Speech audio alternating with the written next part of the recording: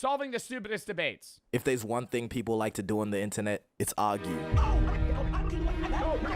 And I personally think a lot of these debates can be looked at objectively. Now, I don't even think it's just on the internet. I think arguing in general's super fun. I think there's people that argue too much, and I may be in that group. But then I also think there's people that don't argue enough, right? I think there's a certain type of person that avoids confrontation in every way whatsoever. Like, it could be a base debate about something non-religious, non-political, non-controversial, and they'll just be like, can't we all get along? Oh, brother. Oh, brother. Oh, brother. You know, now, do some people take it too far and give me death threats when I say that Poppy Playtime Chapter 5 was a bad game? Yeah, right? But at the same time, I want there to be people that are annoyed with me and upset that they don't like my take, right? That's fine. That's a part of the argument. I dissed the game that they love, and so they have a rebuttal. Questions are obviously deeper than others. Other niggas had your bitch outside. It wasn't my Then shut the f up in 2020. You sound dumb. But as you read the title, these are ones that I consider stupid. Where's the parachute? I thought you said parachutes. And ones that can be answered pretty easily. But when I look at some of the most popular arguments, I realize that we really just be fighting about anything. Water. Is it wet? Oh my God, bro. Is it going to be these ones? It's going to be yes, water's wet. Yes, water's wet. This is the stupidest debate. Is water wet is the dumbest fucking debate. I will say I'm a little stumped on the does a straw have one or two holes argument, and I've, gone back and forth. Water is objectively wet. Because the definition of something being wet is having water molecules attached to it. And when you say, is water wet, you're using the term water as a plural. You're saying water as a liquid substance in a container. You're not saying that is one singular water molecule wet. You're saying, is water wet? And water is other water molecules attached to other water molecules, therefore making water as a whole plural wet. Is water wet has to be a troll. What do you mean is water wet? And for the people that are still confused on my stance, yes, it is. I don't know about you, but this... St. Don, this is why I love you. You almost had me there. You almost had me worried for a minute, okay? Because he said this is a stupid... Whatever he just said, I was like, oh my God, I swear to fuck, if he's going to be like, well, if you jump into the water, how are you wet until you're outside of the water? That's the argument that the smooth brains on the internet are fucking spewing, dude. Oh, if I'm in the water, how am I? I'm not wet if I'm in the water, so the water's inside of the water, so it's not wet unless it's outside of the water. Oh my God.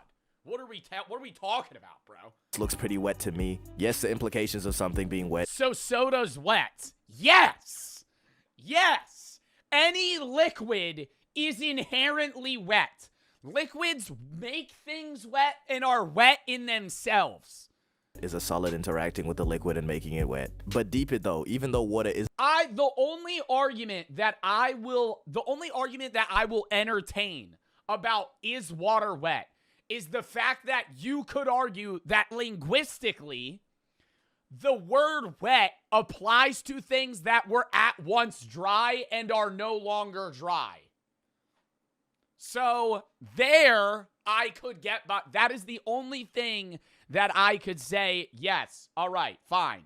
Are you hungry but don't have the time to prepare an entire meal? Well, that's where today's sponsor, Factor, comes into play. Factor delivers fresh, never frozen meals directly to your door that are ready within just 2 minutes. Literally all you have to do, check the directions on the back that'll tell you how long to microwave it. Take the sleeve off, poke some holes into the film, put it in the microwave, let it rest, and you're good to go. Factor is also owned by HelloFresh, so if you want something that you want to prepare yourself, you go with HelloFresh, and if you want something that's easy to just throw in the microwave and eat in that time frame that you have available, use Factor. They have so many options that are changing every week. You are bound to find something that you enjoy. I use it when I don't have time to meal prep when I'm done streaming. It's easy to just grab one of the boxes of, whatever I want that day. For this one, obviously, this box is sweet potato grits and sage chicken. I just throw that in the microwave and I'm able to eat it and get, a good meal's worth of food. in minutes. So head to Factor75.com or click the link below and use code JOBFB50 and get your first Factor box 50% off as well as free breakfast for 1 year. That is code JOBFB50 at Factor75.com to get 50% off your first box and free breakfast for 1 year. Forgot to say thank you to Factor for sponsoring this video, and let's get back into it. If you're gonna sit here and tell me water's dry though, you are a complete jester. Anywho, next question. Is a hot dog a sandwich? I don't know about this one. I've been stumped on this one for a while. Same with is cereal soup. I think these kind of fall into the same category of like, I don't really care, right? Like, I don't want to say, I don't want to see, you know what I mean? Where I was just arguing, I was just, you know, bitching about the people that don't want to take a stance. But this is something that I just like don't give a fuck about, right? I'll stand on the is water wet hill, but like, is a hot dog a sandwich? I'm neither here nor there, right? Like, I don't really care. A hot dog's a taco? No, I think a taco is definitively something that uses a tortilla, because you can have a hard shell, soft shell taco, but a taco uses a tortilla. A hot dog uses bread, and it could be potato bread or whole wheat bread or whatever type of bread, but it's never a tortilla because it's not made of corn. Ooh, but bread is made of they have flour tortilla. I don't know. Now, if you're not a complete lunatic, I feel like a sandwich needs to be encased in two different distinct slices of bread. So, yes, but see, small fries. Small fries, here's the problem. Have you ever had a hot dog? All right, this might bring up some bad feelings for people. Have you ever had a hot dog before where the lining that keeps the two sides of the bun together separates, and then you kind of have to like manhandle the hot dog and keep it up? Because if you don't, it like falls out of the bottom. Horrible vibes. But in that sense, that hot dog's a sandwich, no? So if I cut out the lining that holds the hot dog bun pieces together, then is it a sandwich? I would say that is the determining factor. But is a hoagie a sandwich? A sub is a Subway sandwich. Like Subway is a sandwich. Technically, it's in its own category. But no, it can't be in its own category because a hot dog is the same bread shape as a sub, right? Like a baguette that you cut in half, and then now you have two pieces that are still combined. now if you're not a complete lunatic, everything in your mind is telling you I don't know. I think there's a category of sandwich where you're eating it like this, and then one where you're eating it like this. Sandwich, hoagie, hot dog. And you got to hold both sides. Stop saying pause. That's what it is. Like a hamburger. Oh, God. Is a burger a sandwich? Yeah. A burger's a sandwich. No. I feel like a burger is its own category. A hamburger's its own sandwich. What about a quesadilla? I don't know. Quesadilla, its own thing. hot dog is not in fact a sandwich. But it's the same sort of thing as the is water wet argument. You know, like the definition and the outline of what a sandwich is would technically make a hot dog a sandwich. That would be if a meat rocket was not its own category of food. Do not put meat missiles in the same conversation as sandwich. Yo, I also gotta say, if you unironically go to Sonic and order a foot-long chili cheese dog, you are a psychopath. Not even a sociopath, like beyond that. Like, I think if you are going to, if you're hungry and you're driving through, you know, the fucking gray nothingness that is America, and you're passing strip malls full of, you know, Taco Bell, Arby's, Burger King, Wendy's, you know, fucking Chipotle, Chick-fil-A, you know, maybe even an In-N-Out or a Five Guys, and you go, I would love a fucking water ice slushie and a fucking foot-long coney dog from Sonic. That's the worst option. Like, I would rather go to Sonic. I also gotta say, no, Sonic actually, I would rather go to Arby's than Sonic. I hate Sonic. I think it's one of the worst fast food places. If we did a fast food tier, I would love to do it. We haven't done a fast food tier list forever. I actually, side note, should we do a fast food tier list real quick? Sonic's the only F tier. The only F tier. This is too many fast food places. Ugh, we'll do it another day. I'm too lazy. We'll do a whole day where we just rip tier lists, chat. I don't give a fuck. Bro, Sonic's F tier because listen, their onion rings are sweet. That alone. That alone.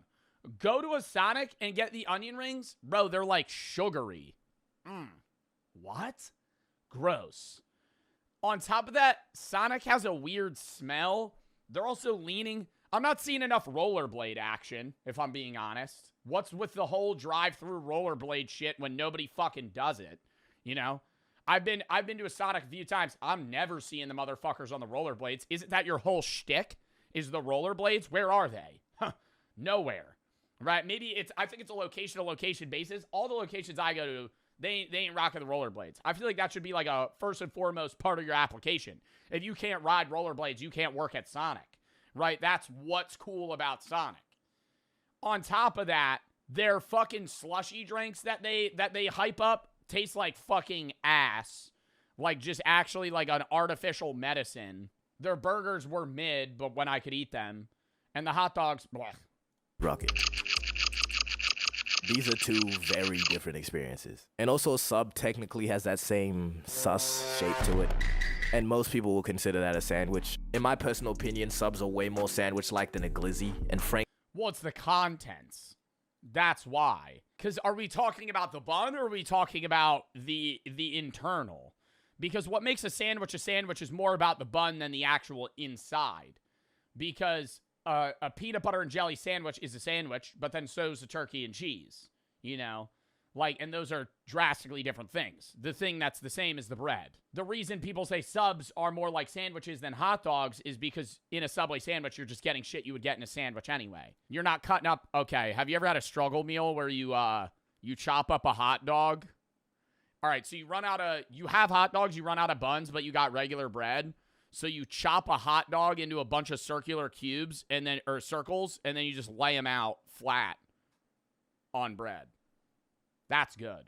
Glizzy and frank. Actually tastes really good. I would say sometimes, if that wasn't like socially disturbing, it's honestly kind of better than a hot dog in some ways. But the reason that it loses is because I think a potato roll is a top 5 bread roll. Potato bread is like heaven. Also only have one bun. It's not even close to being a sandwich if it only has one bun. I'd say that's closer to a pizza than a hot dog is to being a sandwich. But I was already pissed off reading some people's backwards logic for why a hot dog is the same as a sandwich. But then this nigga has to say it's a taco. Look, some people. Yeah, I think anybody, whoever in my chat said that it was a taco, I think we're really off the rocker there. That's not the argument. It's either a hot dog's its individual thing looped in with the category of a sub, or it's just a sandwich.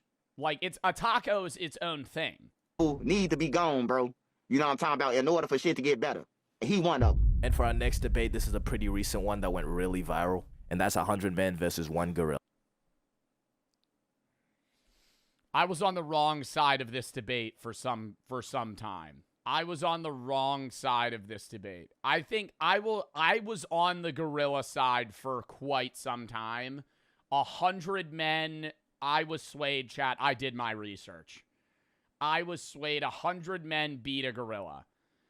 Now, it's literally just an exhaustion factor. I think the 100 men...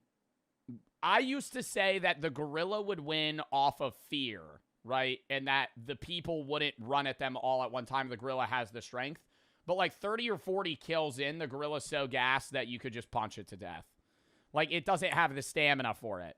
They're biologically meant for short spurts of energy, and that's it.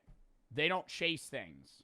And from my observations, this one is like a 70-30 split, with 70% of people believing the gorilla would win and the other 30 believing the men would win. I think it started out that way. I think most people have switched sides. Not everybody. But I think most people would realize... Now, it's different. How big are these men, right? Because there's a difference between if it's like the average Nordic man versus like, or like a Pacific Islander, you know, like a big Samoan dude. I think at that sense, you could have like 12 Samoan guys and they'd probably kill the fucking gorilla. But like, now if you, like, it depends, you know, stature, strength, that does play a factor. But I don't think 100 of any grown man would lose. If you had like 60 people all dedicated to f***ing up this gorilla, I don't think it stands even a chance. One gorilla versus 100 people. Bro, 100 people is just overwhelming numbers. You got 2 people grabbing each arm, you got 2 people grabbing each leg, someone kicking straight meat. Like, tell me I'm not onto something. Okay, I think I could draft 10 guys to beat a gorilla. That was also a fun like twist or spin-off of the original debate. Like, if well, honestly, a lot of people are drafting like John Jones, and I think John Jones, yeah, he's in the top 10 guys cumulatively to beat a gorilla. But so many people are just, dude, I saw somebody be like Conor McGregor, way too tiny. You know, if you're fighting a gorilla, he's not going to be able to use MMA experience to like arm bar something that could deadlift 2,000 pounds, no training. Like, you want to get just straight up strongmen. Like, people that by weight just tower over this gorilla. I'm still picking John Jones, yeah, or like Rampage Jackson, just because like they're also 260 pounds, you know. But then I'm also just grabbing Hafthor Bjornsson, Brian Shaw, guys that weigh 440 and are 7 feet tall. in fact not onto something. The original plan was just to glaze 100 humans and talk about how we would just overwhelm the gorilla, but I took it to myself to ask ChatGPT for help. And in order to get a representation on how difficult it would be to fight the gorilla, I asked what animals is weak to humans as humans are to gorillas. And since a gorilla is roughly 4 to 9 times stronger than a human, ChatGPT came up with a common marmoset. Now, more than 4 times? What? That's gotta be wrong, bro. The average human can barely bench like 135. And you're telling me that the gorilla's fucking... I also asked ChatGPT this question when this happened, chat. So I'm not upset that he's asking ChatGPT. But I think ChatGPT isn't going to be reliable in actually playing out this, you know, fucking hypothetical scenario. Marmoset. Now, what the fuck is a marmoset, you ask? I was picturing something maybe the size of a small dog. What the dog doing? Why is it the size of a human hand? I am easily... Chat, actually, I was having a debate with my friends about this the other day. How strong is the average male? Dude, is the average male... I used to think and I'm not shaming by any sense, you know? I used to genuinely believe the average man, say in the United States, would be able to bench 185, like maybe 135 at least. And then I saw the Barstool like Olympics that they held, and every average worker they had in office couldn't put up one plate. And then I realized, I was like, oh, the average man could probably bench like 100 pounds. But I don't know. I think my mind was skewed because it's like, I wasn't thinking about the average guy that, like, most people don't go to the gym. Most people don't go to the gym, and most people nowadays have office jobs. So it's like, if you have a guy that's like 5'9", hasn't played a sport since high school, he's in his 30s, and he works an office job and he doesn't go to the gym, he probably maximum benches 120. If he's like, you know, 170 pounds. Like, he's not capable of lifting one plate. And in that sense, you're like 9 or 10 times weaker than a gorilla. That's just not true whatsoever. I would say it is. I would say the average man could probably not bench 135. Grown man, not high schooler. I think high schoolers would actually bench more than the average man. Because I think most people in their 30s, the strongest they ever were was when they were 18. What do you mean by grown man? 35. The average 35-year-old man is weaker and less athletic than the average high schooler. Average. I'm not talking about, and when I say average, it's a big skew, right? You can disagree, because there's 35-year-old men that are in the union that could fucking punch a hole through a high schooler's chest, right? But on the same side, there are 35-year-olds that don't do any physical activity and haven't for over a decade. 100 men fight a gorilla. I'm gonna just have to leave this one open. But for our next debate, I'm not gonna give it any build up. It's this fucking dress. And oh god, this is an old debate. Wow. I remember this shit was on like Ellen, bro. This was over 10 years ago. If you see black and it's blue and black. Blue, you're lying, but the dress is in fact black or blue. You know, just because one you're lying, but the dress is gonna give it 100 men fight. It's this fucking dress. And if you see black and blue, you're lying, but the What other color is it? I mean, this one, it's more of a debate than on the right. The right is clearly black and blue.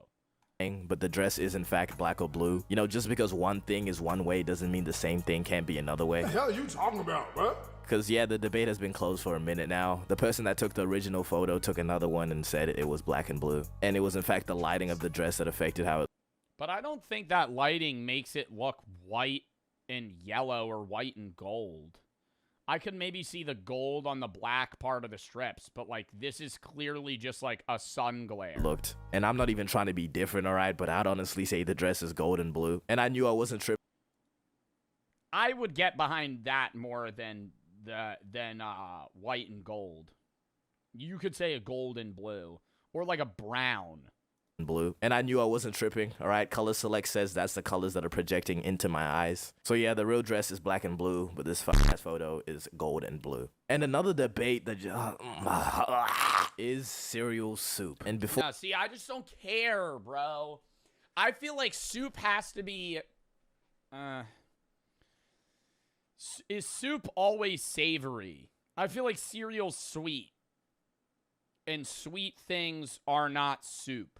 I've never had a non-savory soup. Soup has to be hot? That's not true. I was going to say that, and then I cut myself off.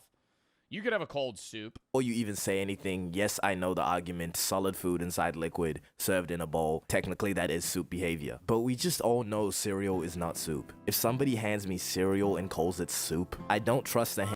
Yeah, like if you were like, what's your soup of the day? And they said, Trick cereal. You would be...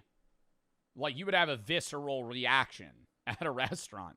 Well, I don't think you should be asking soup of the day anyway, because who the fuck gets a soup of the day at a fucking restaurant? But anyways, I don't know. I think getting soup at a restaurant in general is crazy. I'm gonna have that take. You are paying to eat food prepared for you, and you're ordering something that's just like in a big bowl in the back, just warm. Like, I want something made for me. I don't know. I just think getting soup at a restaurant, it's like you could just make it yourself, and it would be almost exactly the same. Olive Garden soup and salad, that's different though, because it's like a side dish. I'm saying people that were ordering the soup as their main meal. Like, why are we going out to a restaurant where they cook shit? Okay, on to our next debate. How many holes does this shirt have? 2. 4. It's 4. It's 4. No, it's 4. Because if you see through, look, chat, for me to have, it's 8. Oh, because the neck hole and the arm holes. Okay. Yeah. No, okay. I was more so thinking about this, like the ripped holes. It's 8 holes. There's 4, and then there's 2 in the front, because from a flat perspective, it just looks like 2 holes here, but there's 4. First of all, what kind of fucking shirt is this? This is some shit niggas would wear if it was Rick Owens. But I'm not gonna lie, this one's more like a riddle, because a lot of people forget to include the hole in the neckline and the sleeves and underneath, you know. Most people would say it has 2 holes, but it actually has 8. So this wasn't really a debate until people started arguing on whether a hole is just one hole, if it has an... It's 12, man. What the fuck? Where are you counting 12 holes? Where are you counting 12 holes? entry and an exit. Oh, God. I remember debating about this in high school, my senior year of high school. I think a straw I still think it has 2 holes because a tunnel has an entrance and an exit, which would be 2 separate holes, right? The problem is, at what length does it become 1 hole? Because the great counterpoint is a donut has 1 hole. But if you elongate that donut, now it's 2. But when does that part change? But for the answer to this question, I'll simply have to say that It's got to be a long hole. Pause. Long hole. holes don't actually exist. My argument was like when they're drilling a tunnel, right? They're digging a hole through a mountain, One hole, right? And then say the other person's digging through the other side. Two individual holes. They combine. Bang, burst through. Now it's one hole.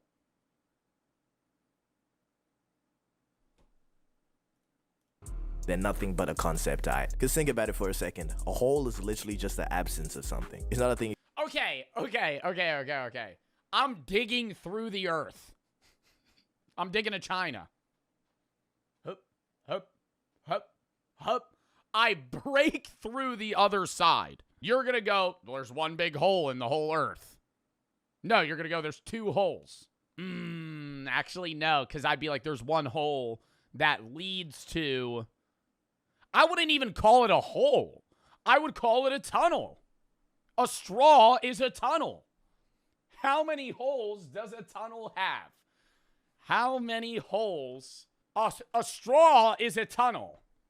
How many holes does a tunnel have? One hole. All right, I lost. You can hold, it's not a thing you can grab. It's just where something used to be, but isn't anymore. Which means, technically speaking, a hole is just nothing. Nothing? But now my brain's overheating, so instead let's just move on to a debate that's somehow even more pointless, but also way bigger. Massive, dude. This is probably one of the biggest debates of all time, and it's gender wars. Who is better, woman or man? Alani finding out of Orem, Utah. Let's go, baby. And it all seems to be the same At what? thing. All right, women saying all men are like this, men saying all women are like this. And at the root of it, it's just clearly a human problem. But apparently that's not a good enough answer, and no one will stop until there's a clear winner. So who is objectively better? In order to decide this, Yo, this is a bad conversation to have, St. Don. I don't think you want to take a side on this one, brother. decided to borrow this power comparison Situational. I don't think you want to broadly pick one. system from this One Piece edit. Now it was used to compare Roger and Shanks. We're gonna use it to compare man and woman. Before y'all complain, this is a very scientific system. 9 and 10 doctors approved. And now we have round 1, strength. Now the men are gonna take this first round. The heaviest weight ever lifted by a man being 510 kgs, and the heaviest weight lifted by a woman coming at close at 325 kgs, which is still insane, by the way. The side or not the side conversation, the rebuttal, playing devil's advocate here, is, well, men, yes, are naturally stronger than women, but the strongest weight lifted by the woman is probably higher of her body weight than the man, right? No? Like, if the world's strongest man lifted 510 kilograms and the world's strongest woman lifted 325, how much did they weigh? Because I'm saying the ratio, like, by weight, who's stronger. Jeez. Which is still insane, by the way. If somebody told me to pick up 325 kgs, my spine would just Gwen Stacy. Sorry, lady. Oh my God, is that a real video? Gwen Stacy. Dude, that's a trip to the hospital. Sorry, ladies. The men are gonna take this one. And for round 2, we have speed. Okay, let me just stop. Because at the end of the day, fighting about gender is so pointless. Because what is the desired outcome here? The complete annihilation of the opposite gender? Because last time I checked, the human race requires both sides of the argument to even continue existing. And what I find so stupid is these giant overgeneralized statements that would imply an entire gender is just the scum of the earth. Like saying kill all men. What did I do? That would imply there's never been a good man that's ever lived ever. Just the addition of the word some does so much. But people don't do it because it doesn't rage bait hard enough. And rage baiting is a reason that 90% of people do gender wars, even if they realize it or not. Call me delusional, but I think 100 girls can easily beat that gorilla. And I've heard arguments like, it's not all men, but it's enough. Which, what is the implications there? You saying I'm one of the good ones? That's gotta be racist. There's no way. But look, even if 100 men or women did you the worst 100 times in a row, they still another 4 billion men or women. And now those 100 grimy niggas now represent the other 4 billion. And the end result of this is just two groups of extremely online people convincing each other that... Well, and it's too broad to say every man or every woman. I will agree, right? You could say, genetically speaking, men on average are stronger, women have better emotional and social intelligence, right? But that is a case-by-case thing, right? Like, I am weaker than a lot of women, but I'm stronger than a lot of women, right? Vice versa for every man. The opposite gender is a different species. The older I get, the more I realize that women are humans. But finally, for our last debate, this one... Bro, what? The older I get, the more more I realize that women are human. The older I get, the more I realize that women are humans just like us guys and are excited for this development. Bro, what? But finally, for our last debate. Like, how did he not? This one might actually be the stupidest one yet, but the question is, if you punch yourself and it hurts, are you weak or strong? If my grandmother had wheels, she would have been a...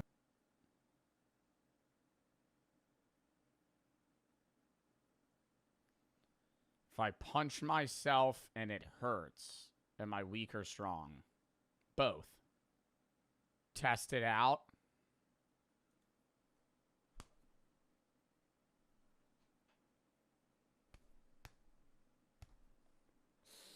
That did hurt. Oh, fuck. I don't know. Because it's like, if I'm strong enough, if it doesn't hurt, then I'm too weak to make it hurt. But if it does hurt, then I'm too weak that it did hurt, but I'm strong enough to make it hurt. I don't know. I feel like it's a glass cannon type of thing. Bike. You know what? This debate is so dumb. If you punch yourself and it doesn't hurt, that doesn't prove you're strong or weak. And neither does punching yourself and being in pain.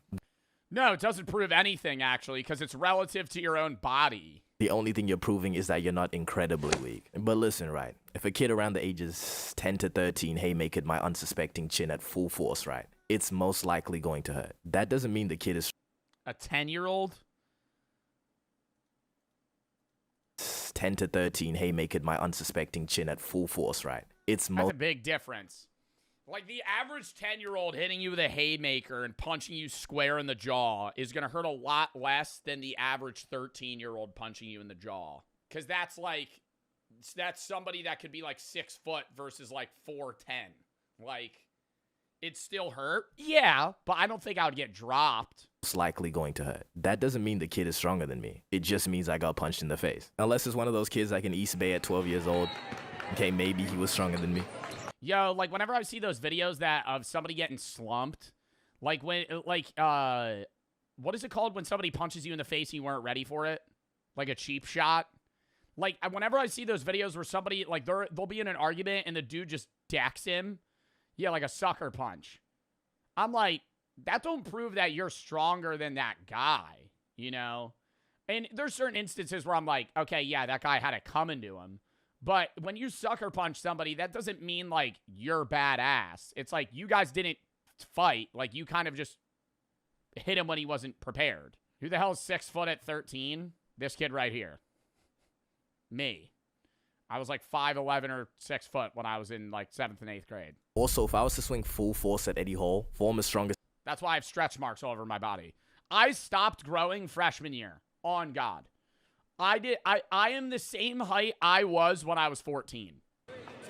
But also, if I was to swing full force at Eddie Hall, former strongest man in the world, big brother guy. Now, this is going to go one of two ways. If my theory's correct, I knock this guy clean out. If not, my hand. No, I don't think I knock Eddie Hall out even with a clean punch.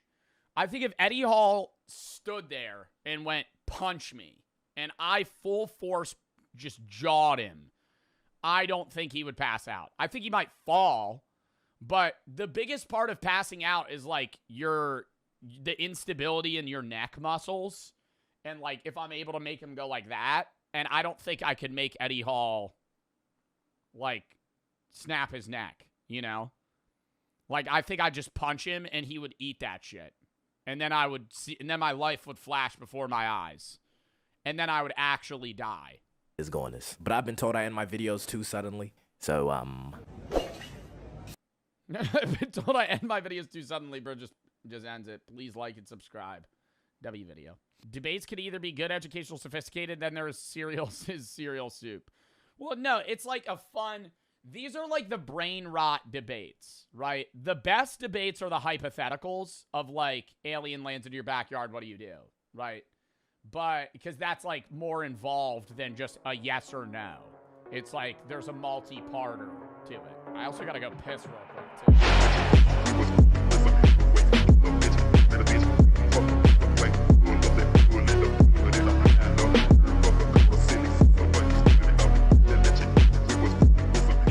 Starting out, the worst hobbies. Never watched this YouTuber before. We've watched videos about different hobbies. Specifically, we watched one about what hobbies women find most and least attractive. But I think this is just the worst hobbies that this guy found specifically. Whatever you be doing in your free time, that's really your own business. But sometimes I have to ask you, for what reason? Because some hobbies seem to be the most boring thing in the world, or so stupid or dangerous it has me questioning how it could possibly be fun. First up, I'm gonna start with these Okay, I'm not even gonna talk about dangerous hobbies here. I gotta say this. As somebody that owns Funko Pops, what is the hobby with collecting walls of Funko Pops? They're not going to be worth shit. Take them out of the box. Like, do certain Funko Pops grow in value? Yeah, bro, they're not Jordan 1s. They're not Jordan 1s, bro. Take them out of the box. Like, dude, literally, you know how many, every time I get a new Funko Pop, everybody's always like, oh, wait, the value. They're worth $30, bro. Max. And you're sitting here like they're going to be a hot commodity in 30 years.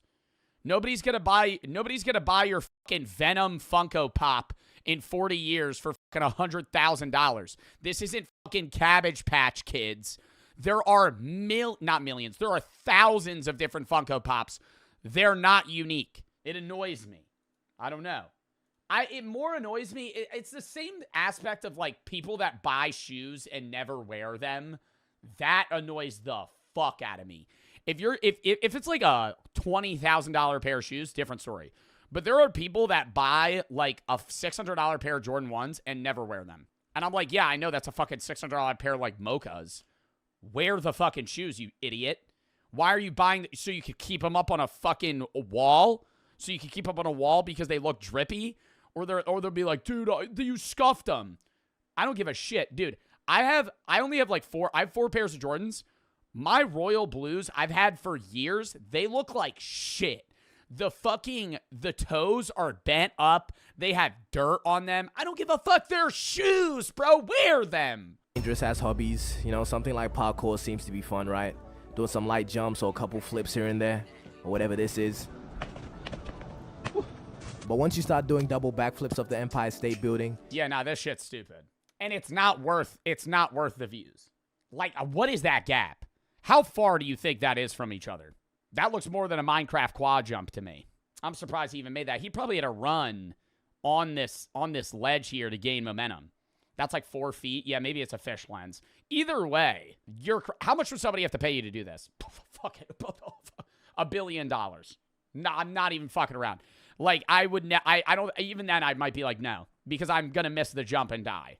And gripping onto glass panes with the tips of your fingers, I think we've lost the plot.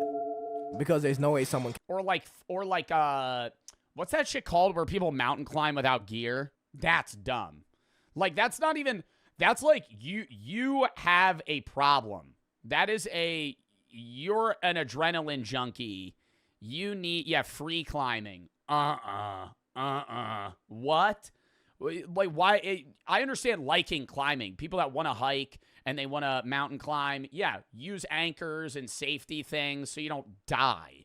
The whole point of being like, yeah, I'm going to scale that mountain with my bare hands. Rock slips, you fall to your death. Can find enjoyment at. Yeah, free climbing. It's about to be called free falling. You're telling me you feel good doing this. Oh my God, bro. If you don't feel good, we're done, sir. Is the fact that your life is in danger what makes it more enjoyable for people?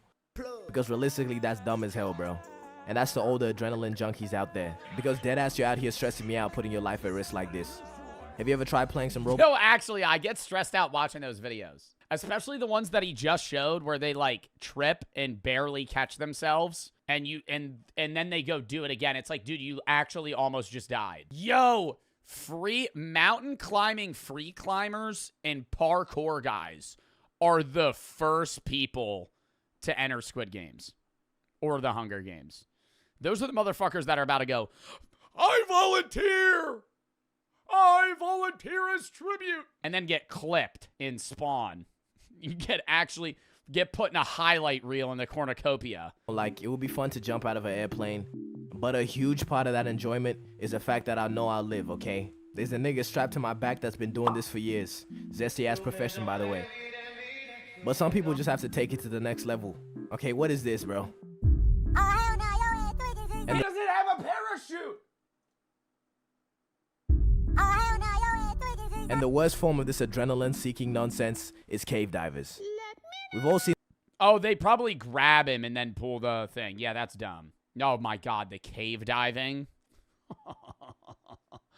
This is the most annoying hobby. It's not even close. I take everything back I said about Funko Pops. People that go and they're like, they'll be like, they're always like sideways. They're just like,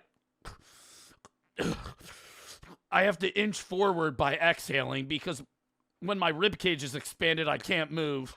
I don't know if I'm going to be able to make it out. At any moment, there might be some sort of flood. If the water level rises, I'll drown. And I'm like, you're having fun. Like, they're having fun. Like, that's not fun. No part of that. That is, like, not even whether or not you have claustrophobia. That is just genuinely unenjoyable. How are you pressed between two sharp rocks going, I'm having a blast right now? Seen the memes, and you're probably familiar with the Nutty Putty Cave incident. And if you're not, just look at this picture. I'm pretty sure you can deduce what happened here. Saddam Hussein hiding spot. But cave divers, pretty much what they do, they go into these little ass holes purely out of love of the game because 90% of the— And you're not even reaching anything. There's no cavern. It's not like there's a Minecraft ravine with diamonds at the end of it. They go through this cave and then they go, all right. And then they turn back around and leave. There's never like, I mean, maybe there's like a little resting spot, but they're just in a dark ass cave. It's not like, oh, there's like an ancient relic here that you have to reach that they hid. These caves don't go anywhere. I might, have an inkling of understanding if maybe the entrances to these caves led to somewhere. Yeah. Okay, if that was the end goal, that would be sick. Okay, for this guy to have to go and like inch for like an hour to get to this, I'd be like, yeah, this is badass. Then I understand them going here. But it's never like that. These are the easiest caves to enter. No. They just like fitting in holes. Pause. These niggas will go in pairs like they care about their safety, watch their friend die to a loose rock, and then think it's a good idea to continue exploring. Wow, guys, Giuseppe's dead. A massive boulder just landed on his head, crushing his skull, shooting his eyes out of their sockets. It was really an eye-opening experience. On the bright— Yeah, as far as I'm concerned, this is one of the stupidest things you can do. Anybody that does all of this, they're probably not all there in their head. But for a hobby to be trash, it's not just something dangerous, okay? There's a lot of stuff that's just straight up lame. For example, if you collect some lame ass shit, I'll let COD— What else is lame to collect? I don't know, bro, because at that point, like, I'm not dissing people that love Funko Pops. Like, I own, like, 10, right? They're cool. But I don't like when people, like, act like they're an investment, because they're not. Coin collectors. All right, chat, there was a point in time where I had a quarter of every state. And then I put that bitch in a coin store at a Walmart because I wanted to buy a Reese's cup. Oh, my God. I actually got rid of them. I remember I got rid of all of them. Hey, it was worth it. It was worth it. It took me about 6 months to get every single state, and then I got rid of those motherfuckers. I remember I used to have them in a drawer on my desk in a little camo baggie that I got. I don't know where I got it, but I had it. And then one day I was like, I'm getting rid of these fuckers. I want to buy something. That used to collect Mighty Beans. Mighty Beans are fire, though. Okay, what's something stupid? Coins are dumb. Coins are dumb unless you find a really cool-ass coin. I feel like collecting different countries' coins is cool. Like different currencies, but just collecting like a bunch of pennies, rocks. I used to collect, but the most boring hobby I used to have, chat? I used to collect, oh, this is cringe. I've said this. Well, I used to collect glass bottles. Number one, when I was like 8. I remember I used to go in the woods and any bottle I would find or like random piece of metal. Oh my God. Yo, this is some Dexter shit. I gotta say it, though, right? It's already out. It's already coming out. This just brought back a memory. You guys are gonna freak. There was one time when I used to be like a exploration kid. I used to love collecting tadpoles. I never killed animals, okay? Let me preface this by saying I never killed animals, okay? I used to like raise tadpoles and then release them back. I don't know. Like I had a turtle at one point that I found. There was a bunch of shit. I used to love walking around the woods and finding cool stuff. I would come across animal carcasses very often, okay?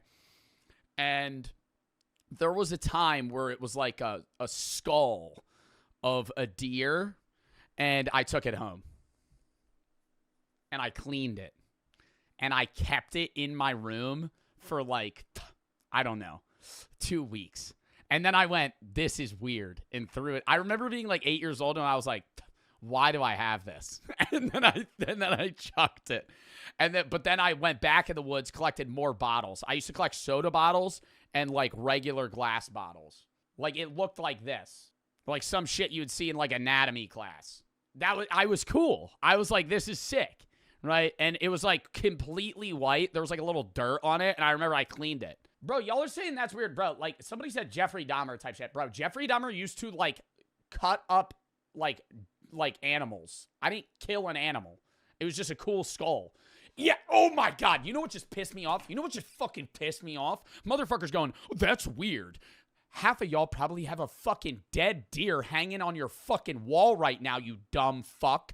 Half of y'all have a dead animal. Half of y'all have taxidermied fucking raccoons in your fucking house. And you're going to sit here and tell me it's weird that I picked up a skull? Get the fuck out of here, okay?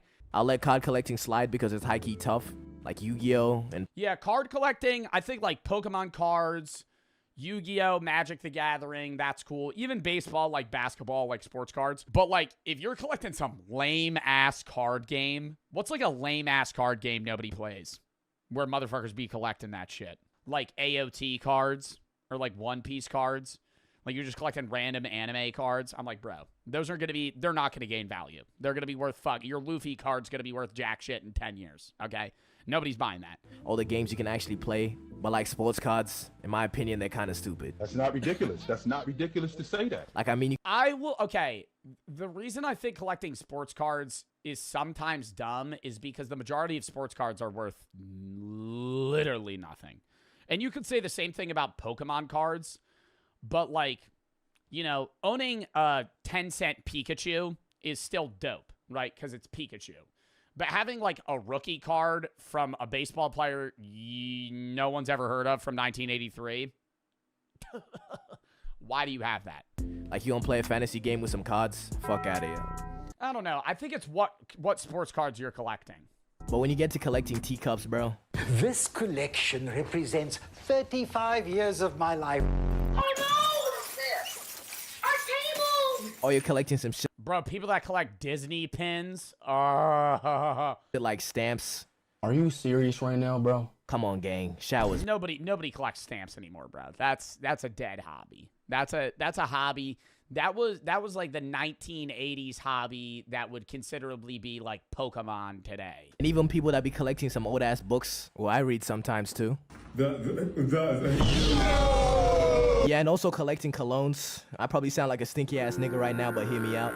I'm not talking about the people that just own multiple fragrances or just want to. Yeah, like Jeffrey Fragrance or whatever his name is. He has like a shelf. I own too much cologne, but it's not even from me.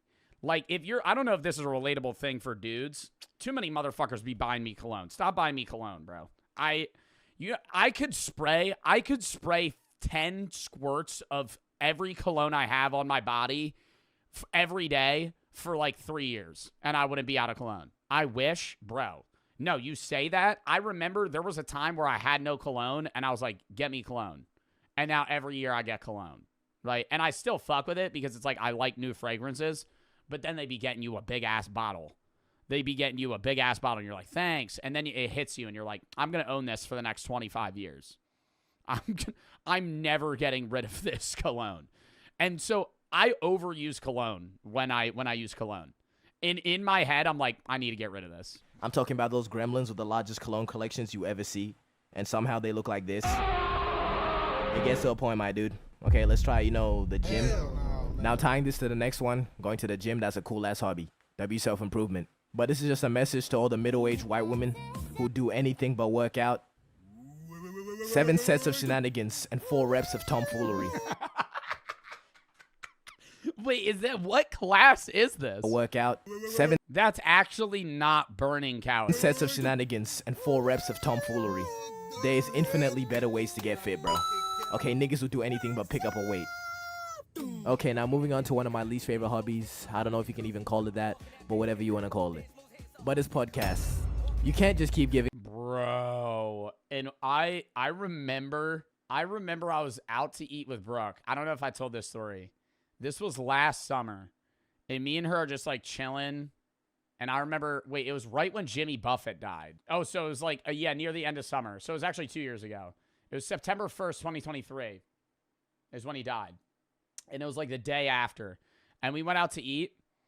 Weren't you on a sandwich podcast? Yeah, I'm not dissing podcasts. Listen to my story, bro. Let me get to the point. We're out to eat, and there's these 4 guys, and they're cooking up an idea for a podcast. They're all facing each other, and like you could tell they're into it. And they're like, "Bro, we could talk about like baseball and like we give our like individual picks for like betting that week, and like what we think would be like the best thing that it would be like you would have like we would all have our own segments, kind of like in SNL, where it's like we would have like it would be like Joe Bart's baseball picks, and I'd be sitting there saying like, hey, I think like Shohei Ohtani's gonna cook it up this week, and I'd be like, yeah. No one's gonna watch that boof-ass podcast, buddy. Ain't nobody tuning into that shit. What the fuck? You're gonna start up a pod. You're not gonna have any outside social media. You're gonna just start up a podcast. You're just gonna start. Well, that shit pisses me off. I don't dislike when people do podcasts. I hate when people, the first thing they're gonna do on social media is do a long-form 4-hour podcast. How are you gonna market that? Like, just on a logical level. Like, it's like literally somebody that's so detached. Like, obviously not everybody that watches social media is going to understand how to do social media. But, like, you must have the wherewithal to realize, like, hey, me just making a 4-hour rant and then posting it on YouTube is probably going to get actually 0 views. And there are podcasts that do grow from nothing. But a lot of the time, they're very condensed podcasts that are like 30-minute episodes. And they're very clip farm heavy. And those guys know what they're doing, right? Even though they're starting out on social media, they have some sort of marketing capabilities. But then you hear motherfuckers like cooking up a podcast with their boys. Bro, they'll get 2 episodes in, they'll blow $700 on fucking shit, and then they'll quit. And it's just like... All right, let's put a license on it or some rules or something.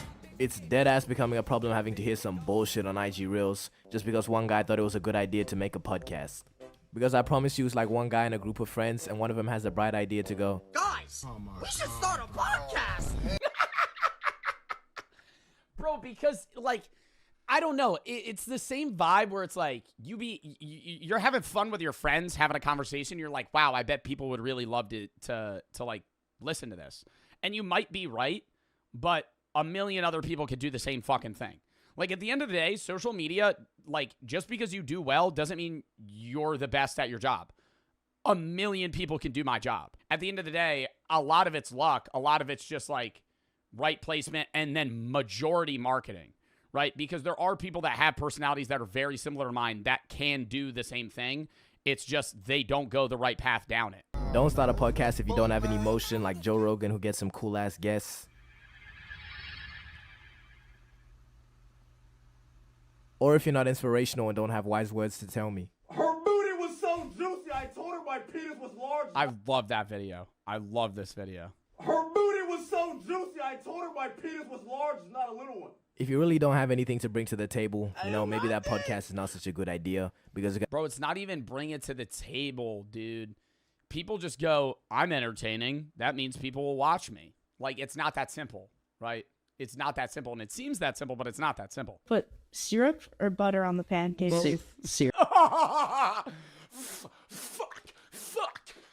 So what chicken sandwich is the best one? Oh, why don't we have a... It's not like... It's different if you're doing like a YouTube video where you're gonna like sit down and like eat and rate and tier list every single chicken sandwich that you try. I've seen these kids before. And we watched a video of somebody analyzing their podcast. They'll be like, oh, so do you like waffles or pancakes more? Like having a 1-minute conversation about that. Like I've talked about that on stream. It's not hard, right? But if that's going to be the central focus of your podcast, no one wants to watch that. That's filler shit. Butter is good with the chocolate chips, but regular, I'd go syrup. Okay, now let's think. And I'm sitting there watching this podcast going, very valid point. Uh-huh. Wow. Yeah, no, butter with chocolate chips, that's really, I never thought about it like that. It's really dependent on the toppings. Are podcasts really the meta anymore? If a podcast as successful as Talk Tour can fall off, and now Hawk Tour goes off the grid, how can you say that podcast is still up? That has to tell you something. Okay, jokes aside, why is it the most brainless people that be making podcasts? If I want to, Dude, like it's nothing. It's the shit that's I'm stuttering out the ass right now. Podcasts aren't the problem. It's people having no idea what the fuck they want to do with a podcast and just thinking it's the same shit. Bro, I keep cutting my fucking train of thought. It's the same shit that TikTokers did in 2020 to 2022 when they were like, I got a little bit of social media clout. I think I'm gonna become a rapper. I think that I'm gonna start singing. Having no experience previously in a fucking singing career, and then dropping the absolute worst song you've ever heard of as a single. to hear somebody yap for an hour, at least be like funny or something, or be insightful or have some knowledge on what you're talking about. We all don't need to comment on shit, okay? I think Tyler said it best. If I was president, the first thing I'd do is take podcast mics away from niggas. Especially like all these red pill podcasts where they swear they're Did Tyler, the creator, really say that? onto something, but they're really not. And they're just talking about some bullshit. For an example, let's analyze this clip real quick. So I measure time. I've compressed and condensed time. I've bent it. Okay, then let's see how he's done that. My day is 6 a.m. I've watched this video. I think I made fun of this on a TikTok. Yeah, he just fucks up math and says that his day is like 28 hours long or some shit. to noon, and I'm not crazy. I mean, 6-hour day, that's not really a day now, is it? My second day starts at noon and goes till 6 p.m. That's day 2. And then the next day is 6 p.m. to midnight. What I've done now is I have changed and manipulated time. I now get 21 days a week. Stack that up over a month, I'm going to kick your butt. Okay, so pretty much He's just saying he has time management. He just segments his day into 3 parts. He has one specific set of things he accomplishes in one 6-hour time span, one in the next, one in the next. Like, just say that. Just say, hey, write down what you need to do and be better at it. I compartmentalize my... Instead, motherfuckers... People be trying to act too smart, dude. That's the big thing. And, like, honestly, I've done that shit sometimes where I try to use big words and I try to sound fucking smart as shit. Just shut the fuck up and say what you're trying to say. You know, you know what I mean?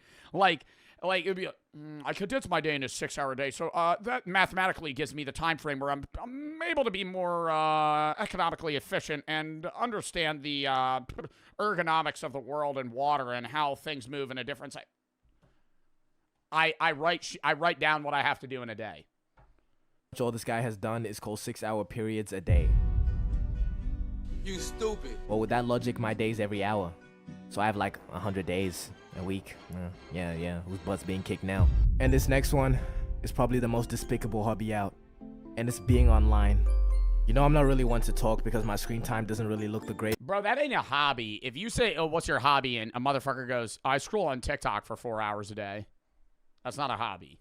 Like, watching shows, that's not a hobby. A hobby is something that's like an activity. It is. Bro, you would get clowned. If somebody was like, hey, what's your favorite hobby? I sit in my bed and watch TikToks for 4 hours and eat Doritos. That's not a hobby. That's an activity. That's not like, I gotta Google a hobby. An activity done regularly in one's leisure time for pleasure. Oh, it is. It's not a good hobby. It's the worst hobby. I would rather a motherfucker tell me that they collect Digimon characters than they sit in their room and just scroll on like iFunny for 4 hours. I do it too. Like, I'm not going to sit here and act like I'm better, right? Like, I'll sit midnight to 2 a.m. just fucking doom scrolling. But it's bad, right? You look back on it, and it's just like that time wasn't even there. Yeah, this one goes out to the chronically online people, you know, the keyboard warriors, the full-time Discord mods, and the, you know, stereotypical Redditors. Maybe it's just a handful of y'all giving bad examples, but too many want to diddle kids. Bro, the same shit with, somebody said anime. The same shit with anime when motherfuckers go, oh, I'm starting up One Piece. You gotta have unlimited time on your hands. When somebody goes, yeah, I'm starting Naruto. Oh, so you're gonna watch 1,000 episode anime? Yeah, I think I'll be done. I did the math. I think I'll be done in like 3 months. Oh, so you're gonna watch like 40 episodes a day? How long are you? How much time do you have on your hands? But too many want to diddle kids. Do you look like you should be friends with a 13-year-old boy? Does it matter? This is just an astute observation of mine. I know it doesn't apply to everyone in the category, okay? The ones I'm talking about, they all sort of have a certain look to them. You know, a fedora is a dead giveaway, and a neckbeard will get you. Bro, but do people actually wear fedoras, though? The whole, like, fedora neckbeard meme, I genuinely feel like it's so far from anybody that actually acts like that. It's real. I've never seen a non-parody, ironic, sarcastic meme where somebody is wearing a fedora and, like, being cringe. You don't see them because they don't go outside. Oh, my God. Like, ain't shit getting done when you're online, I promise you. It's just pure doom scrolling, frying your brain till it looks like a raisin. We can just look at other hobbies that are objectively good. Like sports. While you're doing it, you're getting fit. Or reading, you're increasing your brain power. All while having entertainment. Yeah, reading is a fire hobby. I make fun of it. I know everybody makes fun of it, but if you love reading, like that benefits you. But fucking IG Reels, bro. Yeah, it's pure entertainment, but you can't tell me this shit is not damaging to the youth. I'm raising all over the place, going on your face, handing out packets. But I'm really one to talk now that I deep it. Just look at my videos, bro. It's really just the worst elements of the internet combined into an 8-minute video just so I can get mid-roll ads. But anywho, we're just gonna ignore everything I just said and move on to our next hub. The old David Dobrik shit where it would just be a black screen for 2 minutes so it would reach the 8-minute mark. Okay, for the last one, I have a real fear in my hearts for the people that do this, bro. And it's taxidermy. If you don't know what taxidermy is, it's where you take a dead animal carcass. That's not a hobby. Do people do that as a hobby? I know there's people that do taxidermy as a job. There's people that stuff dead animals for fun. Where do you even get the animals? Like roadkill? At that point, it's mangled, though. Yeah, if your hobby hunting, yeah, that's true. And then stuff it to make it look like it's still alive for display. Yep, that's the real description. You know what really annoys me? When people taxidermy their dead pets. That shit's... Like, I don't know. It's not the same thing as, like, taxidermying a human. But on the same level of, like, you're mourning that thing, and now you have an attachment to it, and so you're going to taxidermy it, is wild. There actually was somebody that taxidermied a human, though. It was, like, her son, like, died at I don't know if it was taxidermy, but it was something. Or his body was embalmed. Like, the mom's son died, and she got him, like, embalmed and propped up like holding a soccer ball, and he was dead for like years, just like in her living room. That's crazy. That's different. That's on another level of taxidermy. I'm not putting those together. Okay, you taxidermy your dead pet, I'd be like, that's a little weird, right? Your son dies and you know, put him in your living room like he's like a figurine. Can somebody please explain to me where the enjoyment in this is? Like, what is this freak-ass hobby, bro? I cannot trust a single nigga that is doing this. You know, like, doing it to deer heads is one thing. Still weird as fuck, though. You're pushing it. But when you start combining animals that aren't related at all to create monstrosities... A turducken? Yeah, you are a lost soul, bro. Stay away from me. How do you even go about finding out that this is something you're passionate about? Oh, yeah, and gooning. Yeah, that's a pretty bad one. Enough of that.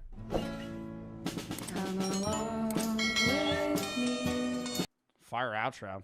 Yeah, this YouTuber's fire, though. Sounds like you're not actually black, so stop dropping the N-word. I guess you're Asian and don't live in the U.S. since the accent sounds so forced and inconsistent. What? What? That bro said he doesn't sound black. Oh my God. All right. Next.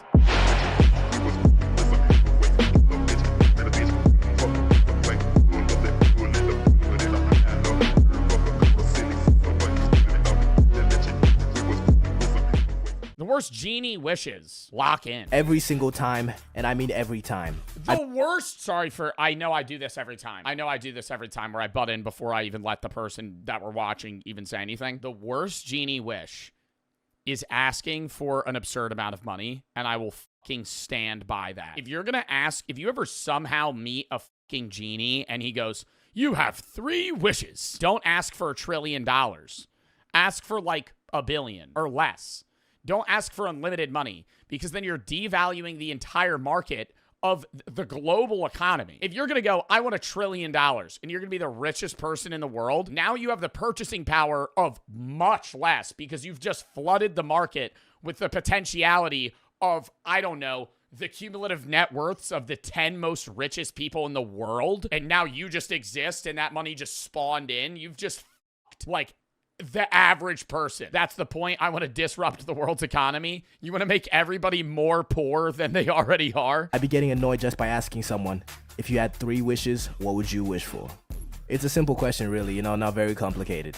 But the answer always finds a way to somehow either be stupid, I wish to blow up. I mean, like, get big. have some unforeseen drawbacks, or be some like power that has no practical use. Now I'm gonna go through some of the common wishes that I be hearing from people.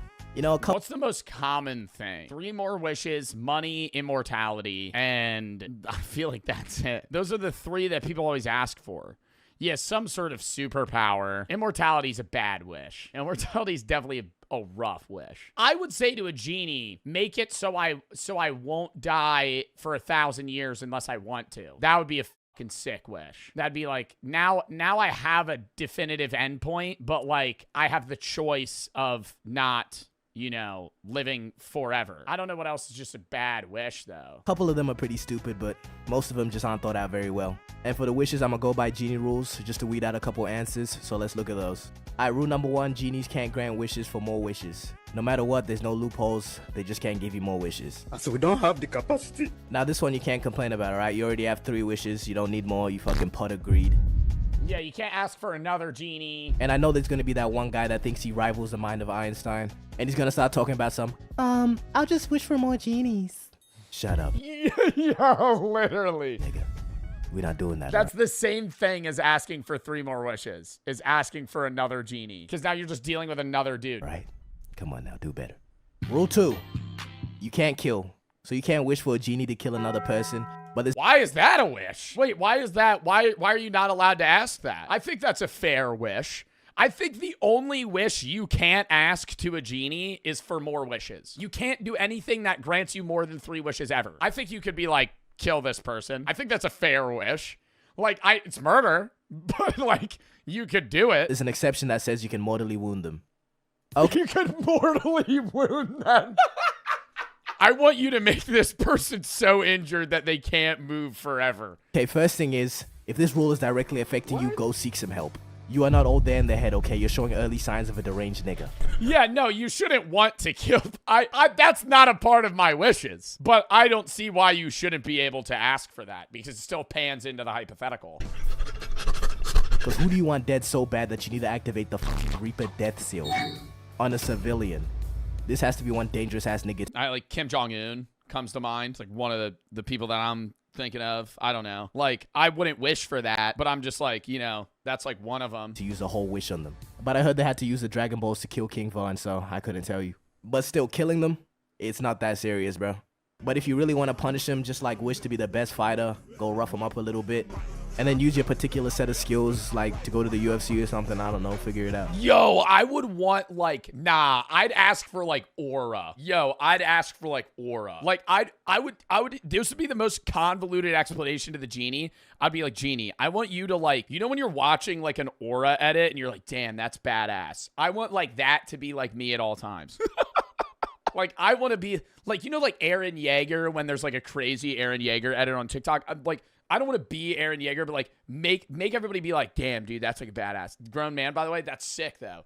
Yeah, I want the aura LeBron James has. The aura LeBron James has. But you just never need to kill a nigga in cold blood. I'll tell you that. Okay, I'm gonna just do one more rule because I'm not trying to drag it. But the last rule is that genies can't make other people fall in love with other people. Now, this one is pretty regular schmegular, but I gotta tell you, your game is... I would say you could wish for that, but that's a weird wish. I would say that's a weirder wish than wishing somebody was dead. Because if you wish for somebody to fall in love with you, they don't actually love you. You know what I mean? Like, that's, like, yeah, obviously, it's, like, consensual because now they do love you, but you basically, like, forcibly made them fall. Why? Because you're forcing them to love you. They didn't by choice love you. They just love you. It's like brainwash. Like, it's brainwashing. They love you, but they only love you because they have to. It's not because they want to. As weak as hell if you need to use cosmic powers just to pull some females. If this is something you're about to wish for, yeah, gang, you just go work on yourself. Alright, so those are like 3 rules that I think we can all agree on. I did find some other weird ones, but I'm just not gonna include those. But the OG concept of genies, like not the Aladdin ones, their whole mission was to make you miserable. Like somehow they'll twist your wish or something or make it extremely literal. Yeah, they'll get you to wish something that you think would be awesome, but in reality it would be terrible. Like I remember, I don't know if it was reading a story or like a show or something, but there was one guy that did wish for every woman to be in love with him. And it was horrible. Like he was like, yeah, this will be awesome. And it was the worst thing ever. And they all started like killing each other. And then it was like, just went terribly. Out of pure hatred or something, I couldn't tell you why. Like for example, if you ask this kind of genie for $1 billion, they're gonna give you that shit in Vietnamese dong, my nigga. Which I mean, that's still like half a Hellcat, so at least you have that. But you get what I mean. For the sake of the video, every genie is fucking Will Smith. Now some absolute butt wishes that just stink. And I'll start with the most obvious answer, which is just wishing for money. Now the idea and the premise of this is not that bad, but you really gotta think about it. So if you wish for $1 billion right now, you know, obviously not an Iranian rial. I think wishing for money in general is worse than wishing for a means to enable you to get money. I don't want to say like wish that you could like predict the future, because that's also just kind of, I don't want to say that's like a curse, but that's also bad because then you're gonna have like anxiety about everything, and you're never gonna want to do anything that's like potentially negative. But you should wish for like, I wish that I never lose a bet in my life. Like that'd be a good one. Like be like, I want to be lucky. How is receiving that money gonna work for you? Is it gonna be in cash? Like, is it just gonna spawn in? And if so, do you know how much $1 billion in cash is, my nigga? That's just not gonna work out for you, gangy. Or you just gonna get a random ass wire transfer to your account. Fam. Yeah, and then the IRS is gonna be like, They would think it's a glitch. If you just somehow wire transferred $1 billion into your account, dude, it would be like the CIA immediately is like, where did this come from? You know damn well that shit just had $3.50. That would be a big ass thing. If I was any sort of bank, I'll get straight to asking questions. No money's leaving that account till I have answers, and I promise you, a nigga telling me he got it from a genie is not gonna cut it. If you don't get into the damn specifics, your genie has to be working hella hard to figure out the logistics of this whole situation, alright? Otherwise, this shit is not gonna work out in any way, shape, or form. And with all this money, you're just gonna be out here stressed out trying to I'm showing Dave Blunt's, bro. Figure out what to do with it, and you're probably gonna end up using your second wish to try and figure that out. Again, it's not a bad wish, it just has way too many kinks, no diddy. But if you can figure everything out, you know, still not a bad wish, especially compared to some of these other ones. Okay, now we're entering stupidity waters, because this is a serious response that I've heard from people. And it's this dumbass wish, the wish for infinite knowledge. Alright, you nosy ass nigga, you pretty much just wish to never mind your business.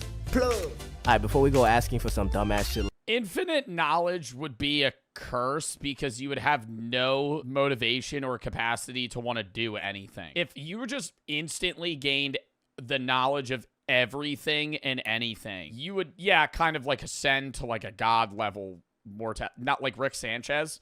Nah, Rick Sanchez doesn't know everything though. Like Rick from Rick and Morty is a super genius on the brink of it being, you know, like universal intelligence. Like he just knows everything, but even that's bad. Now imagine like having the knowledge of every single thing ever that has ever existed and will exist. You would be God, but it would be horrible. Like this, let's analyze why it's a bad wish. Because afterwards, what the fuck do you do, bro? You know anything and everything. What are you gonna do after that? You just got a big ass head. Angstrom Levy looking ass nigga. KSI no bandana looking ass nigga. Okay, and let's really deep it. Because how is one human supposed to handle all that information? You pretty much just wish to be... I would want to speak every language. That's a fire wish. I wish I could communicate with every living thing easily. Like, and then you would be able to talk to trees, animals, you know, fucking any person. That'd be awesome. Just like the level of communicative abilities. That'd also make you smarter. With the domain expansion, unlimited void. Please be serious. Okay, to even make this power make sense, let's just say you can selectively choose what you want to know. Even with this, you're probably going to end up knowing things that you wouldn't want to know, but you only know that you didn't want to know these things after you know them. And you're probably going to end up losing faith in humanity, and you're going to use that. But you could fucking say that about anything, though. I think a better wish would be, I wish I could learn anything I want to learn absurdly easily. So you still have that level of ignorance on things that you don't want to know about. But whenever you're curious about something, you're able to go, hey, I want to know this. And then almost instantly, you're like, yeah, I pick it up. Like, I want to know how to play the guitar. And in one day, you play it like fucking, you're a part of Leonard Skinner. That big ass head to destroy us all. Bruh. Okay, next. First I go whip out the bow. Our next wish is... superpowers? Immortality. That's a bad wish. That's what I said at the beginning. Immortality is a tough-ass wish. Do I even need to explain this one? There's nothing good about living forever. And people around you, they're gonna notice that your ass is not aging or something, bro. And oh, the government would kidnap the fuck out of you. Aiden was editing one of my videos the other day about immortality, and he was like, do you think the government would intervene? Oh, for sure. The second the U.S. government found that you were immortal and could not die, like there was a case of you getting hit by a car and living, every religion, every government, every single thing is trying to claim your ass immediately. They're gonna say that you were graced by God. They're gonna say that you're a feat of, you know, mankind. They're gonna start testing on you. Oh my God. You're now no longer a free person. They're gonna say you're a witch and lock you up in an iron coffin. Then you're just gonna be here like this forever. I don't think they would lock you up in an iron coffin. I think they would try and test on you to transfer that. If you're going to wish for immortality, you would need to have a cop-out that you could die if you wanted to, and that you would have the powers to suppress anybody that tried to hurt you, because you're going to have people that come after you. Alright, so for these next ones, I'll just group it up as superpowers in general, because superpowers in real life just won't be as cool as you think. Okay, first superpower is invisibility.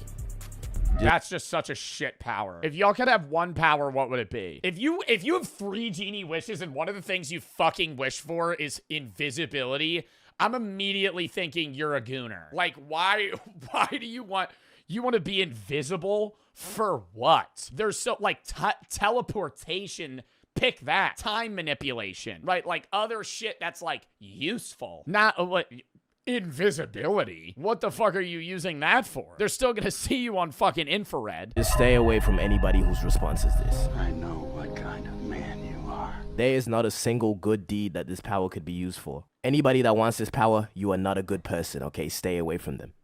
Next is super speed. This power sucks. Forget everything you think about it. Yeah, you can use it to run places really fast. You won't have to pay for gas. You won't ever be late again, but you probably will because you're black. And you can get tasks done super fast without ever having to worry about time. But bro, you still have to run everywhere. And you still have to do every task. Like, think of the Flash reading a book super fast. He still had to read every word of that book. Just like a normal nigga. Just everybody else is. Yeah, and it felt like that for him. Because if the Flash reads a book really quickly, in the outsider's perspective, he read it like that. But for him, he's just moving so quickly that his time is slower than yours. So he's just still sitting there in his mind for what? 10 hours. Just fucking... Oh, what did that say? And having to go back. That would suck. He said, oh, he read that book super fast. This nigga cool as hell, bro. But no. His ass still read that book. And think about it. Even if you're running somewhere super fast, you still have to comprehend where you're going. Like, think of your own perspective. Like, you have to be running slow enough to understand where you're going. And at that point, is it even worth it anymore? Because if you're running 500 miles per hour, I know you don't know where you're going, okay? You're killing a couple civilians on that run. The only thing I can think of, you can become like the fastest runner, but you're gonna have to hold back crazy, alright? Alright, next superpower is flight. Cool power, until you get shot down by an AIM-7 Sparrow, medium-range homing missile by your local military because you're scaring the civilians. You can't just be out here demonstrating supernatural abilities here and there, okay? Pick another superpower, nigga. Alright, next, we have super strength. Now this power is pretty tough, I can't lie. Now obviously you can't just demonstrate extreme feats of strength here and there. But if manual labor is something you're keen on getting into, you know, you'd be a very useful employee. Cause the fuck nigga, this shit is useful for 72-hour shifts at coal mines. You know, maybe if you like powerlifting, but you do a little too much and you end up on a government operating table, they're gonna dissect you and turn your blood into compound V. Then they'll turn you into a super... I think super strength is a genuinely mid power, but it's useful. You would be able to get a good job. You'd make a lot of money. You could win powerlifting competitions. You could be a pro athlete. You could be in the NFL. Actually, you could just be in the NFL. Like, if you have super strength, you're just a linebacker now. You're going to be an O lineman. You're going to be a D lineman. You're just fucking... Or not even. You have super strength. Be a running back. You could be as slow as fucking possible. Give you the ball and just run. And if nobody's knocking you over. A soldier, and soon after that, you'd be deployed for warfare. They would probably kick you out. If there was that, do you think there would be a realistic diff of human capability where they would kick you from the league. How good at a sport would you have to be for them to go, you can't play? You would have to be like 100-0ing every, yes. If there was a player, this is never realistically going to happen just because of human biology. But if, say you didn't even have super strength, but you were like 5 times as good as the best quarterback, the next best quarterback in the NFL. Like, you're the best quarterback by 100 miles. It's not even close.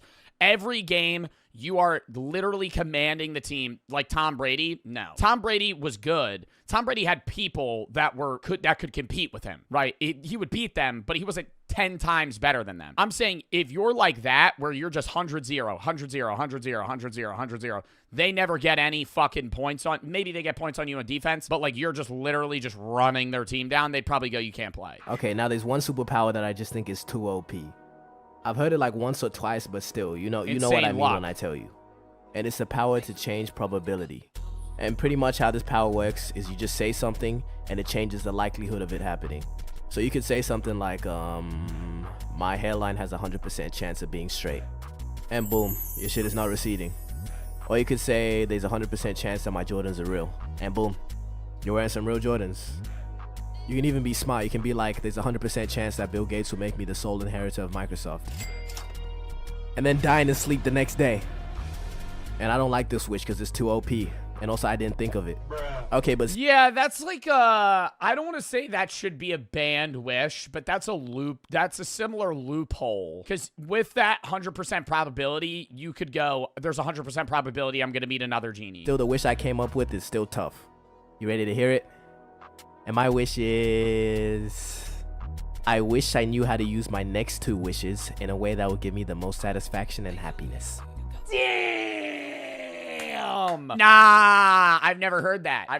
That's a tough-ass wish. I wish I had the knowledge to know to make the best decisions next. Damn. And then it would immediately be like, yeah, these 2 are the best. Like, you've played out every it would be like your Doctor Strange. You've gone in every universe where you've picked every option of every wish, seen how they played out, and then picked the best 2. Absolute cinema.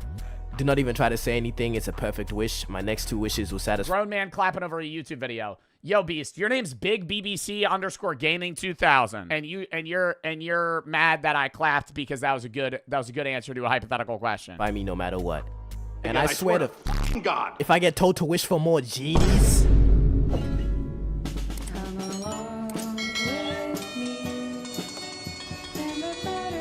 Fire outro. Dude, I love this YouTuber, man. Underrated. St. Dom.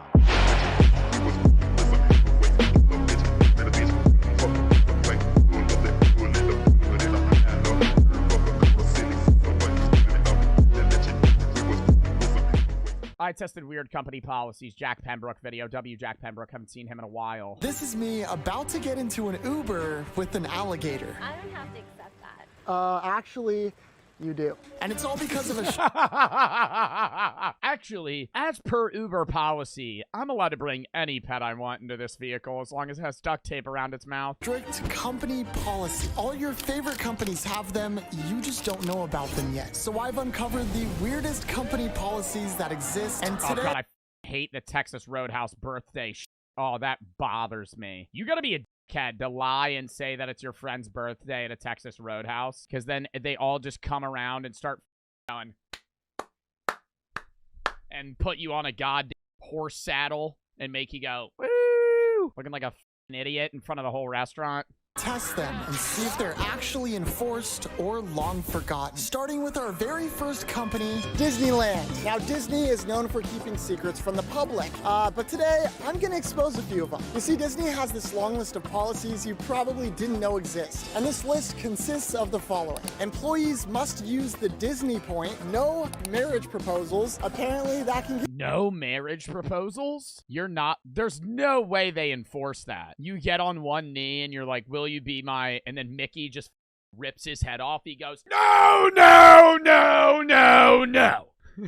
He just takes his head off, or he stays in character. He like punches him. He's like, stop it. We'll be testing that.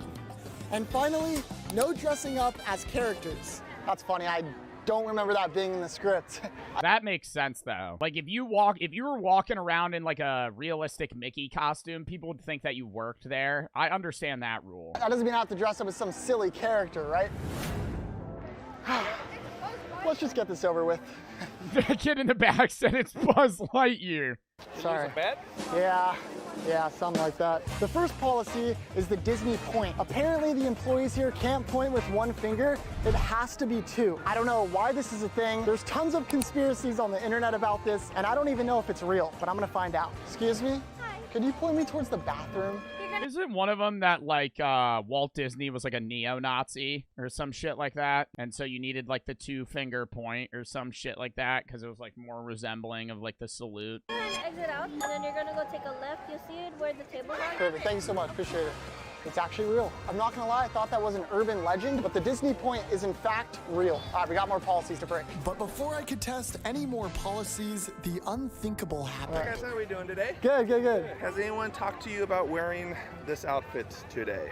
No. Okay, so we do have a no costume policy for anyone over the age of 14. Do you have another change of clothes or something we can... I have some jeans. He goes, actually, I'm 8. Actually, I'm 8 years old. I don't have a change of clothes. I also didn't bring any underwear, so... All right, well, now we know. That policy's enforced. So I went to the bathroom to take off my costume, and in this moment, I realized... I didn't think they'd enforce it there. You know, like, I thought they would enforce it if he had a realistic Buzz Lightyear costume. Not if it was like that fucking Amazon one that he ordered. As Disney should really implement a mandatory At flush. least they're polite about it. Oh yeah, no, they gotta be polite about it. You find a Disney employee being a dickhead, they're about to get executed. And the policy I'm referring to is the no proposals policy. Recently, Disneyland banned all proposals from the theme park. If you dare to do it anyways, it can result in a lifetime ban. And I'm a YouTuber, so you know I'm gonna test it. Here I have my wedding ring, and I have to find somebody who's willing to get fake married to me. Dude, I don't know how we're gonna find somebody. Nah, yo, but would they both get banned or just the person? How does that work? If I propose to someone, do we both get banned or do I just get banned? Because the other person wouldn't know. Yo, excuse me? Hey, I'm doing this thing. I'm trying to find somebody who's Hey, you look like you want to give a fuck if you got banned from Disney. You want to try and get married real quick? willing to like do a fake proposal with me. Okay. Yeah? Okay, yeah, let's do it. Nice to meet you. I know it's awkward on first meet to get married. Yeah. Let's do it. My new husband right here. And so we scoped out where the proposal could take place, and it only felt right doing it right in the middle of the no! crowd. Are you nervous? A little, but I think I got it. Yeah. The entire area was swarming with security. So if they do enforce this policy, I was gonna find out pretty quickly. Yo, do you think the security has weapons on them? Are you ready? Yeah, I'm ready. I'm actually really nervous. Here we go. Excuse me, could you just take a photo of me and him real quick? Yeah. Thank you. Okay. You ready? Yeah.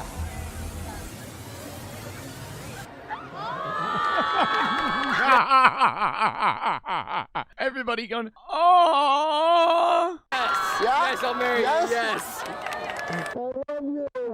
This is so awkward. Oh, my new husband, I love you. That might have been the most awkward thing I've ever done. Dude, good job. Dude, all the security saw and they didn't even care. No, they started clapping. They did? It was nice meeting you, man. Yeah, it was nice meeting you, Doug. Have a good day, man. Yeah, dude, probably after that one news story, that's probably not a rule anymore. They're probably not allowed to interrupt proposals because it's as long as it's not blocking something. Me too. At the end of the day, Disney honored 2 out of 3 policies. I've also decided that one company will walk away with the title of GOAT tier, greatest of all time. I'm gonna get out of here. We have more policies to break tomorrow, so we better get a roll on. And boy, was I excited, because these next policies are only getting weirder. Anyways, the next company we'll be testing is none other than IKEA, the only place on earth. Y'all ever been to an IKEA? I've been there once, dude. It's fucking boring as shit. I was looking for a table. I was like, dude, all this stuff is fucking so it's just like a big fucking furniture store. That's it. I don't know. I don't understand the hype. Like, they got meatballs and shit. Cool. They got food. Earth where you could buy a standing desk and meatballs all in one place. Now, everybody loves the food at IKEA. But what if I told you you could get it for free? Well, lucky for you, I know how to hack the system and get some free food. The policy is quite simple. Here at IKEA, the kids eat for free. Okay, I know what you're thinking. Jack, you don't have kids. Well, I have 2 kids right here. Does my mom even know I'm here? You said we were gonna be in a Mr. Beast video. We can No, don't worry. We'll see Jimmy in a minute. He's in the IKEA. figure that out later. For now, we'll just kind of... We're gonna go into IKEA and see if they honor their policy and get us some free food. How does that sound, guys? Sounds great. All right, we're coming up on the food court. Are you guys hungry? Yeah. Good. Hey, I just wanted to order some food, and then will the kids eat free? Today, Awesome. I'll do meatballs. And Today, yes. What the fuck do you mean? Not every day? I'll do mac and cheese. I'm so hungry. I say we put it in a box, and then we just kind of save it for ourselves, yeah? We can give them like 1 meatball. They're small, it'll feed them. Yeah. Okay. Do we pay here? Yeah. All together? Yeah, and then the kids were free, right? Somebody said he lied to the kids to hang out with them. That's weird. Dude, he didn't actually lie to the children. They're probably fucking his cousins or some other shit. With the family card, yes. The family card? Yes. It's like a rewards card that you sign up for. Oh. So it's not free? Only with the family card. How much is it to sign up? What? It's free. There's no Oh, card. okay, yeah, let's sign up. And even though I nearly had a heart attack, it was actually really simple. Oh no, I'd have to spend $25 for the food. Sign up through the app. Your total is going to be $21.53. Perfect, thank you so much. Getting both of those for free. And so in the end, we ended up getting our 2 free meals. Now it was just a matter of separating the food properly. You guys can have your own, because you're special. And then you guys can go ahead and just share that right there. You guys could battle that amongst yourselves, decide how you want to divvy it up. Yeah. Well, I know, I said free food, so it's, yeah. IKEA did an amazing job and honored their policy. The meatballs were also delicious. Extra points. So we all enjoyed our food, and for whatever reason, the kids still seemed to be hungry. Luckily, they'd have another opportunity to fill their bellies at this next establishment, Krispy Kreme. Now, there's only one Don't you get free donuts if you say it's your birthday at Krispy Kreme? thing better than a donut.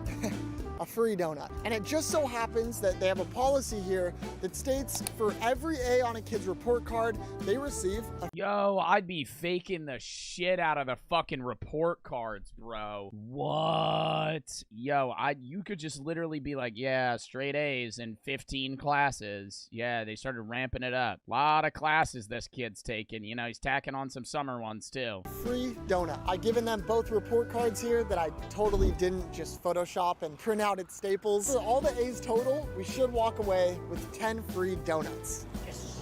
Look at that. Oh, okay. So these are my nephews. They have their report cards. So for every A, don't they get a donut? Yeah, maybe check it first. Here you go. Oh, that's actually a sick company policy, though. This is from 2020. I don't know why it says that. What I can do is I can only give you the 3 glaze. Okay. Come back, then we'll make you guys those choices. Okay.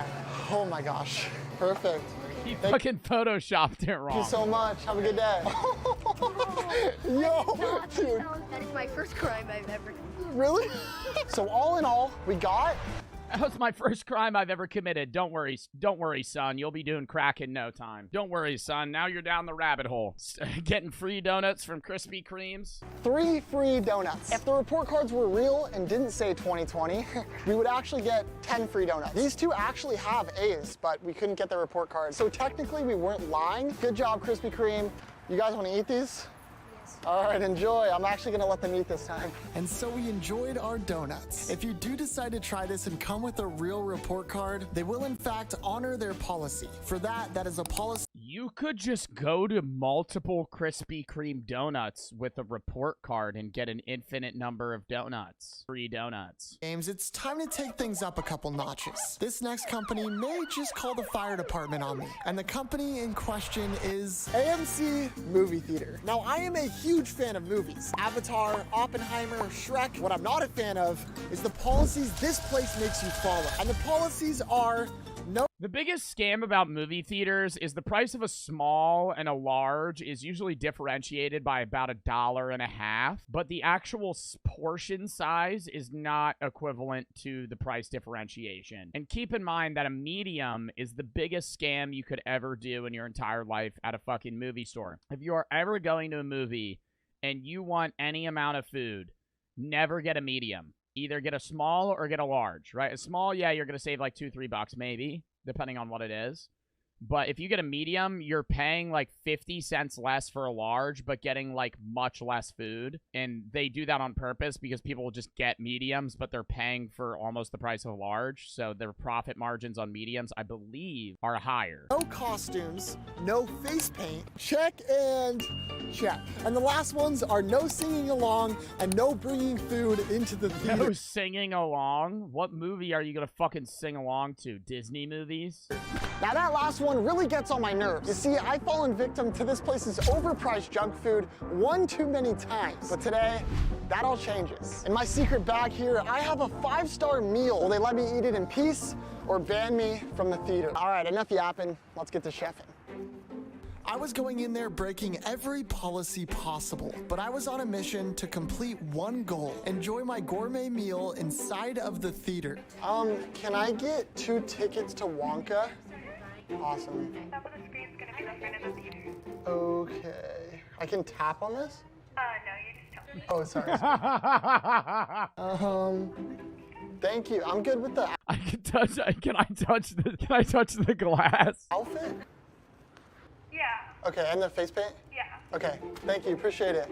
Well, that was easy. All right, let's do this. There's people that go in costume a lot to like Marvel movies, right? Good. How you doing? Maybe that's a policy after. You remember that one guy that dressed as the Joker and then fucking shot a bunch of people? Hey, good? Oh yeah, ticket. Yeah, good. I'm good with the outfit. Yeah, good. Appreciate it. That was way easier than I thought it was gonna be. I don't wanna get too comfortable because I know the last policy is ridiculous. And with that in mind, I made my way into the theater, ready to test our next policy. Now that we're in the theater, the next policy is no singing along. And lucky for me, we were the only people inside the theater, but I was still worried. Yo, I've been to movie theaters before when there's like 5 other people, and I'm like, stupid fucking leave the fucking movie theater. Like, what they gotta be there for? It pisses me off. I'm sitting there, and I'm waiting. I remember there was one time I pulled up to a movie theater, and it was like me and like 4 of my friends, and we saw a movie like 3 weeks late, right? When like nobody was going to see that shit. And we're just sitting there, and it's like, it's about to start, right? Like the last trailer. And like the lights are starting to fade, and then like 4 people walk in, and I was like, mother. Was covered with cameras and security. Anyways, the Wonka soundtrack kind of slaps. The only thing that brings you joy comes your way. I think this would be a problem if it was a packed movie theater. This line, it's fine. Ranch chocolates, 1,800 boxes. Oh, deal. Nobody cares. Policy busted. But I had a feeling they might care about this next policy because it was time to cook up a gourmet. I wasn't there, but my friends did this. One of my other friends. It was kind of fucked up.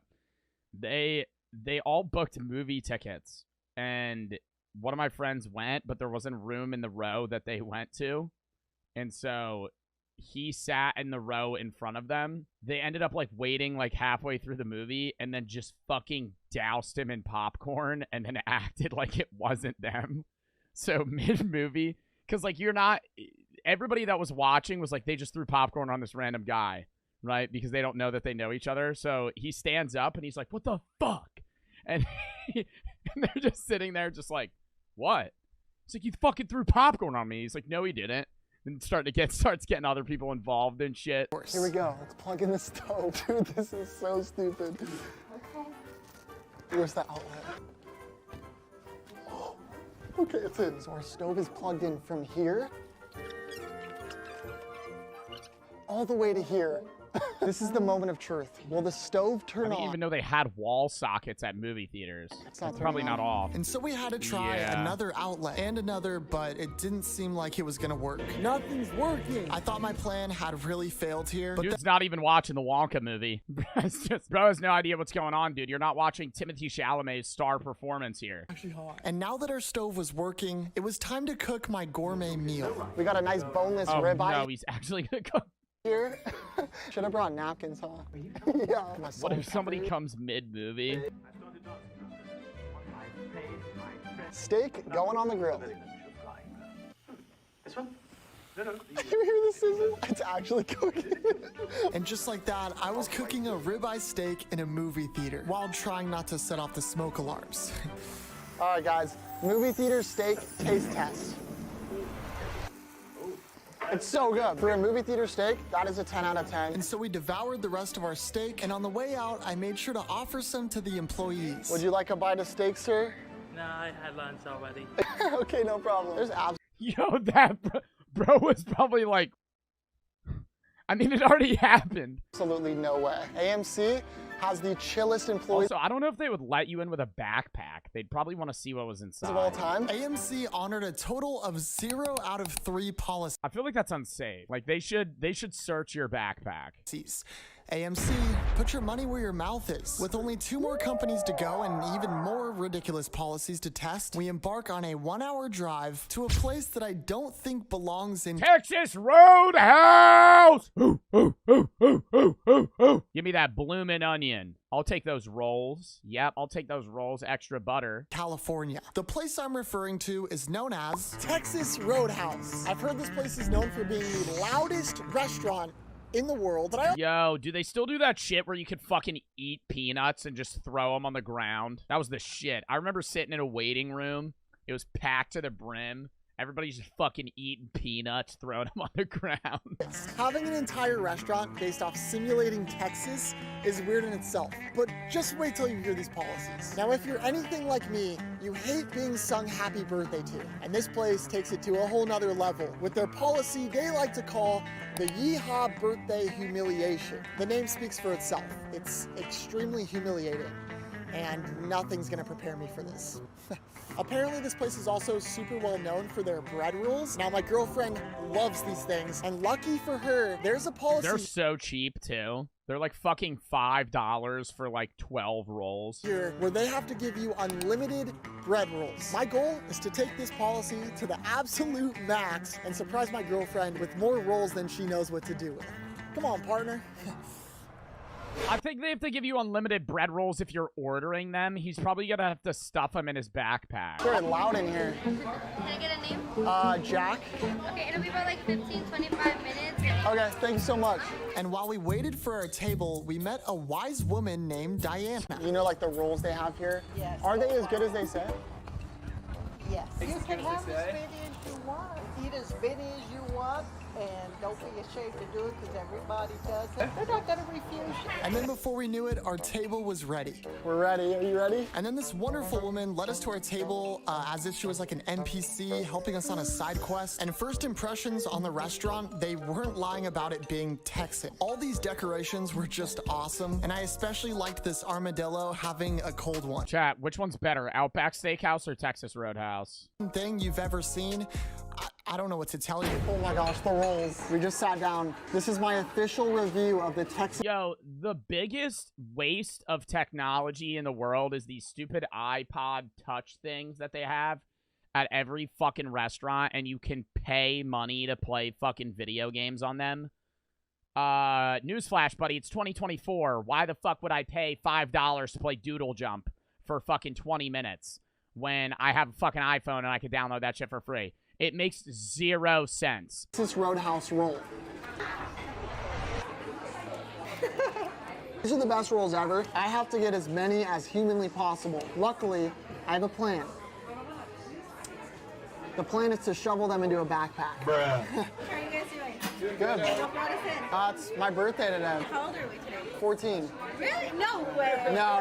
Okay. 20. Okay, so I was like, Yeah. no, 14. And so we ordered 2 kids' meals and made sure to ask for a second round of rolls because I may or may not have finished the first one. Okay, so they know it's my birthday. I don't know if they're going to do this. He's about to be shoving loose rolls in his backpack. Celebration? I guess we'll see. Our waitress came back with our drinks and more rolls. And now it was time to make these rolls disappear like nothing ever happened. With a camera directly above us and waiters at every table, I had to be extra quick and discreet. You gotta do it one by one. You can't just slip them all in the fucking bag. Cause say she comes back 5 minutes later, you just gotta be like, you gotta take one and be like, fucking slide it under, you know? This is not discreet. I would die laughing if I saw somebody do this. Okay, we're good. Oh my God. Oh, thank you so much. And while we were enjoying our food, she came back with another basket of rolls. And once again, we magically made them disappear. And then our waitress came back and collected our trays. Awesome. Can we get some more rolls, please? No. Yo, if I worked at a place that you could get unlimited rolls at, like Olive Garden or some shit, and these motherfuckers order kid meals and eat 20 rolls, I'd be like, bro, come on. Like, you can have unlimited rolls? What the fuck, dude? Thank you so much.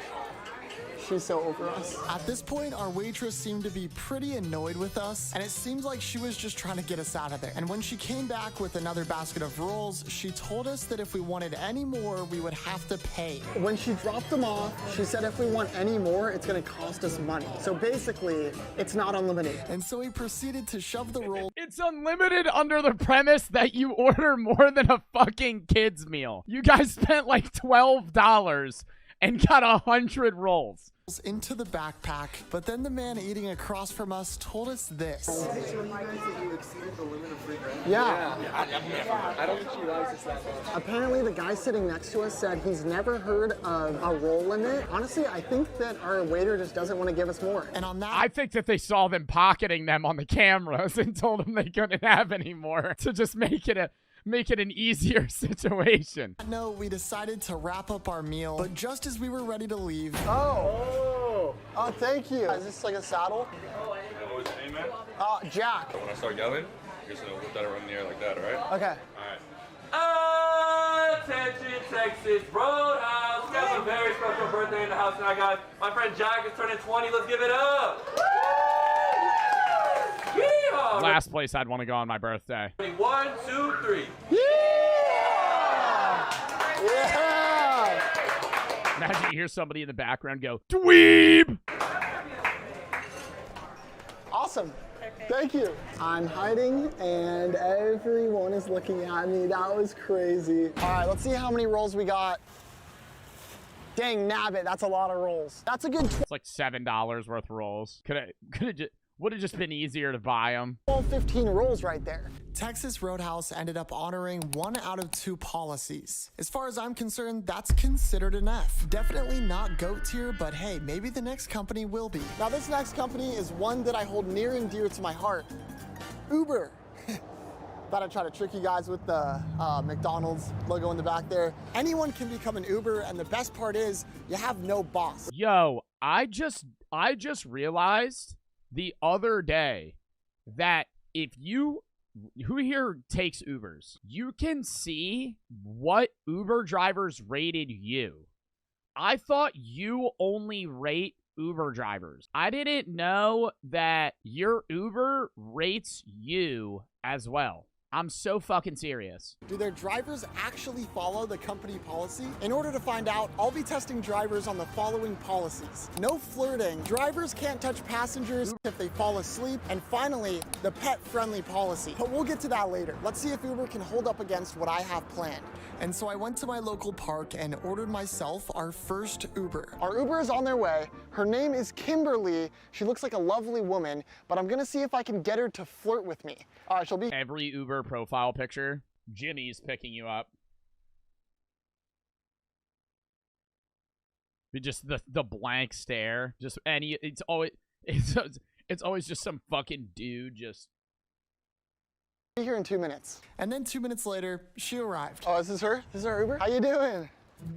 How are you guys? Good. All right, so seatbelts, guys. So, how's your day going? Oh, is he gonna try and flirt with her? Super good. Any weekend plans? Not really. I'm trying to, I was scrolling on Tinder trying to find a date, but yeah, unfortunately no luck. You know how that... Oh, no! Unfortunately, no luck. You know how that goes. Swiped right on probably 150 different people. Not one match. Say that app, I guess, is pretty good. It's kind of like annoying. I like being in person. Yeah, exactly. I'm pretty free all the time, so if you ever want to like grab a coffee or something. Oh, no. Oh, you're so nice. Yeah. Maybe it could be like a date, maybe. I don't know. Somebody redeemed flex. She's so uncomfortable. Let's see, make a right here. Yeah. Oh god, he has to tell her it was for a video idea. Bro, he has to tell her it was for a video idea. Fuck. Oh god, that might have been the most awkward thing ever. I'm kind of at a loss for words, so the next policy we're testing is drivers can't touch passengers if they fall asleep. I'm just gonna fall asleep in the back of an Uber and see if they touch me. Let's do it. And so I ordered another Uber. This time it was a fellow named Brian. Bro! Oh my god! Every fucking guy, what is on Brian's lip right there? I grinded a little bit of Hungry Shark as I waited, and then Brian arrived. How you doing, man? Good, how you doing? Good, good. A little bit tired, though. Tired? Yeah, I'm tired. Such a young age. I'm a little eepy. Stop it! No! No! No!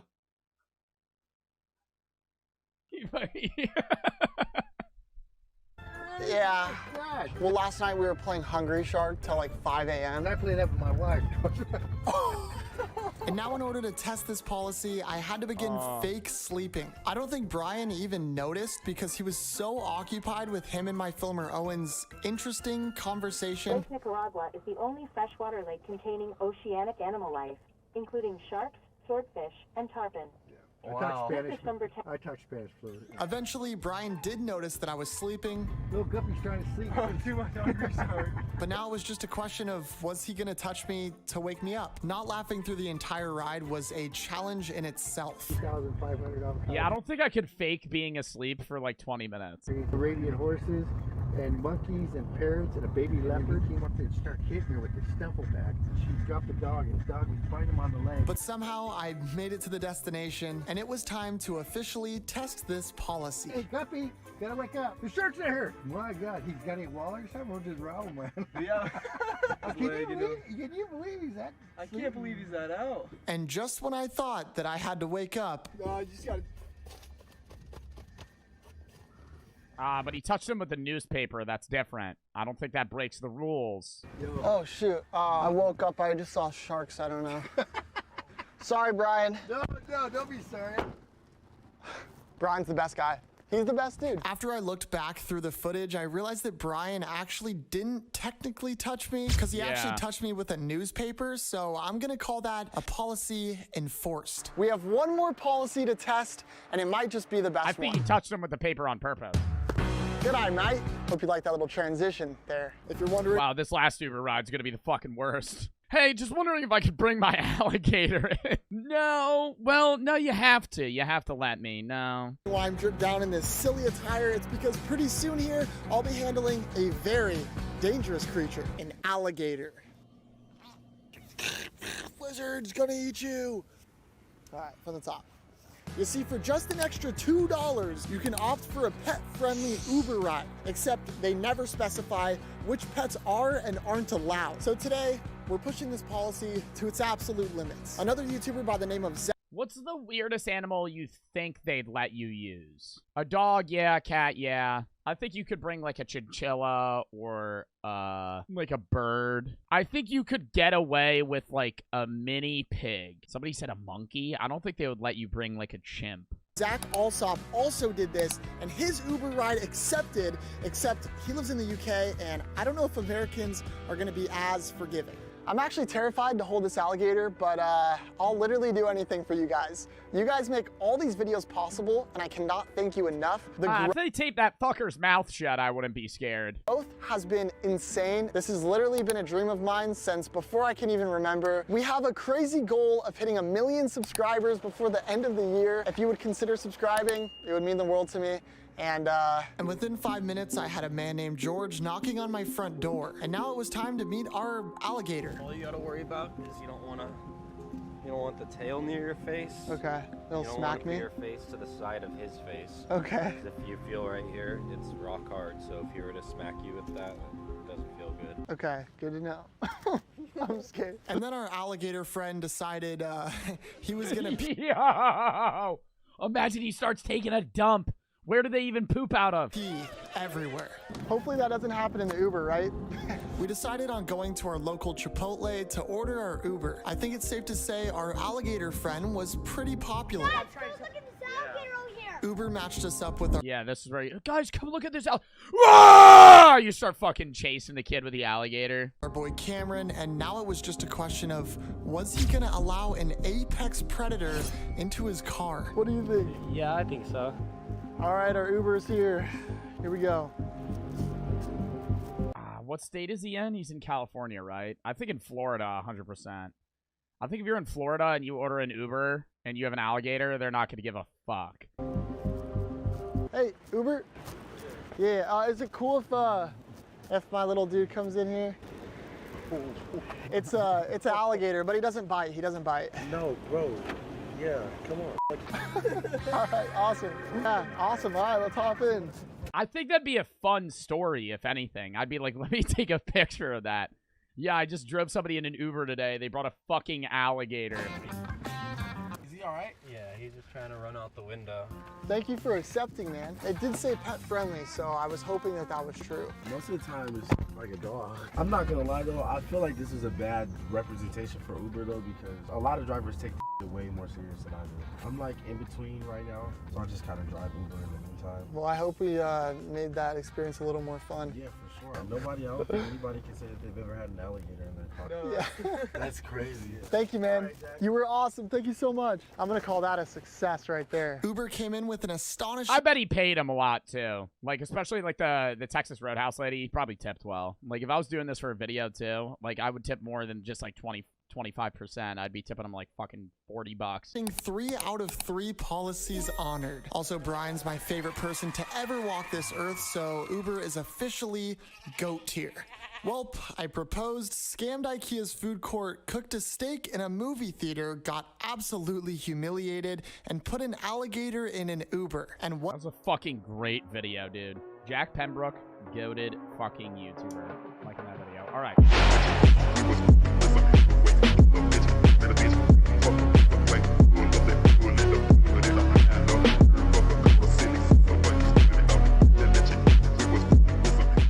Stupidest reasons people call 911 for. You call 911? Did you say you killed 2 people or something like that? Rainbow Six Siege. I had my headset on. Okay, how old are you?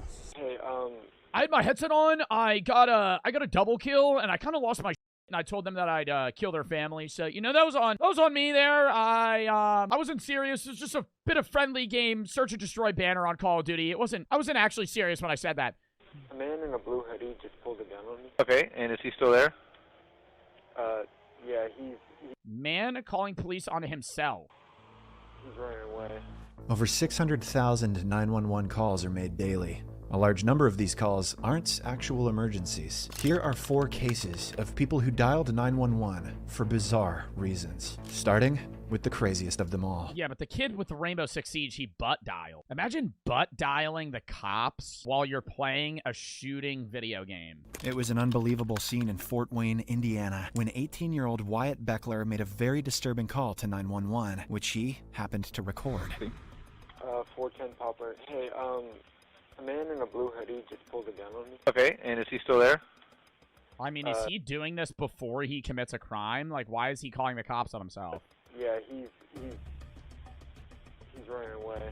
Is he white, black, Hispanic? He's white. The weirdest thing happened. Beckler reported an armed person threatening people, then described himself in detail, which essentially amounted to swatting. However, swatting typically involves the caller targeting someone else, not themselves, which made this very odd. Police officer Andrew Fry was sent to the location. Upon sighting Beckler, he drew his weapon because reports indicated the suspect might be armed. I got a male in a blue hoodie right here at Poplar and Hoagland. Why did he do this to himself? Did he want the cops to kill him or some shit? That's what I'm thinking. I mean, either A, trying to get money out of it, like say the cop injures him. B, he wanted the cops to kill him. Let me see your hands real quick. Come back here. Hey, come back here. Get your hands up. Get your hands up. Let me see your hands. He's walking northbound on Hoagland. He's refusing commands. What the fuck? This officer was under immense pressure, as police officers are generally advised to use non-lethal force on suspects. However, the fact the suspect might be wielding a gun made the whole situation very tricky. Let me see. That's where they whip out that beanbag gun and go, boom, boom, boom, hit you in the nuts, fucking shatters both your ball sacks. Hands now. Get your hands up where I can see them! Keep your hands up and walk back to me now! I got one at gunpoint. Keep coming to me, keep your hands up! Face away from me and keep your hands up. Face away from me and keep your hands up. Keep walking back. Keep walking back. Stop there. Get on your knees now. Keep your hands on your head. Get on your knees. Stop. It appeared Beckler was attempting to provoke the officer into using force. However, this took a shocking... Maybe was he trying to get money out of it? Trying to, you know, get a cop to shoot you when he shouldn't have? Suspect suddenly did this. Get on your... Is he gonna run at him? Knees. Get on your knees. Now. Get on your knees, dude. Beckler attempted to pull something out of his pocket, prompting the officer to shoot him 3 times. Shots fired, 1 down. Beckler was discovered to have had a knife. He was rushed to the hospital, but the gunshot wound proved to be fatal. Investigation... What the fuck? We can't even ask the motherfucker why he did it. So he called the cops on himself so he could stab a police officer? What the fuck does that even mean? Revealed Beckler's mental health issues. Oh my god, he was trying to kill himself. Oh. His online activities of watching and researching murder by cop videos. The prosecution office deemed the officer's use of force justifiable and did not press charges against him. Beckler's case was quite sad, but the person... You think he wanted to kill himself? Like, what is that? I don't understand. Murder by cop? That's what he was... yeah, maybe he did. He just wasn't... He was trying to get them to kill him. The person in the next case could be considered the strangest to ever call 911. On January 3rd, 2023, police officers responded to a civil complaint about a man whose auto work wasn't completed despite making full payment. As the officer approached the complainant, he could immediately sense something was off. I had an appointment. I had a breathalyzer thing in my car that needs to get swapped out every month, and they do an evaluation on it. I paid for it over by credit card. I already did all that, and now he won't do the work on my car when he's already got my money and everything else. Tell you won't do the work or what? Yeah, he told me he won't do the work. The customer said he was there to get his breath alcohol ignition interlock device checked out, which was a red flag in itself. These devices are typically court-ordered for DUI offenders to operate a vehicle. While police aren't supposed to profile individuals based on appearance or situation, this individual had too many things off about him. Why are you sweating so much? Because it's hot. I've been sitting in the car for an hour and a half. I got no AC. Just keep your hands out of your pockets while we're talking. So he called them because the guy won't work on his vehicle? I understand that. I treat everybody the same way. It's not no disrespect. He was sweating a lot, which he attributed to the heat, and seemed tense when asked to take his hands out of his pockets. Subsequently, the officer questioned the mechanic, whose testimony was an eye-opener. What's going on? Trying to get him out of here, you know, and when I was doing the download, his camera didn't work, okay? And then all of a sudden he blew up on me. Oh, the camera's fine, right? I'm on the phone with tech support, trying to remedy the problem. So he got all in my face about it, and I just said, look, I don't need this. And I just packed up my shit and got off the truck, and I pulled it in. I said, you gotta go somewhere else. Most DUI interlock devices are equipped with a camera. These devices detect the driver's breath alcohol level and prevent the vehicle from starting if the level exceeds... Oh, so you don't get somebody else to blow the fucking machine. 0.02 blood alcohol content. The cameras are there to ensure the driver conducts the test genuinely, and tampering with the cameras is a very serious offense. If you look at the camera face right there, and you just touch it, you can feel the tape residue left on it. I told him he better stop doing it. I mean, I keep telling him he's tampering with it. I'm like, okay. Did you drive in here today? Yeah. While it wasn't confirmed that the driver personally tampered with the camera, the damage itself raised suspicions. When the officer... Is he gonna get a fucking breathalyzer? Now he's probably drunk right now. Returned with additional questions. With a backup officer now present, the situation started to escalate. He says my camera's disconnected. He's like, oh, the camera's disconnected. I was like, no, the camera's absolutely not disconnected, and if it is, I don't know anything about it. We got to get in the computer and check diagnostics on this. But then he tells the guy that it had sticker or tape or something over the camera part, and he starts telling him he can't do it because of that. Long story short, the guy got his money. He got paid into... Oh, no! Oh my god, drunk driving to get your fucking camera fixed that's broken because you wanted to drunk drive? Like, why is he at the mechanic shop? He's shaking, dude. He's scared. I'm so nervous. I'm not nervous, dude. I'm frustrated. Shaking. Your pupils are pinpoint. Who cares? I'm high as hell. Is that what you want to hear? Can we get so to you drove here high as hell to get I'm not high, dude. You just said. I was being sarcastic. I was just trying to move this along. I'm not paid to be sarcasm. I got high after I got here. Well, you admitted. I got high after I got here. Yeah, no, that's the funniest. Yo, Chad, it's foolproof plan. If you ever get in a drunk driving accident, just make sure that you're on camera drinking after the accident and be like, dude, I just got drunk after the accident. I got drunk after we got in the crash, you know, because I was upset about it. You just got high after you got here. And you didn't take that as sarcasm.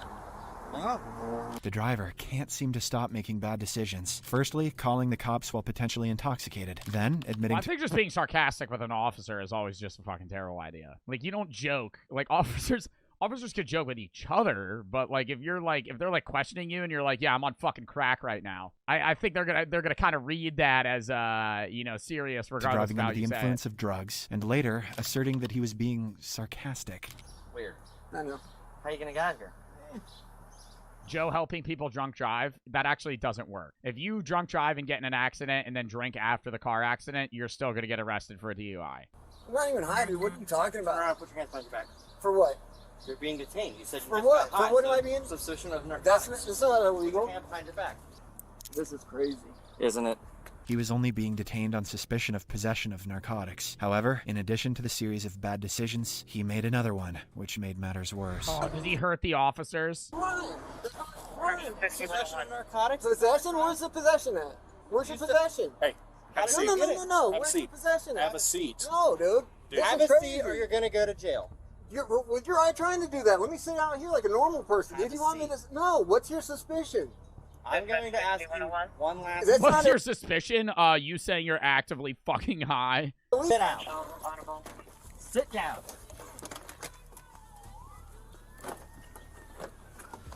Dude, get the leg in.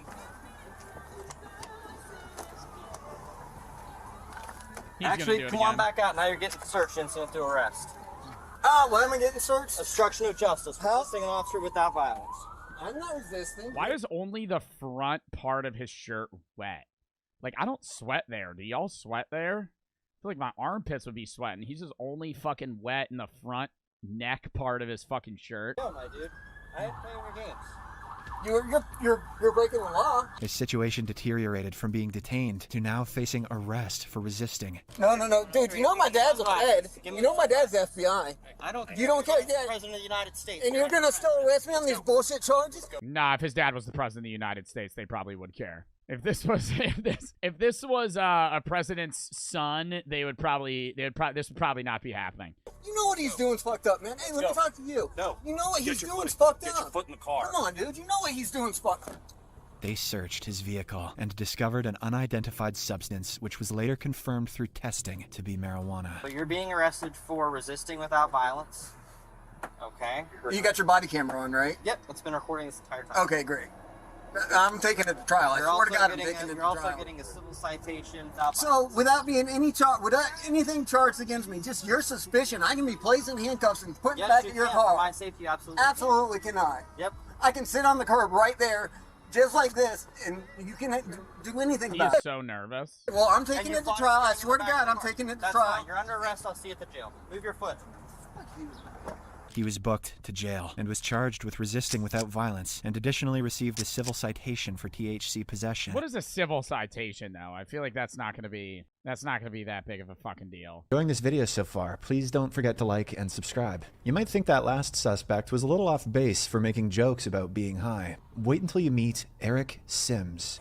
And then he grabbed my phone, slammed my phone on the ground, jacked me up on my shirt, and told me to get the fuck out of there. Yes, I want him arrested. On June 8th, 2022, a Wisconsin officer responded to a call at a business in La Crosse from an employee named Eric Sims, reporting an assault. The officer made contact with Eric Sims, unaware of the kind of individual he was dealing with. Incident today at the office here? Yes, I want him arrested.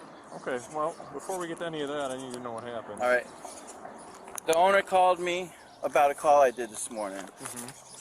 And she's trying to say that I could have towed the car. I tried to explain to her why I couldn't. She got mad, hung up on me. I came over here to I was coming over here to talk.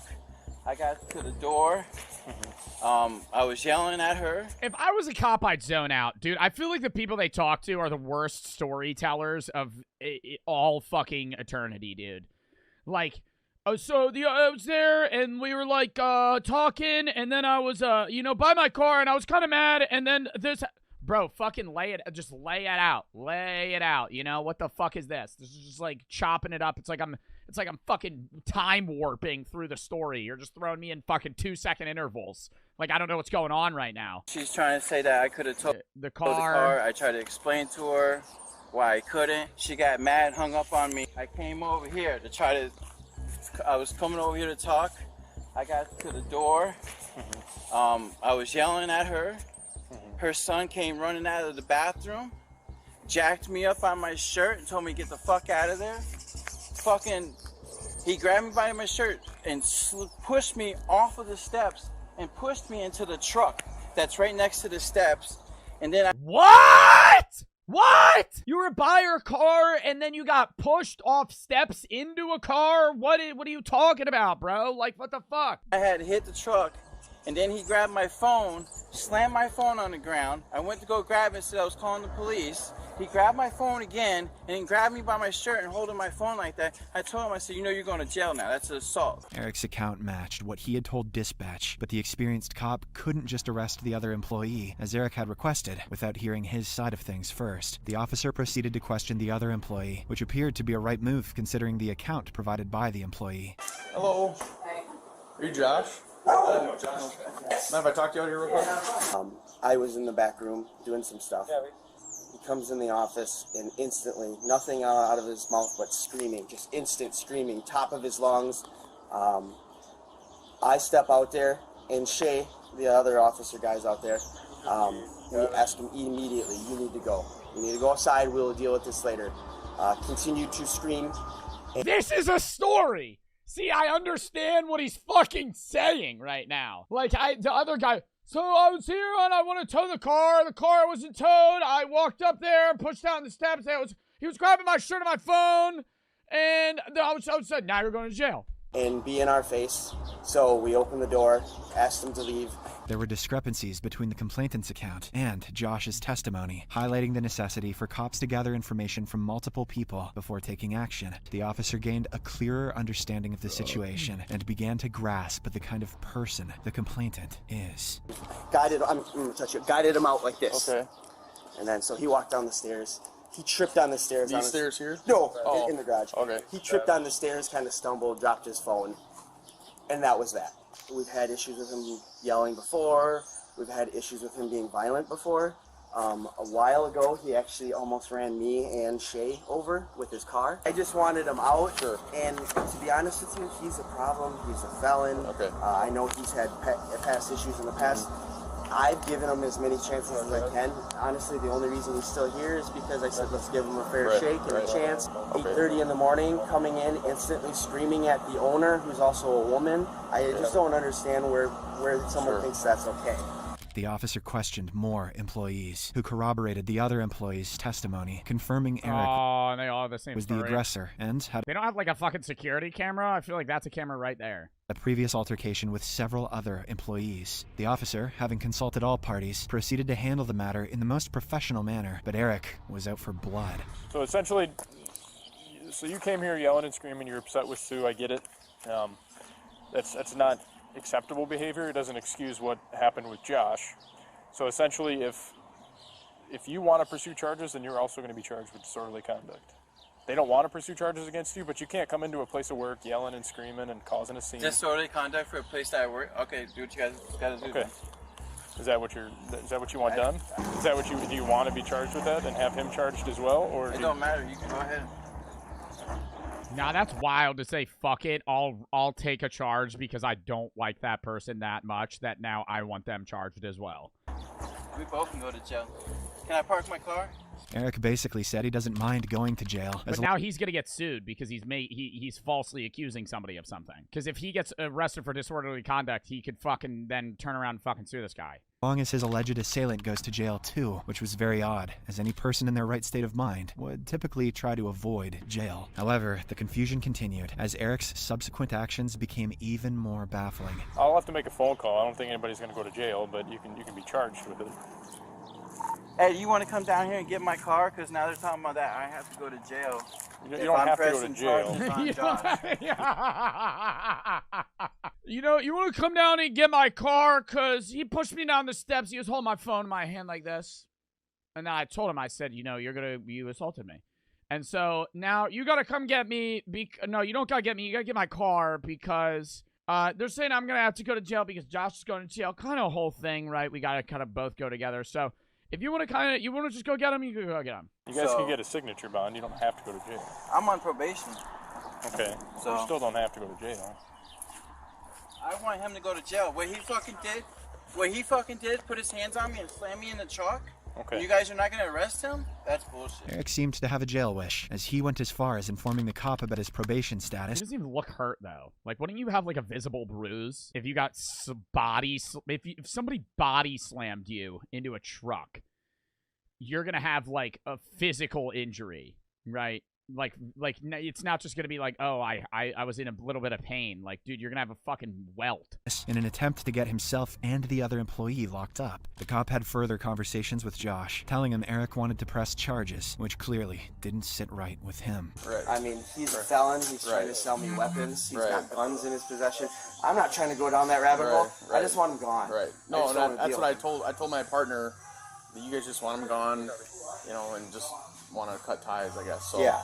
The cop, recognizing that the situation was a minor issue escalating due to their egos, went ahead and made a decision, which, from Eric's reaction, wasn't quite popular with him. Just based on the information we're getting inside, and based on the totality of what happened here today, you don't have to get arrested, he doesn't have to get arrested. What we're going to do is we're going to issue you both a disorderly conduct ticket. How are you going to enter?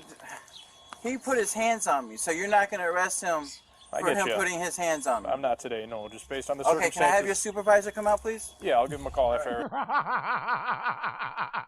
Bro, I hate motherfuckers that do that shit. If you're at, like, a Walmart, can you go get your manager, please? Thank you. Go get your supervisor. Yeah, let me go talk to your supervisor. Supervisor's gonna say the same fucking thing, right? The manager's gonna say the same fucking thing. Why would they ever change? Unless, like, the person's actually being a fucking idiot. I'll issue your ticket, okay? They both received a $187 ticket for disorderly conduct, much to Eric's dissatisfaction. As the officer went to write the tickets, Eric, not finished with the situation, decided he really needed that jail time. Go fucking stand over there. Get away from him. Go stand over there. Go stand over there and stop running your mouth. Just don't listen to him. I would like to do whatever I need to do. That's annoying as fuck. This guy's getting a fucking $200 ticket when he didn't do anything. Yeah, I know. He just threatened me in front of the officer. No trespass. No. Yes. Well, why did you come out here, though, and go near him? Yeah, but you guys let him fucking act like that. Eric, Put his hands on get me. in your car and drive away, okay? Things are done here. That's just bullshit. Eric, just drive away. You can get your stuff later, okay? None of them were taken to jail, but had to contend with the tickets for disorderly conduct instead. Oh, come on. Why did the cop have to break it up? It could have been funny. Could have been more interesting. More interesting encounter. I don't think we've ever seen anyone who wanted to go to jail as badly as Eric before. However, he just got let off with a ticket. The outcome was very different for the individual in the next case. Is everyone inside okay? What'd you say when you're on the phone accidentally? He said that he killed 2 people, but he was talking about on the game. On January 5th, 2023, heavily armed deputies from the Yo, I'd start tweaking if I was this kid. County Sheriff's Department swiftly responded to a location following a 911 call, in which the caller claimed to have killed 2 people. Upon arrival, they immediately drew their weapons, which made sense given the reported situation. So turn around. Turn around. Turn around. You got me covered? All right, just put your hands behind your back.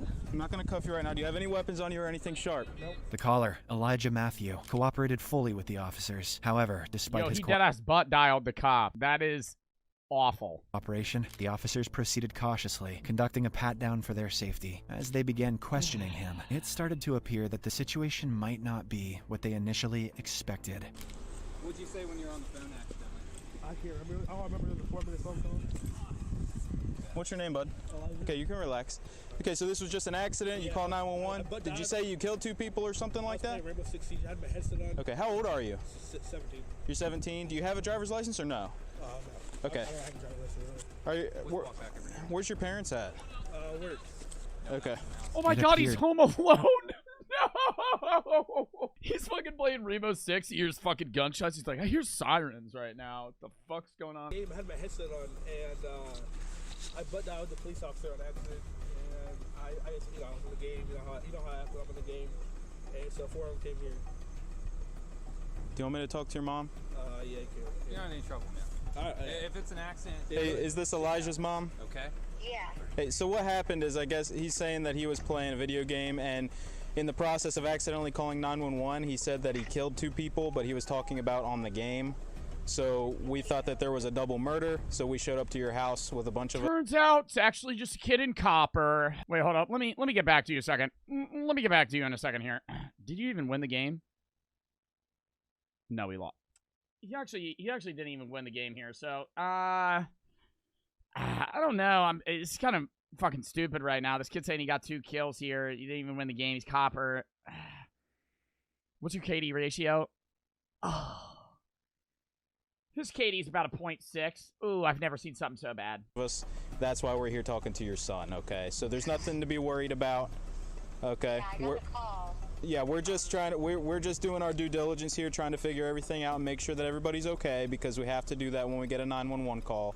So Right. we just wanted to inform you. Are you nearby or no?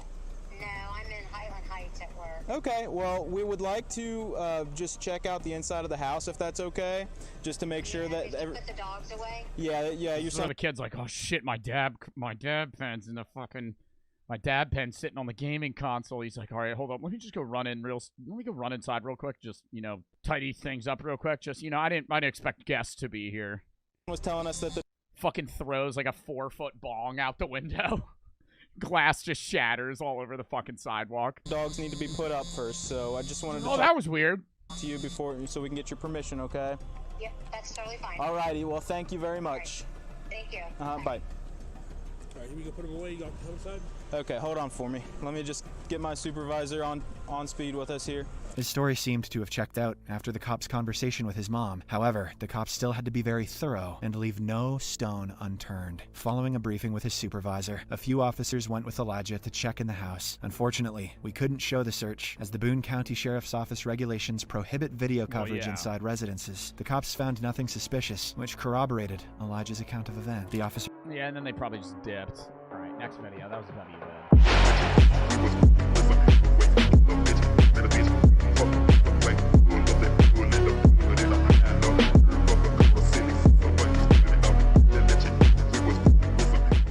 The D'Amelio experiment failed. Now they just won't go away. There's probably one thing that comes to mind when you hear the name Charli D'Amelio, and that's TikTok. In March of 2020, she became the #1 most followed TikToker in the world, and for most of you, that's all she will ever be. However, her and her family have tried just about every career. Whenever I think of Charli D'Amelio, I think of Mark D'Amelio. He's like the first person that enters my mind. Just Mark. Good old Mark D'Amelio. I think about his hair. Imaginable since their meteoric rise to fame, yet they are still known as being famous for nothing. Today we are going to look at the incredible story of a normal American family who was launched into fame for no reason, and how they are destroying their family trying to entertain an audience that does not care about them.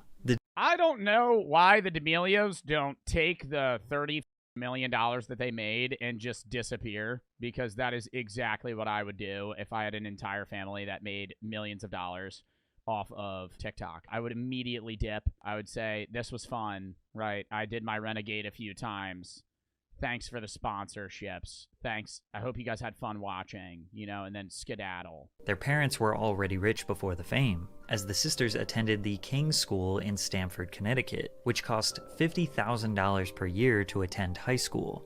Who the f*** is paying $44 grand to send their stupid kid to kindergarten? Oh my god. Oh my god. I understand private schools, right? Like, I went to a Catholic school. It was nowhere near this amount of money, and I had a grant to go there. I went there for dirt cheap. Like, oh my god, 40 grand to go to a kindergarten. What the f*** are they learning? calculus? Charlie describes her life before TikTok as normal. I would go to school, go to dance, do my homework, and go to bed. It was pretty much like every other teenager's life. Charlie downloaded TikTok like anyone else to distract their mind from the mundaneness of everyday life. She uploaded her first video in March of 2019, which was her and a friend lip-syncing to a random soundbite. She didn't expect anyone but her friends to watch her videos. Considering she had a deep passion for dance, competing as a competitive dancer since she was a toddler, TikTok was the obvious outlet to post fun dance videos, but she could have never predicted what would happen next. In July 2019, on her way to dance class, Charlie posted a duet of her following the choreography of a user named Move With Joy. The video instantly went viral, and her notifications blew up during class. I had like 7 followers, but when she picked up her phone after class, she had 2,000.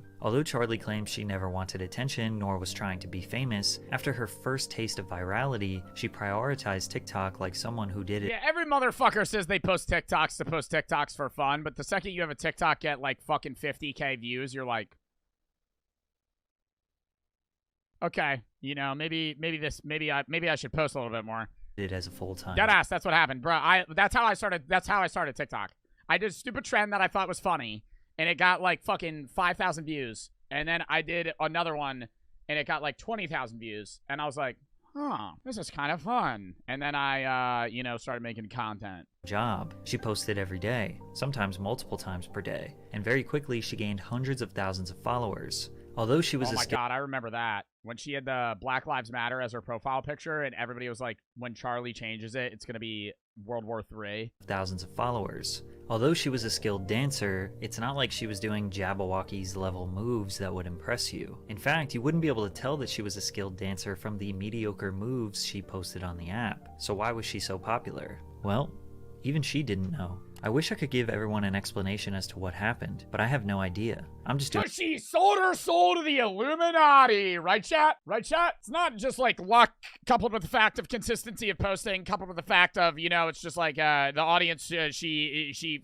found in a niche. No, she definitely sold her soul to the Illuminati. No, 100%. That's sarcasm for the people that didn't understand that. Doing what I do every day and posting it, I guess. It's very insane to me, as it is for everyone else watching. At the time, the app was dominated by young users. TikTok classified more than a third, roughly 16.6 million, of its 49 million daily users in the United States as being 14 years old or younger. Charlie was 15 years old at the time, making her appealing to the age group of the most active users. Since it was working, she just kept posting, kept trying to grow and see what happens. But her being popular became somewhat of a joke. The Charli D'Amelio challenge was a huge trend where people would overreact to her incredibly average TikToks. In a never-ending— oh my god, this is like when I downloaded TikTok. I remember this shit. Ironic loop, people were going viral reacting to her videos, which made her even more viral, which led to even more people asking, why is she famous? Making fun of her became an easy way to gain millions of views, but some things she did were genuinely cringe, like her very first YouTube video intro. Hey guys, it's Charlie, and I'm super excited to be sharing with you my first ever— Bro, my first YouTube video is fucking cringe. You can't diss somebody for being cringe when it's like their first year doing social media. Yeah, okay, that is wild. She hit the Renegade like in her first video, but if you pull up my first video is awful. I don't even want to watch it, but now I have to do it. Now I have to show it. Oh, it's fucking dude. I always loved them. Hello, everybody, and welcome to the first episode of Vibe Talks on YouTube.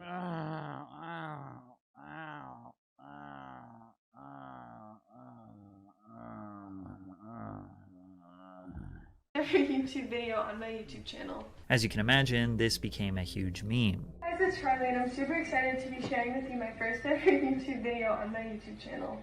Hey guys, my name's Jay. My dad left me at 6. Oh!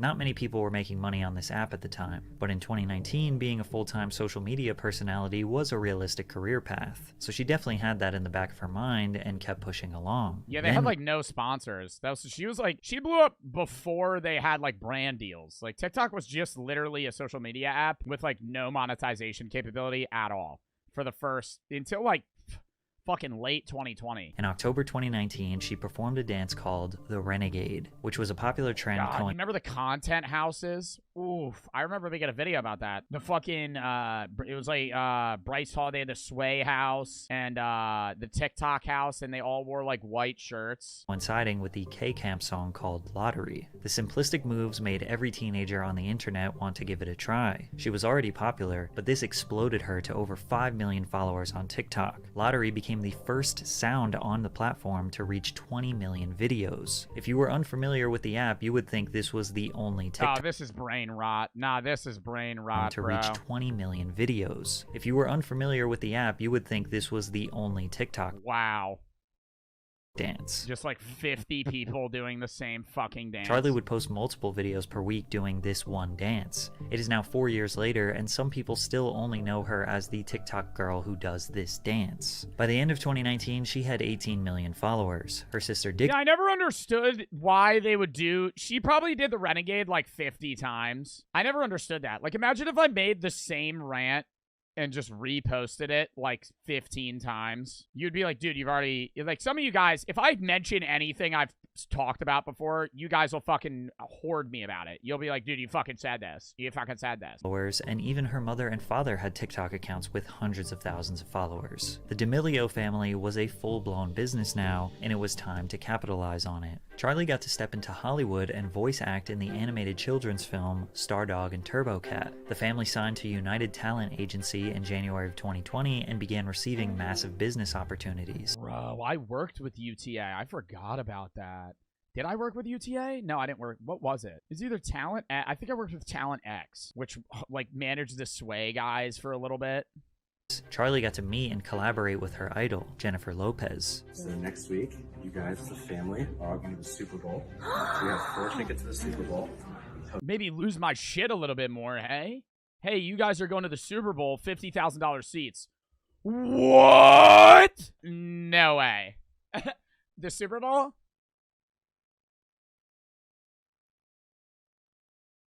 There was probably already pre-planned. That's why the reaction was a bit lackluster. Airfare, you're going to every single event, and you get to go spend time with J-Lo and meet J-Lo and hang with her. Okay, there it is. She was also featured in a Super Bowl commercial for Sabra Hummus. Yo, I remember this commercial. Okay, Boomer. Oh, I forgot what she said. Yeah.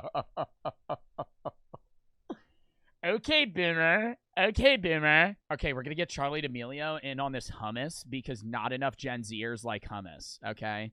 So how do we get a young audience to like hummus?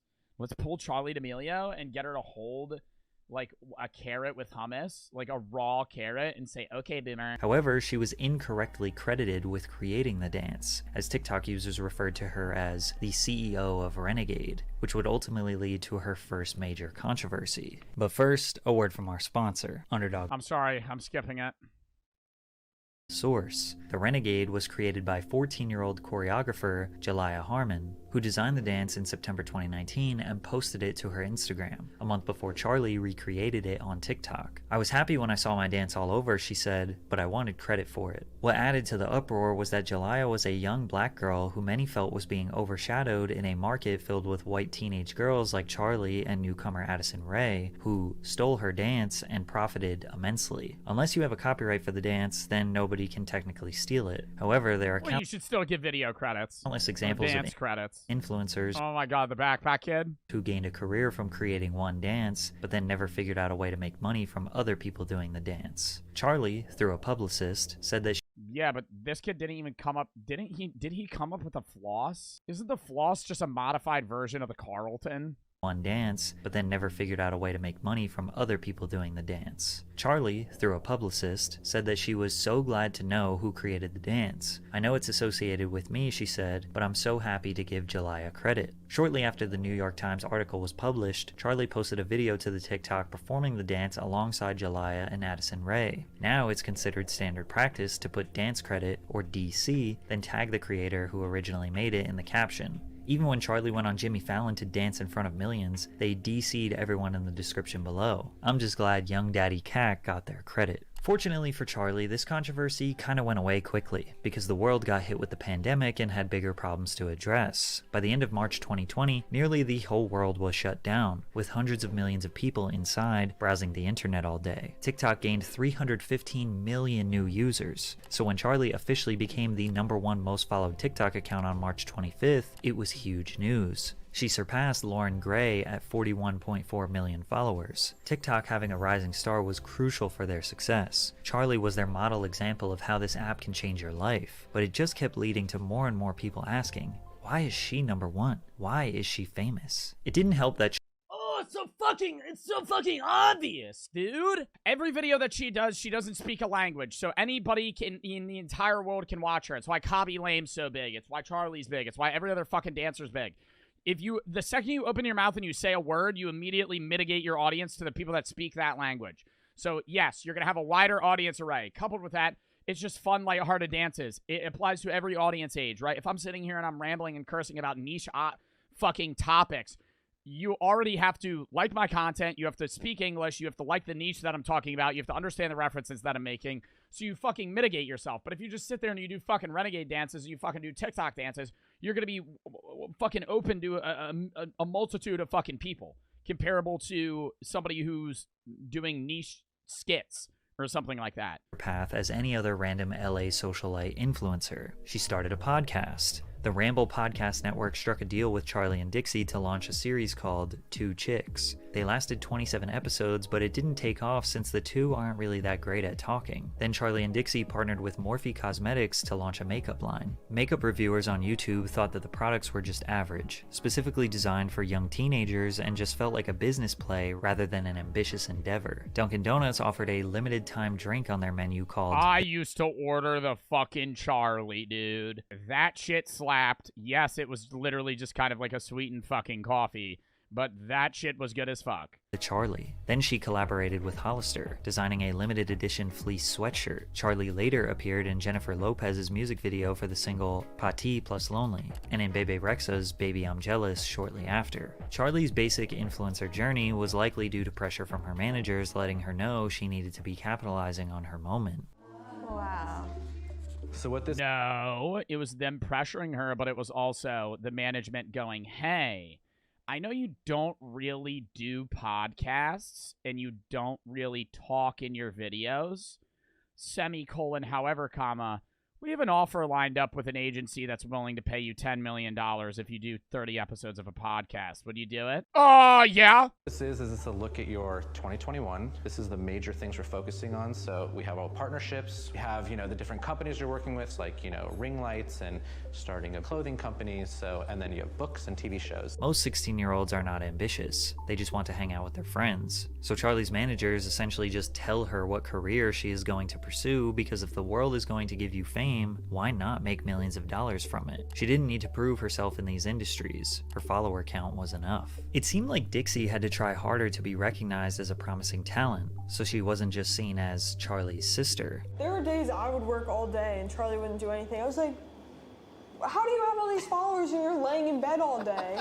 Dixie made her acting debut in the Brat TV series Attaway General. This show is essentially a low-budget Grey's Anatomy, replacing the adults with TikTok influencers who can't act, including Dixie despite— I remember watching an episode of this. It was bad. It was really bad. I mean, I don't know if Dixie necessarily did. She did not do good, but I don't know if that's because she's a bad actor or because the whole show is just fucking stupid. Like, the entire premise of the show was, like, just horrible. Like, it wasn't even if you had good actors, it wouldn't be entertaining. Despite her theater background.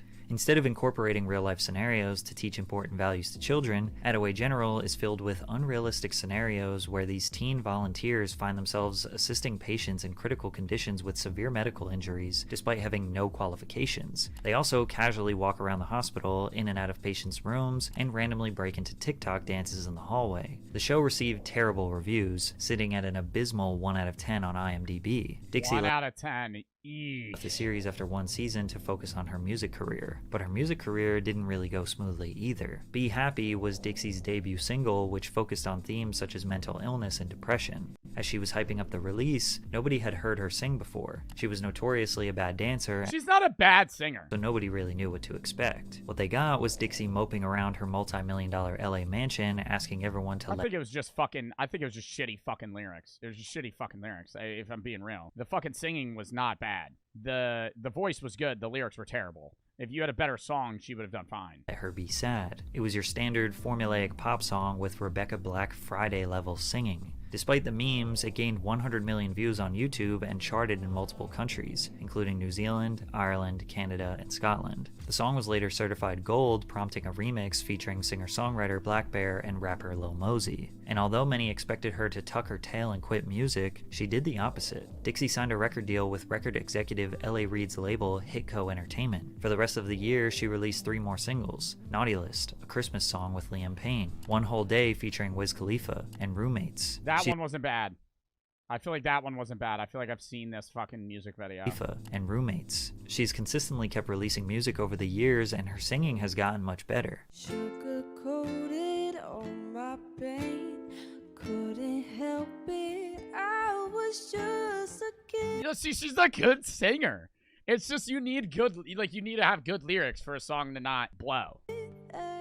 Unfortunately, her first impression was so mediocre that closed-minded people probably don't want to give her music a second chance. Teenagers want independence. You gotta have a good opening with those things, especially if you're a social media influencer going to music, because that's like, it's stereotypically what every social media influencer does when they don't know what to fucking do.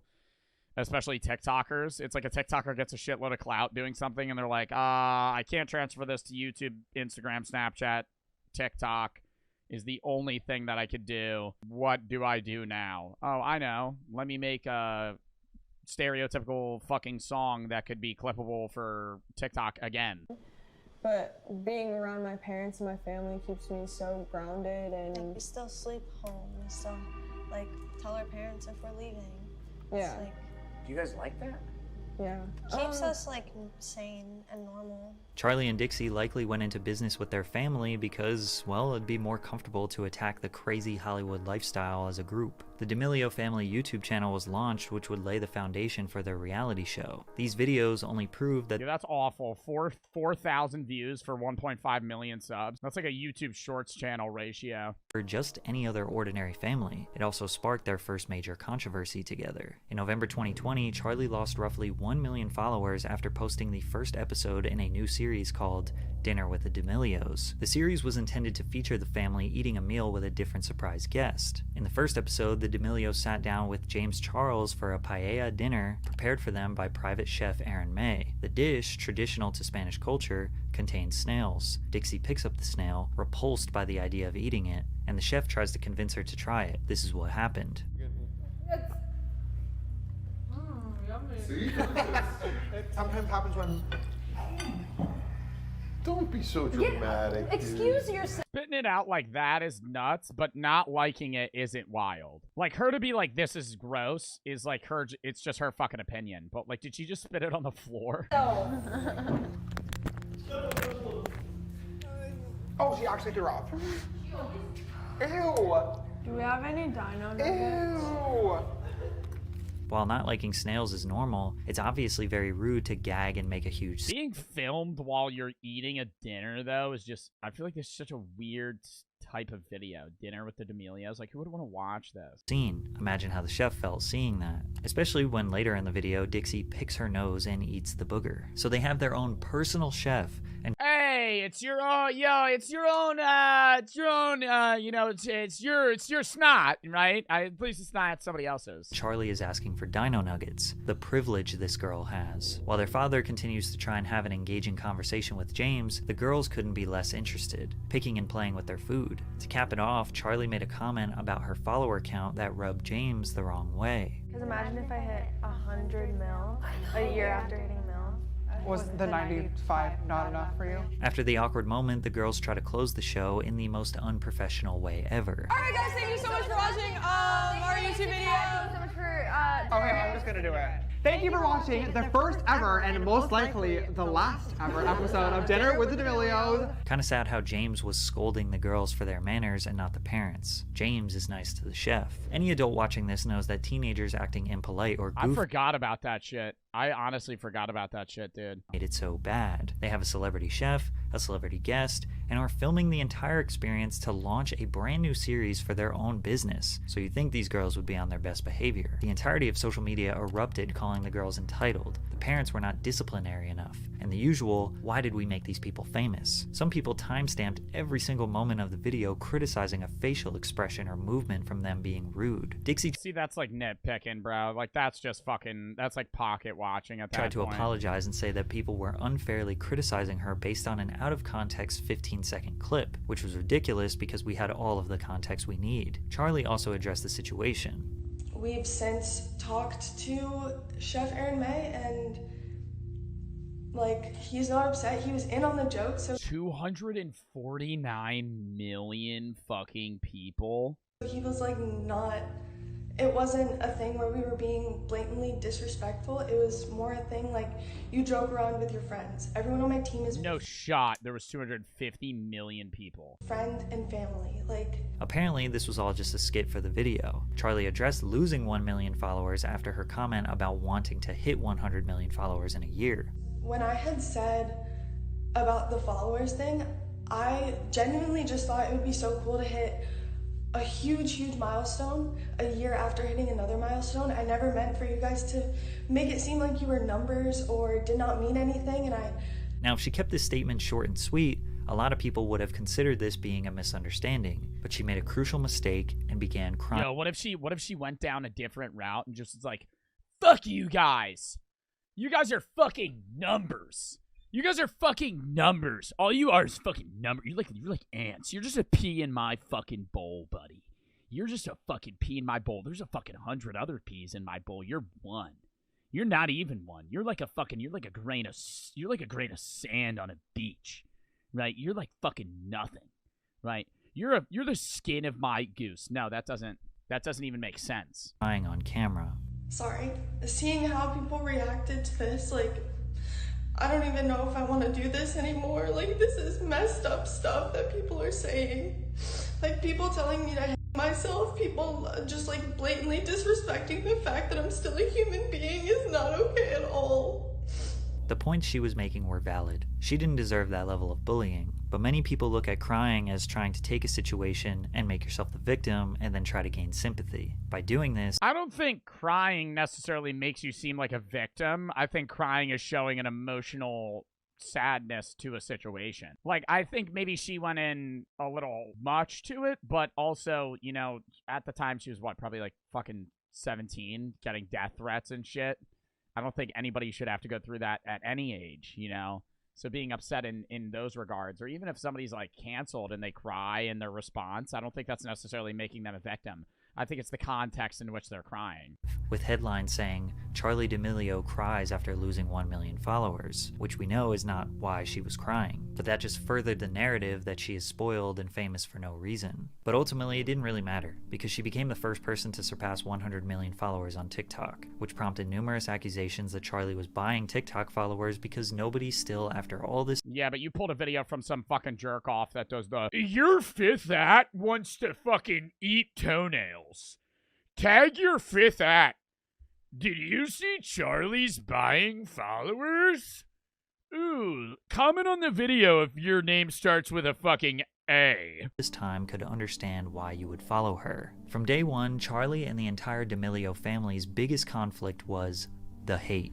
If you have followers, you're not considered a person. You're just a thing that people get to judge and objectify and call names and bully. So it's like they don't expect. Yeah, but she brings up valid points. Like when people get internet clout or any form of fame, you're automatically not as human as somebody else would perceive a friend or somebody they've just met in public. It's a valid point, right? When somebody has clout, you treat them either really good or really bad accordingly, and not just like a person, right? Like, you meet somebody in public, like, it's just not even just necessarily like parasocialness or something like that. It's just how people perceive this individual, right? The things they say and all that. It's like you kind of talk to them like they're a robot or a Sims character rather than a person. Possessing a skill or talent that is extraordinary, which makes people flock together to pay attention to that skill. You have to work, grind, show passion and dedication to a craft for years before anyone is going to respect you. They were given followers and fame and feel entitled to be given support every time they find a shiny new career they want to pursue. So people give hate to the D'Amelios because they get to waltz in any creative industry other people are dying to get into. They get paid more for media. It's like a form of jealousy or envy, but it's like, because they are potentially less qualified people in a lot of the realms that they're getting into, and the people that are possibly more qualified or more entertaining aren't getting a shot. But I don't think, like, Charlie, I think Dixie should be allowed to be in the singing realm, and Charlie should be in the dancing realm. Like, it's fair. Mediocre work than experts in their field. So it's not surprising the world wants to hold them to the same standard as experts since they are getting paid just as much as them. Charlie became a New York Times bestseller after writing a book called Essentially Charlie, The Ultimate Guide to Keeping It Real, which covered topics of identity, cyberbullying, social media, and body image, as well as Charlie's childhood and family life. Best-selling author, voice actor, professional dancer, podcaster, YouTuber, clothing designer, makeup designer, chef, musician, all within 2 years of being famous. She tried everything, but was committed to nothing. So the only thing left to do was start a reality TV show. The D'Amelio Show premiered on Hulu in September of 2021 and was an immediate success. It became the most watched unscripted series among all first season titles in the genre on Hulu. Season 1 was them, unsurprisingly, becoming famous and dealing with the overwhelming amount of hate. They even put hate comments on the screen whenever the girls do anything, waking up in the morning reading hate comments, trying to predict the criticism they will inevitably get. This is just giving haters more power and will ultimately make them want to comment more. But this is the only setback that the D'Amelios have ever faced in their life.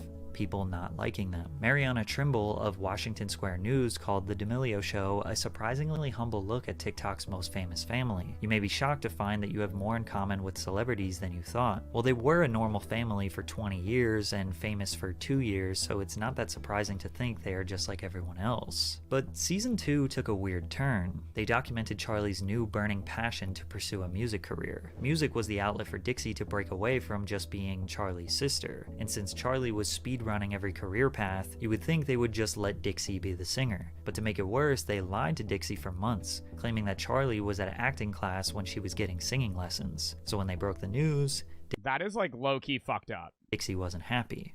I was caught off guard and then expected to be like, oh my god, this is so perfect. You know what? Why don't you put this song on my album? We could do it together. Like, that's how they wanted me to react. And I'm like, guys, no. Charlie did end up releasing a couple songs that saw moderate success, but as a shock to nobody, she doesn't seem committed to that career path either. We also see even more pressure from managers for Charlie to pursue business ventures. Right now, my skin is like kind of numb. Bro, I just wanna make money and do social media and entertain people, and then when I'm done, I wanna open like a bar. I don't know why this is getting to like a, hey, you need to be an all-time singer or a fucking a world-class writer or an actor. Dude, just fucking do what makes you happy. You know, obviously you want to make money, right? And I'm sitting on this pedestal as a fucking Twitch streamer that's like, oh, I get to fucking do this as a living. I know, right?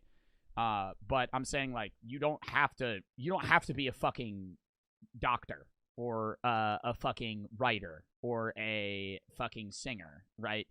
You could do something that you enjoy, right? Obviously, you want to make money from that, but you shouldn't sit there, even with Charlie and them. Like, I don't know why she's ping-ponging through these massive ideas.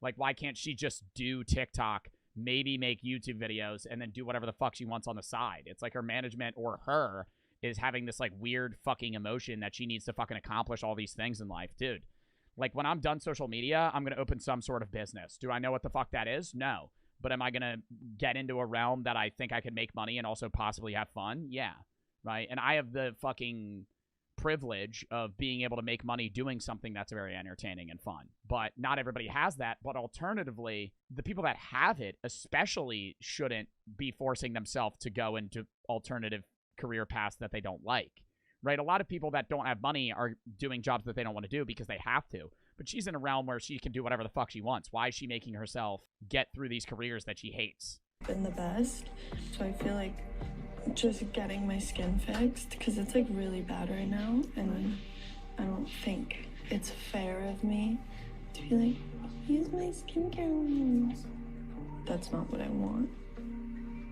I feel like a fraud, and I don't enjoy feeling like that. She also appeared in Dancing with the Stars, which was the first time a business venture made sense. And actually, Charli and her partner Mark Ballas won season 31. The other main theme about season 2 was how Dixie was in a toxic relationship with her boyfriend Noah.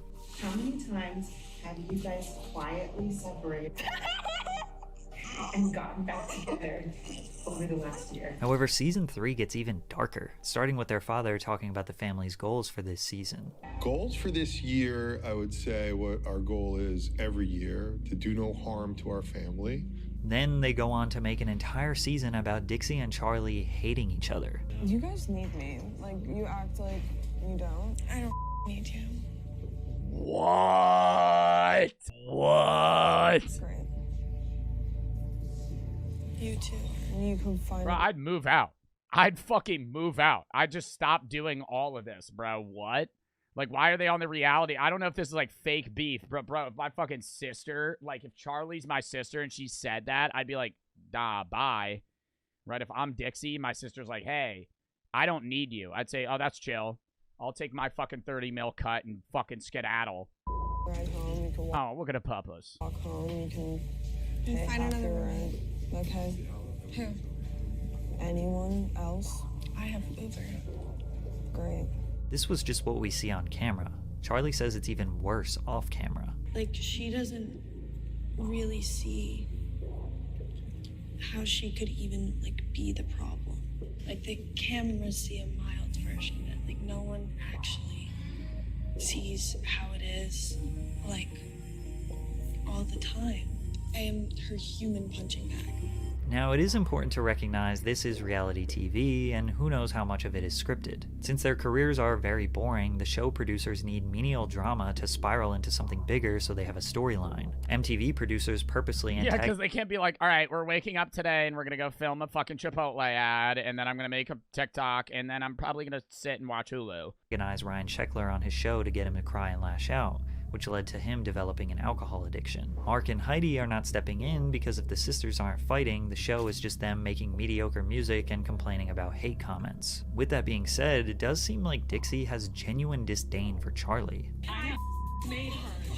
This wouldn't be the first time Dixie plays the "I'm better than you because I'm older" card.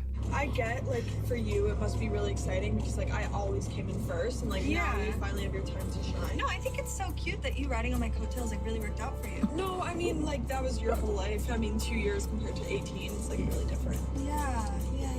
And again, it's reality TV, so we have to take this with a grain of salt, but kind of seems like this family is destroying itself. I feel like they're fucking competing for no reason. Why? Just because you're siblings doesn't mean you have to be better than your sibling in the same career path or career path that they're in. Just do what the fuck you want to do. You're just related. That doesn't mean you're competitors. The interest in the D'Amelios is drying up because they're just a normal, pretty non-problematic family, which for the sake of humanity is great, but for entertainment, it's stale. All of their controversies are nothing compared to most celebrities, which, again, that's a good thing. The Kardashians maintain their fame through calculated publicity stunts, drama, sex tapes, contractual relationships with men who are A-list celebrities, having children. Reality TV is a soulless industry. Nobody's life is interesting enough to be on display like this, so you either have to intentionally create conflict or your show gets canceled. We usually deal with celebrity nonsense because they offer something of value in return. Kanye continuously disappoints his fans, but he has created so much great music that they will block out his antics and praise his art. Similar things can be said about Shia LaBeouf or even Bam Margera. Even though the D'Amelio controversies are small and Charli is pretty unproblematic, most people don't rush to her defense because she is known for TikTok dances and brand deals. Nobody's gonna be like, I'm gonna ignore the Charli controversy because yeah, but if it was like a fucking famous rapper that had the drama that Charli had, it wouldn't even gain traction.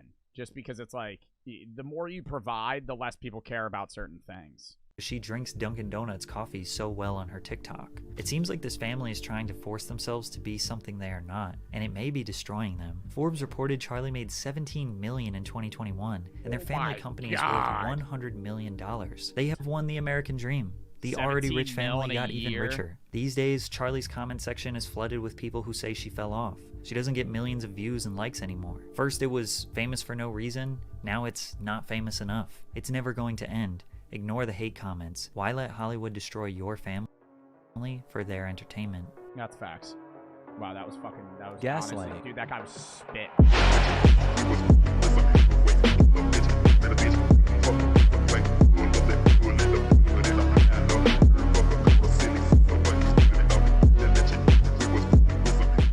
Seven levels of streamers. It's like the Wild West, but it's not. Every streamer falls into one of 7 levels. Some are stuck. NPC, Clout Chaser, Grinder, Entertainer, Star, The Wave, and Icon. I feel like streamers, 7 levels of streamers. Yeah, there's levels to it, but I feel like category-wise, the difference between streamers is, number 1, desktop IRL. Then you could segment lower to just chatting, gaming, variety on desktop. Or IRL, you could transition to thought-based IRL or unplanned. Then you could segment even more from desktop streamers being variety, just chatting, or gaming to planned content or unplanned content. Breakthrough from the NPCs clogging up Twitch all the way to Unplanned content. Walks around in public. icons like IShowSpeed who literally redefined streaming today. Today, I'm breaking down the 7 levels of a streamer, starting with level 1. I couldn't find what to call this level, so I put NPC as a placeholder. Chud. The Chud level. Am I on the Chud level of streamers? Anyway, level 1 is the unknown. Everyone starts here and most never leave. These are the people who just discovered OBS last week. Oh, so new streamers. So is he scaling in popularity? And think streaming is as simple as turn on the camera, get famous, spoiler. Yeah, bro, motherfuckers don't know how to use OBS at all. OBS is fucking confusing. If it does, you're literally staring at like a fucking, like just technology screen. I don't know how to describe it. Can I show my OBS? I think showing my OBS is fine, right? Should I slide over my OBS? What is OBS? All right, this is my OBS. It doesn't make sense to anybody that doesn't stream, but it's like this is how I read chat. This is like what it looks like to me. I could like switch scenes. I could like mute my mic. No, I'm talking. You could like change things. You could add imagery. You could have timers show up. You could do a bunch of stuff.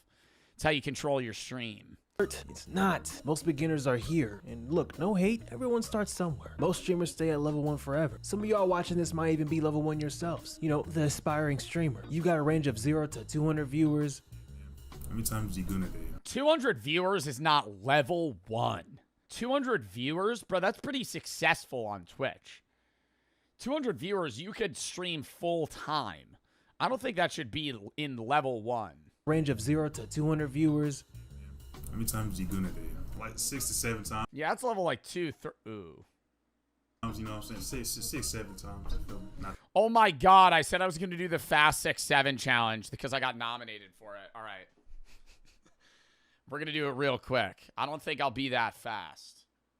I have to, though. 1, 2, I think he counted. 3, 4, 5.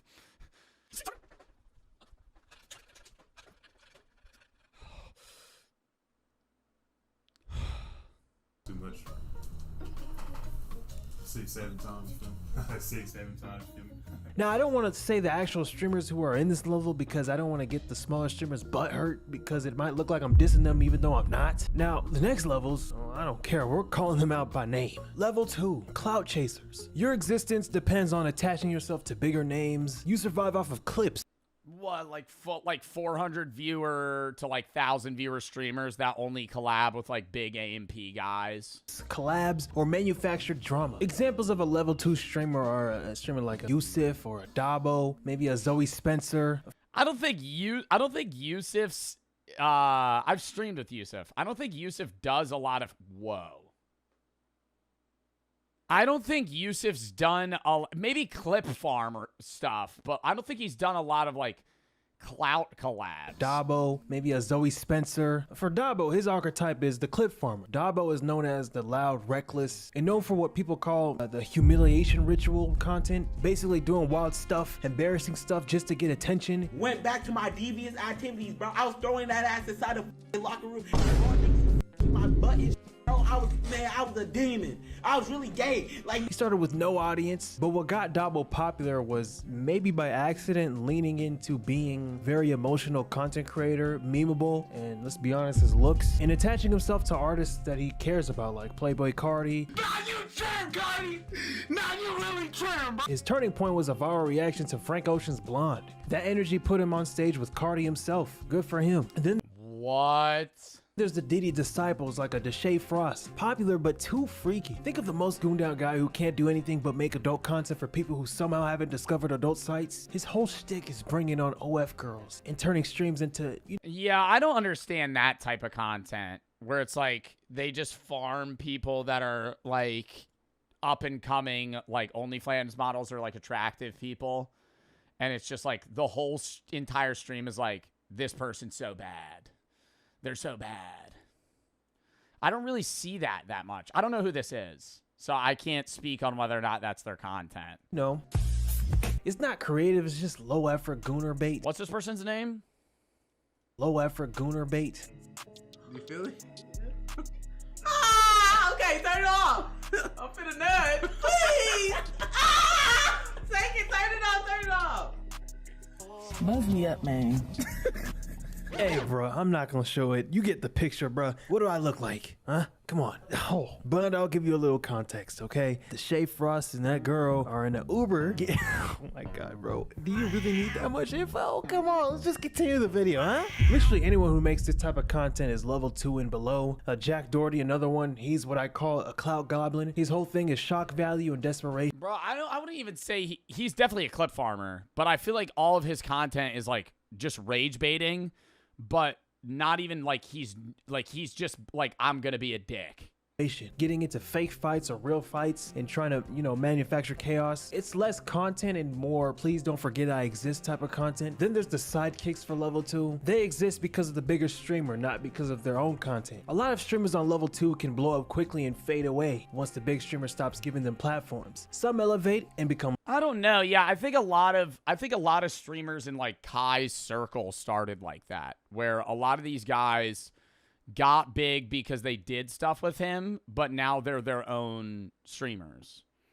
Like, Rakai had a following. I feel like he got big with Kai. Now he has his own audience. Same with Ray. DDG, I don't know. Did stuff? Yeah, like collabs. Or they just, like, make content together. Level 3. Level 3, Grinder. This level is where a lot of Toda gamers and reactions channels are. How far can this mic go? Like this nigga right here, or this nigga, you see these guys right here? These are, your reactors. They're level 3. These are the people who are good enough to stay relevant, but not good enough to really, I don't know, change Twitch or something, streaming. Yeah, it's like you have your own niche audience. I feel like I'm here. Yeah, I feel like this is... You have your own niche audience. You're not really making like I don't make like game-changing content. It's like no, you're not. Yeah, I am. It's not a bad thing, chat. It's like the categories of it. It's like I make desktop stream content. I would say maybe I'm between level 3, 4, but it's like the majority of my content is like gaming, horror-based, variety stuff. Like that's what I do. You know what I mean? Aspiring streamers, this is the comfort zone. Not too famous to have people stalking or ruining your personal life. Consistently streaming, pulling 500 to 2K viewers, recognizably inside a niche and visible outside of it. May have one lane gaming, just chatting, reaction, not versatile. You can survive here for years, barely break Whether intentional or not, but also not too unknown. Oh, like a lot of one-game Andes, maybe? Like a lot of people that main... like Marvel Rivals or main Minecraft or main certain games kind of hover here. To live comfortably. This level is what Twitch is about, or was about. Obviously, the upper levels... Yeah, so I'm level 4. Changed Twitch more recently, but this level is more chill in my opinion. This is like the ideal level I'd like to be at if I ever started streaming. Level 4. I think 3 and 4 is probably the best. I think level 3 has the benefits of like, you could kind of do your own thing, whereas 4 is like, all right, now... I mean, you deal with more hate, but it's also like you have more freedom in content creation because you have more money that you could spend on it. and like do other things. The entertainer. If you're in level 4, you're probably averaging in the thousands, maybe 10,000 plus viewers. Okay, fucking not. Maybe on a stream or two, fucking 10,000 consistently. Fucking no. I'm hovering around 5. I would say per month hover around 5. So I'm in the midst of 4. That puts you well above nearly every other streamer. You're too humble. I don't average that. I've never averaged that. Dispatch did? Yeah, Dispatch was also the biggest game that I've ever streamed. It's rare. Most streamers don't even hit 100. People here thrive on being character. I think I'm comfortably at level 4. I wouldn't want to be higher than that. Like, I've said that. Like, I like being able to have a chat, you know, that I can read. Like, I think getting to the point where it's like you're so large that it's just like you're streaming and you don't ever look at chat is like, that sucks. Just more than anything, or very skilled at what they do, whether it's games. Like, I can't read most chats, but I'm also still able to like pick ones out of a crowd. Music, IRL, politics, they know how to entertain. They get viewers for a reason. That's basically level 4 all the way up to level 7. Take the poggers lane. Wait. How do you grow from 5K viewers? Oh, you could do it. Way more idea-based content than regular desktop streams. You stream less than you normally would, and you do way more collab content. Like when I did the bingo thing with Lud, it does better. Like I could just schedule that and do that all the time, but it's like exhausting. And then you can't do your own content. Like you're always doing collabs. You're always doing stuff like that's why you see like all of the biggest streamers right now are in groups. AMP, FaZe, right? Fucking like OTK or like any of these other groups. It's like these people all fucking circulate viewers within themselves, and they do a lot of outreach to other groups to try and pull them in. There are people that are beyond that, like Speed or Queso, but Queso also does still share a lot of audience members. Like he has a group. It's just more of a gaming chill group, but he's also like an anomaly in the streaming world. That's why like most people use him as an example for things. But yeah. Way up to level 7. Take the poggers lane. Wait, quick history lesson. The pogger community is just a group of big old... Yeah, it's like the OGs are the poggers. But yeah, no, like the pogger community is all the OGs that have been on Twitch for a long time. Listen, the pogger community... Like it's Hassan Cutie, I mean Miz before. I don't know who this is. Who's this? Who's this on the right? Asmin Cutie, Hassan... Miz, who's this? No idea. I don't know who that is. She's probably an OG though. But like all those people, XQC would be a poggers community. They're not W or L. W or L chats was like Kai. Like 2020, I would say like post-COVID. Mid-COVID, post-COVID is like is WL. Pre that, like if you were streaming pre-2020, you were an OG like pogger guy. It's just a group of big old school Twitch streamers who blew up off of gaming and built their own little ecosystem. Basically white people. And I think poggers is like a Twitch slang for hype or something like that. Guys like Asmin Gold or Mizkif. He's basically the glue that holds his side of Twitch together. He co-founded OTK. If you want controversy and unfiltered opinions, Isn't he not in OTK anymore? I don't know. Who's still in OTK? I feel like people flood in and out of that group all the time. You're watching a Sneeko or Destiny. If you want goon content, you've got DDG, a YouTuber who turned Twitch into another project of his. If you're into women who say nigga freely, you're watching Senna. This tier is also where most of AMP lives. Everyone except Kai, Duke, and Agent. Level 5, the star. If you're in... What? He's saying level 4 is AMP? Yeah. Agent's not level 4. Kai's not level 4. Chris is. Duke is. Phantom, I feel like just doesn't stream enough. So, but he has a lot of fucking viewers.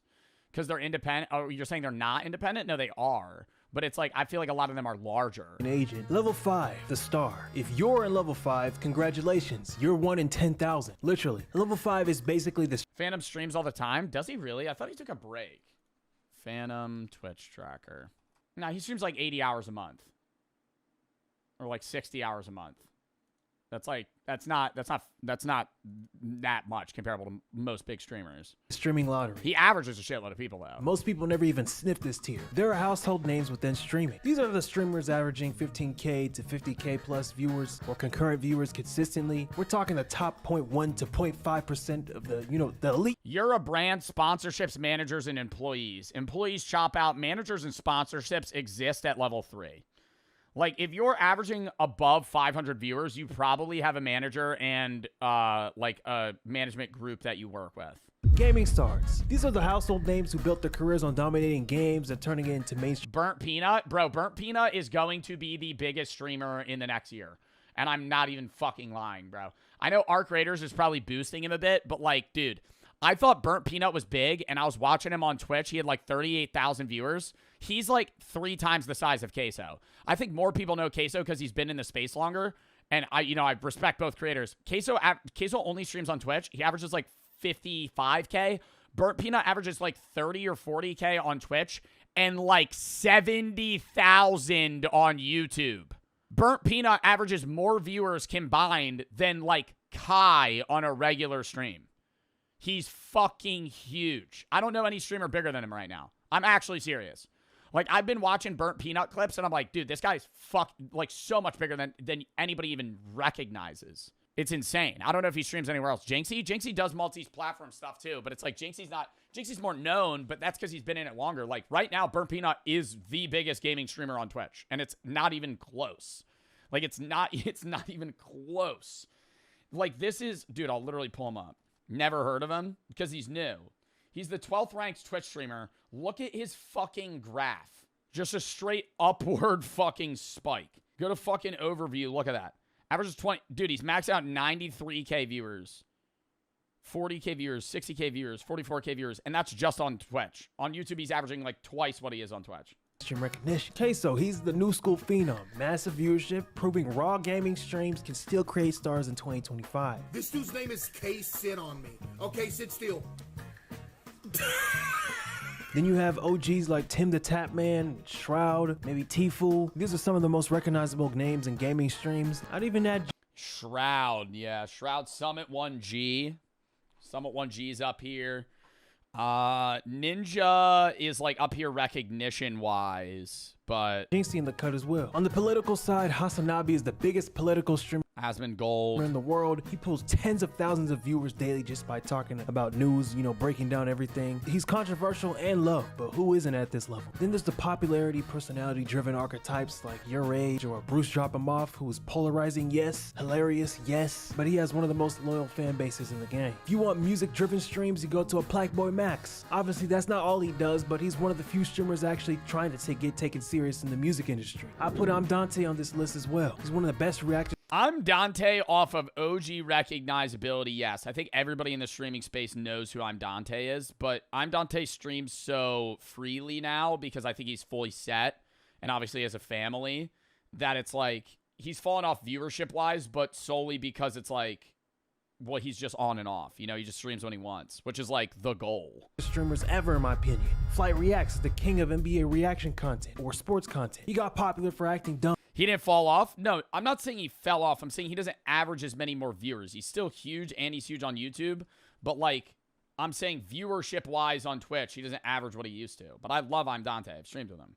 I'm just saying it's like he just streams less. Like he streams 30 hours a month. Like most streamers that are big in their space is like, look, literally right when he started streaming less. Because it's like, dude, he was averaging 131 hours. Like most streamers have like 150 plus a month. It's just like, he hovers in that space of like, now he can just do whatever he wants, which is awesome. How many hours do you stream? Let's see. Over 100. It varies per month. I think the most I ever streamed was July. Yeah, like 120. Well, I am cutting back a little bit on streaming, but like 106. This is this month, so it's not over. 116, 120, 142, 17, 122, 134. Like, I at least stream like 4 hours a day. Valkyrie, I don't know much about her. I don't even watch her. And normally that would mean I shouldn't rank her, right? False. I'm a ranker anyway. She's level 5. Then there's Ludwig, who's part of the Pogger community. Ludwig is tricky because he's either level 5 or level 6. Before Kai... He's level 6. Level 6. I think Ludwig's more transcended streamer, and now he's a YouTuber.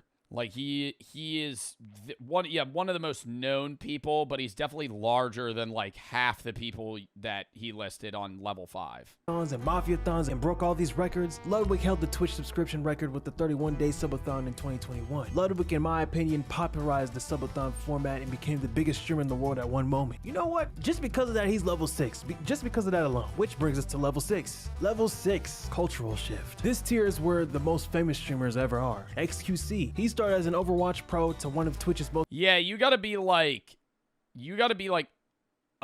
fuck.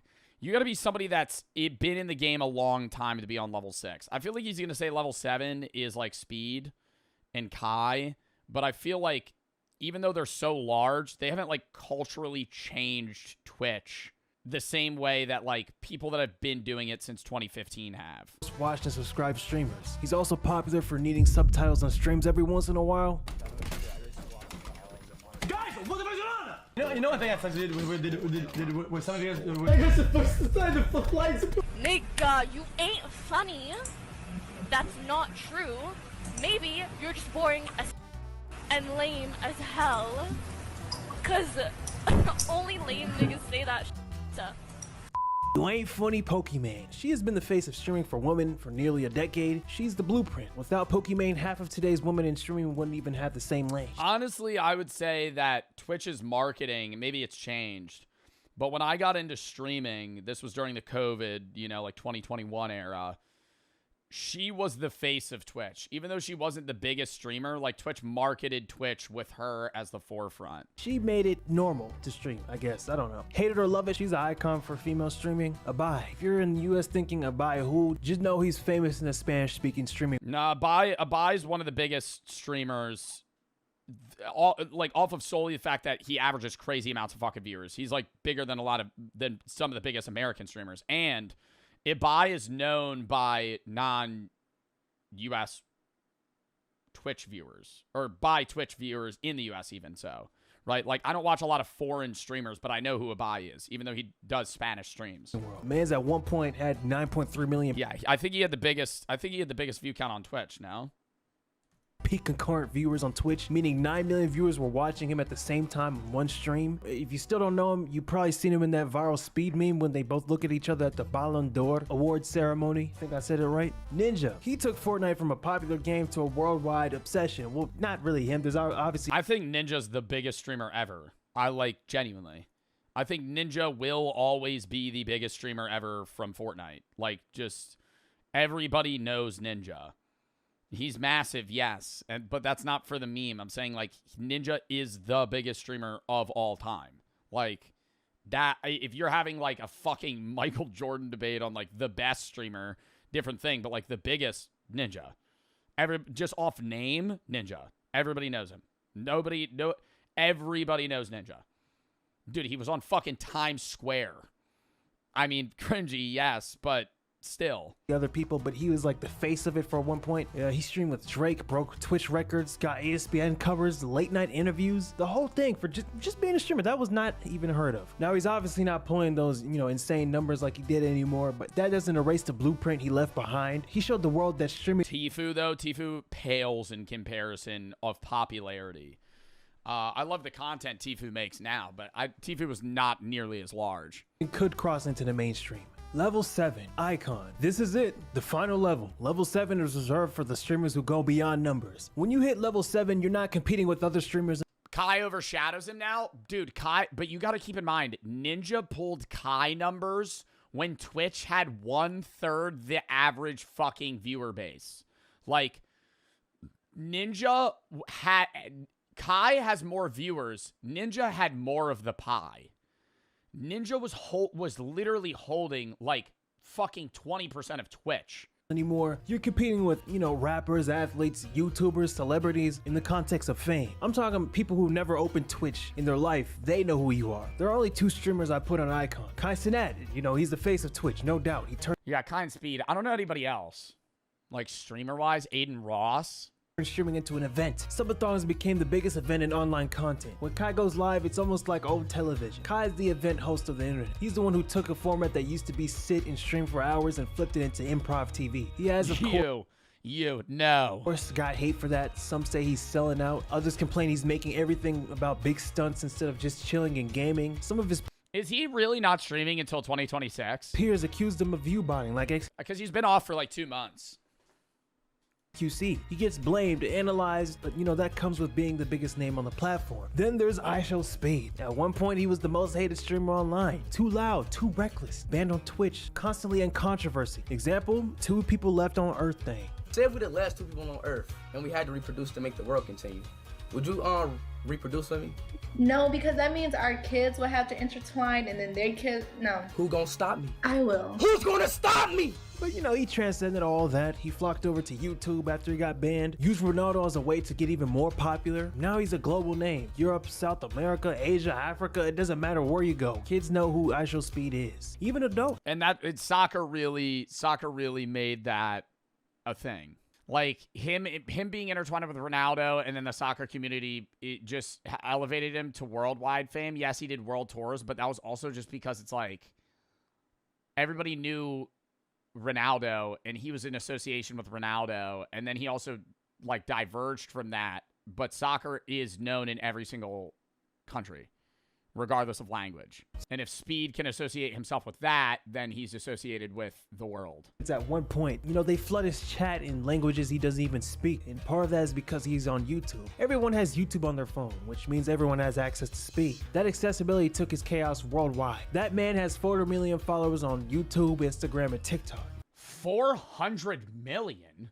How many fucking subscribers on YouTube does he have? 46. Oh, on combined platforms altogether. Oh. All right, chat. We got a fucking philosophy video we're going to tap into now.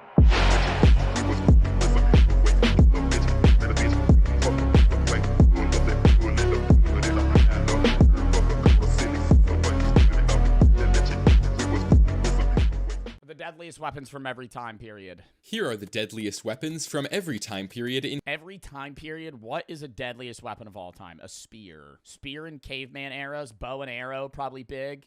First gun, probably fire, musket, nuclear weapon at some point. history. The Stone Age.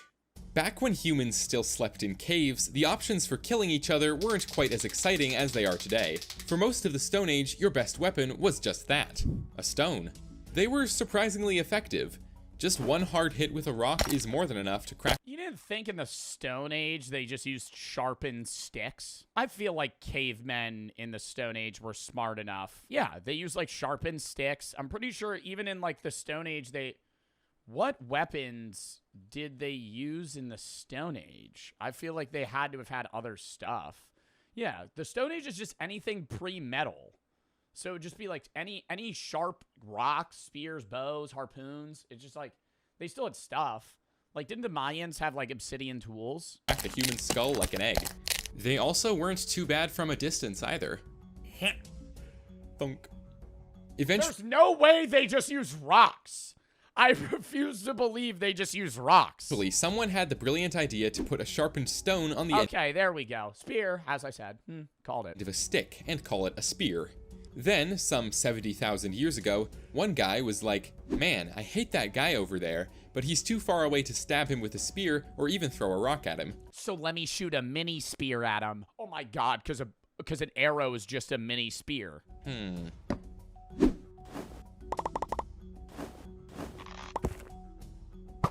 How did they make a bow and arrow, though? Like, what string is like elastic enough to shoot? Rope? You're not using rope. Like twine?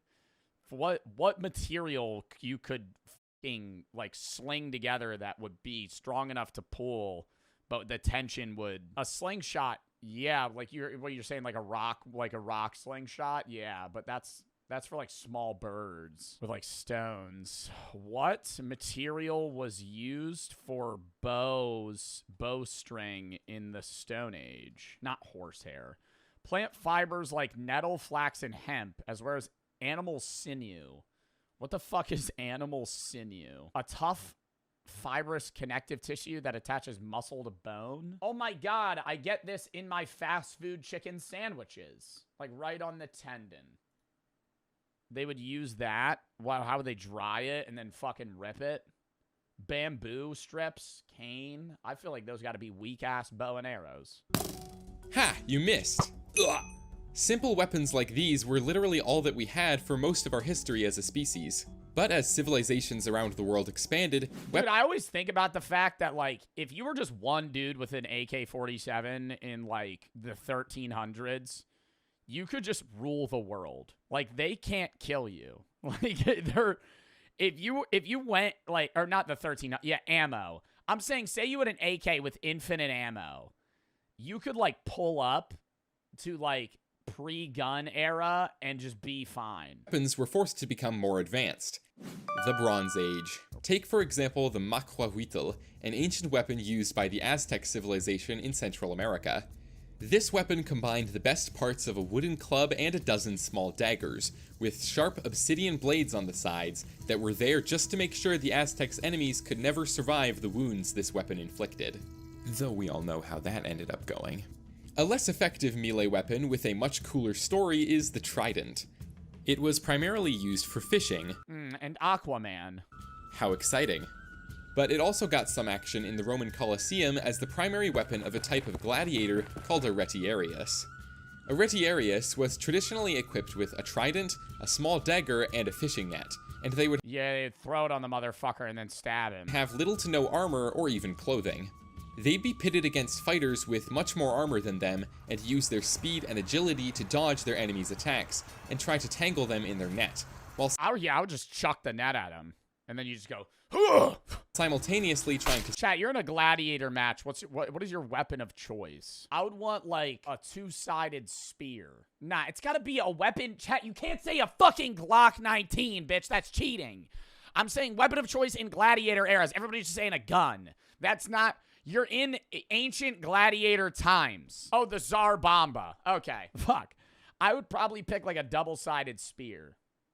That would be awesome. Stab them with their trident. You get range and you can kind of like pivot. The trident typically only left small, non-fatal wounds so as to make the fight last. I would want a comically large Elden Ring sword. And I just... that I have to drag on the ground behind me. And using all of my strength, I can pick it up and fucking throw it down, miss, and then they stab me. It's longer for the entertainment of the audience. In any case, the most prevalent weapons in use during the Bronze Age had to have been slings, swords and spears of various types, including the Egyptian khopesh, as well as the shield.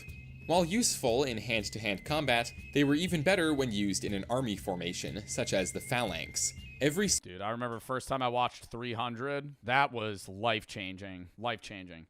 I feel like that is a experience every kid goes through, watching 300 for the first time and be like, wow, this is badass. Hold men! And then they go, thump, they catch all the arrows. This is Sparta, kick the guy off. Oh my God. And they beat like, it's like the actual underdog skill diff fight. Like fucking 300 guys beat like 10,000. Soldiers stood shoulder to shoulder. Troy's better. Troy's also a good movie. I don't think 300 sucks though. As they advanced, completely unstoppable. These sorts of weapons were all well and good for fights between individuals or armies, but less effective at taking on the well-fortified castles common to the next period, the Middle Ages. Cannons. Necessity is the mother of invention. And when the necessity is breaking into a palace and mercilessly slaughtering all your enemies, the inventions are siege weapons. Huge machines usually operated by multiple... Ooh, a catapult? Didn't they, in medieval times, used to fling, like, dead, infected bodies and stuff over the walls? Not bodies, but, like, they would fling, not just, like, rocks and shit that was on fire. They would fling, like, yeah, like rotting bodies. Yeah, the Mongols did. Yeah, and it would cause because if you sat in there too long, everybody would just get infected and die. Soldiers that were great at tearing down the dead possums. You think a dead possum was ever loaded into a catapult? Probably not. Dreams of kings. There were so many types of siege weapons that I can't cover them all in this one video, so I'll just go over my favorites. Is that just a big battering ram? Oh no, it's just art. Is that a cannon? That looks like the biggest cannon tube ever. The siege hook was a large device that could be used to literally just pull a wall down by grabbing it and yanking it away. Effective and very simple, 4 stars. The trebuchet was a device invented in ancient China. Larger and more deadly than a catapult, It could throw a stone weighing 200 pounds. Bro, what was that show? This brought back a memory. What was that show the Mythbusters put on every year for like 3 years, where it was a competition where they had to throw a pumpkin further than another person, and all these people came from all over the United States and the world with their own inventions on how to shoot a pumpkin far. It wasn't Mythbusters, but it was the Mythbuster guys. Do y'all remember that? That's probably real niche. Pumpkin Chunkin'. Y'all remember Pumpkin Chunkin'? 2011, Pumpkin Chunkin'. They held a contest in Delaware. 120 teams came in with their different inventions on how to shoot a pumpkin far. And the trebuchet reminded me because some would have trebuchets, some would have like canisters of compressed air. Dude, that show, awesome. Awesome. Bring that back. To a distance of up to 275 meters, or almost 3 football fields. Very terrifying, 5 stars. That might have been a video from Pumpkin Chunkin'. 5 meters. That might be a pumpkin in the air right there. It's probably not. Or almost 3 football fields. Very terrifying, 5 stars. The ballista was basically a giant, really destructive crossbow. The crossbow is already cool, and making it bigger is a good idea in my eyes. 5 stars. The battering ram was a log held by a bunch of soldiers that they would use to repeatedly hit walls and gates until they broke. How can you even call this a weapon? It may have been effective, but consider how annoying it would have been to use. Imagine the splinters in your skin, the smell of wood irritating your eyes, and the pain if you all dropped it on their poor little toes. 0 stars. My channel is still small enough that I can easily read and reply to every comment I get, so please— I'd be one of those guys that acts like I'm holding it. You ever see videos of that shit? Where like they'll be carrying something and some dude's just kind of standing there like this, like pressed up against it, but he's not actually holding any of the weight. Ram! Boom! He's just acting out of breath. Please, let me know your favorite siege weapon in the comments. While technologies like this made armies more formidable on land, other civilizations were busy developing weapons to fight their enemies approaching from the sea. Introducing Greek fire. This was a sticky mixture that could be ignited and burned for hours, even when placed on water, making it incredibly dangerous for your average seafaring warmonger. Roman sailors would spray this flaming mixture onto their enemies' ships through tubes, or load it into hand grenades before tossing them aboard their opponents' vessels. Greek fire was so effective that the Byzantine Empire couldn't afford to let their enemies discover the recipe to create it, and so it became a closely guarded secret. Even today, we don't know exactly how it was manufactured, but it's generally believed to be similar to a modern flammable liquid called napalm. We've come to a point in history where we can begin to discuss the invention of the weapon that fundamentally altered how— They had the fucking parent of napalm in Greek times? Holy shit. Imagine being the ship, though, that's shooting that at another one, and you accidentally get some on your own ship. Do you think that ever happened? Where you're shooting it out, and then it's just, like, lights your own fucking boat on fire? Wars were fought, and changed our existence as a species forever. This weapon is the gun.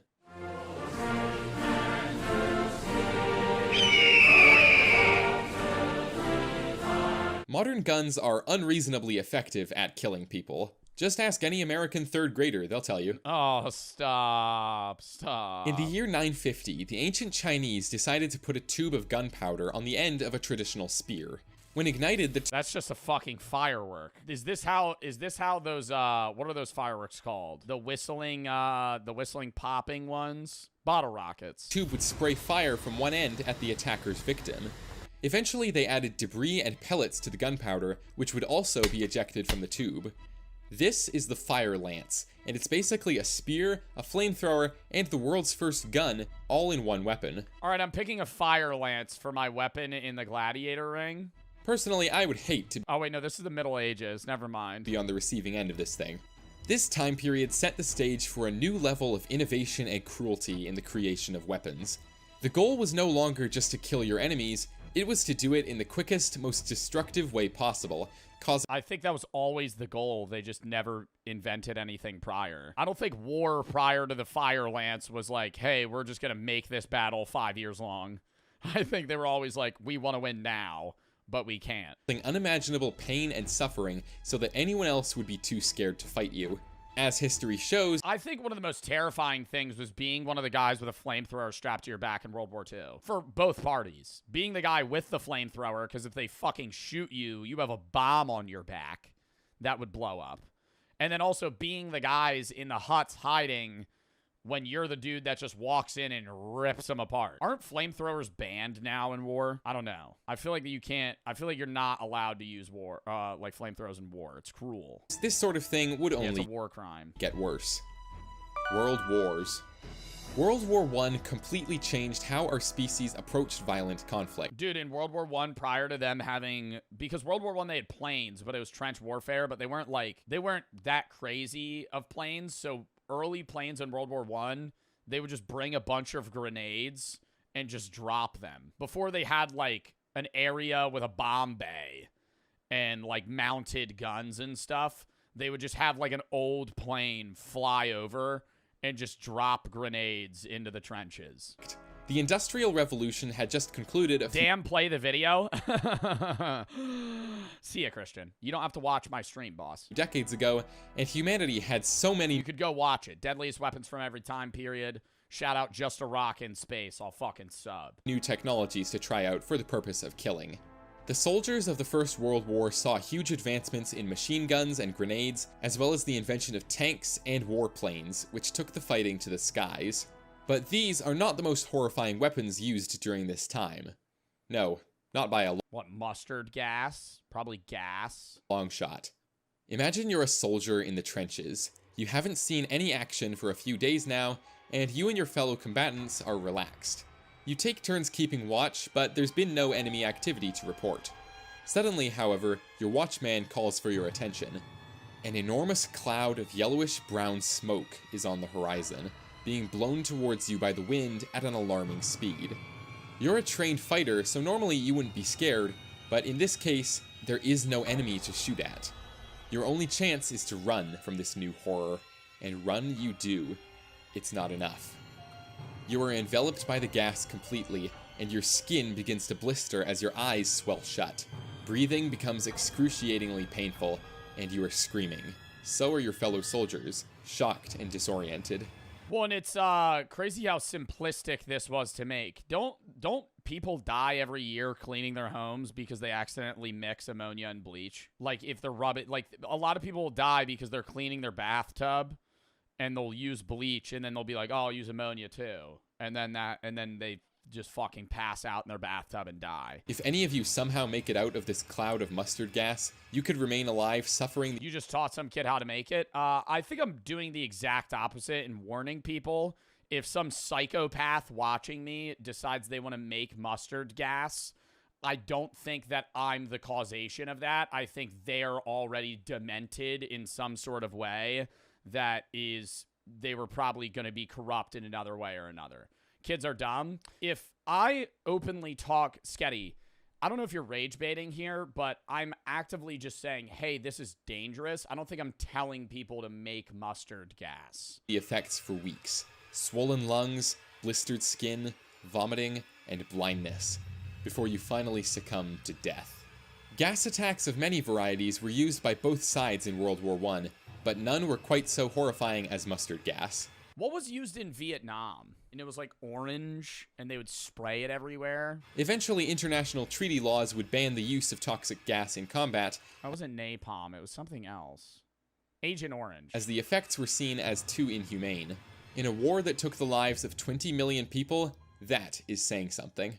World War I was truly the war to end all wars, until it wasn't anymore, when a certain Austrian painter decided he wanted to do some pretty terrible things. Poisonous gases were still used, of course, though in slightly different contexts.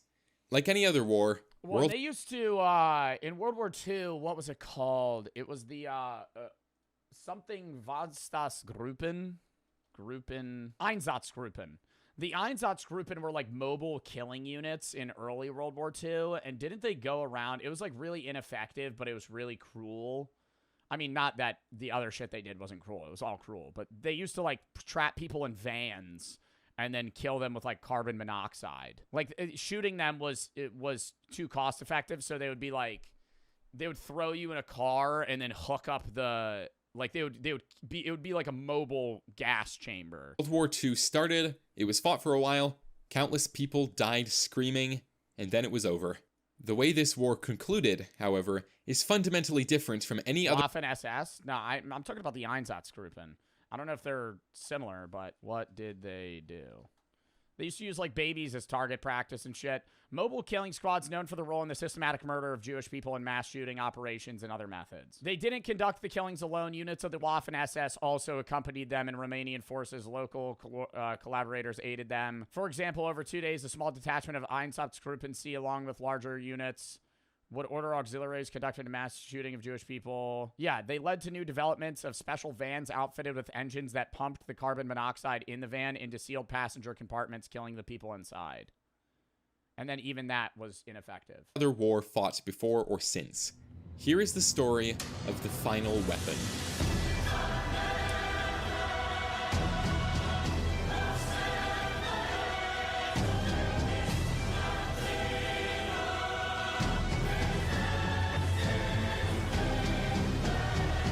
To put things simply, the Allies and the Axis powers were in an arms race. Both of them. I think that the nuclear bomb is probably the most deadly weapon, but I think that another point that needs to be made that hasn't really necessarily been used, but is most definitely developed, is like biological warfare of like diseases. Like there are most definitely diseases that the US and other countries hold that they could release and it would kill everyone in a country in, not COVID, I'm saying way worse than COVID. Like something that would be transmittable very quickly and kill you in an extended period of time to where it would be able to transmit fast and not be able to be cured. We're trying to use recently discovered like if they were like releasing, the Black Plague again. Nuclear technology in order to make a bomb. A virus. The final bomb. A bomb so big and destructive the other side of the war would have no choice but to surrender. When an element known as uranium-235 is compressed sufficiently, it triggers an atomic chain reaction, creating exponential amounts of energy, and thus an enormous explosion. The Americans were the first to figure out how to apply this to a bomb, and not without many scientists and researchers dying to make it happen. Little Boy, the codename for the first nuclear bomb to be used in war, weighed over 9,000 pounds and was dropped over the Japanese city of Hiroshima on August 6, 1945. Tens of thousands of civilians died in the initial explosion, and countless more died of radiation sickness afterwards. World War II officially ended less than a month later. No matter how impressive your tiny mustache is, you can't fight an enemy that can rain horrifying death upon you from the sky. Unless, of course, you can rain it right back on them. Countries around the world entered a nuclear arms race to create the biggest, most destructive bombs possible. It was quickly discovered that the process of nuclear fusion as opposed— I might be dead wrong here, but didn't Hitler want to make one on his like weird mobile train thing that he was developing? Like he didn't have, I'm not saying they were like that close, but didn't he have the idea, like a similar idea of making a crazy bomb on his like train that he had? I don't know what it was called, but it was like a fucking huge ass train that was worth a mega ass load of money. To fission was more effective. This is the same process that occurs in the cores of stars, constantly for billions of years, recreated for a fraction of a second. The Gustav gun? I gotta look that up. The largest piece of artillery ever made, a German 80-centimeter railway gun developed in World War II, designed to destroy French line fortifications. No. I mean, this was their weapon, but did the Germans in World War II try to develop a nuke? They didn't succeed, but they conducted research into nuclear fission. Second on Earth. The most powerful explosive to ever be created by humanity was called the Tsar Bomba, created by the Soviet Union and tested on October 30th, 1961. The devastating death cloud created by this explosion was 67 kilometers high, or about as tall as 8 Mount Everests stacked on top of each other.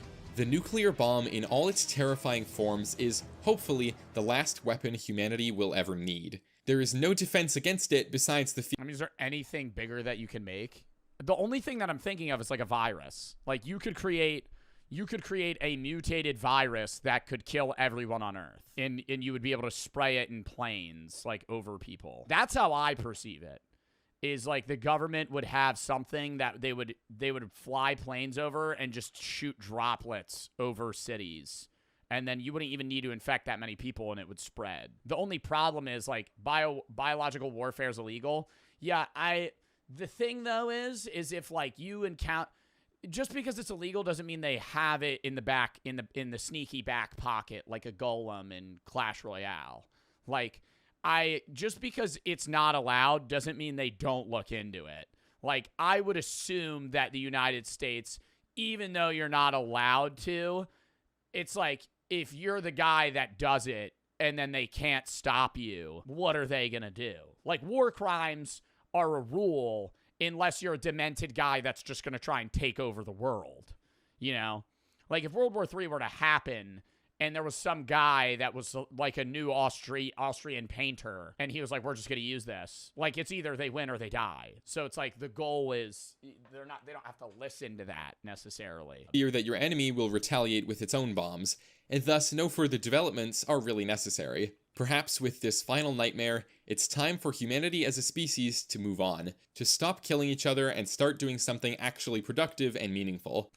Such as hitting that subscribe button. Yo, on God, though. That was a fire video. Just a Rock in Space. Shout the fuck out to them. That video was fire. Getting a like. Also, I gotta say, a lot of the animation channels that you see on YouTube, some cheaper animations, you know what I mean? Stick figure stuff. This is a lot more involved. Like, I'm liking the animations here. I feel like I'm watching a Gravity Falls thing. I enjoyed that. Next.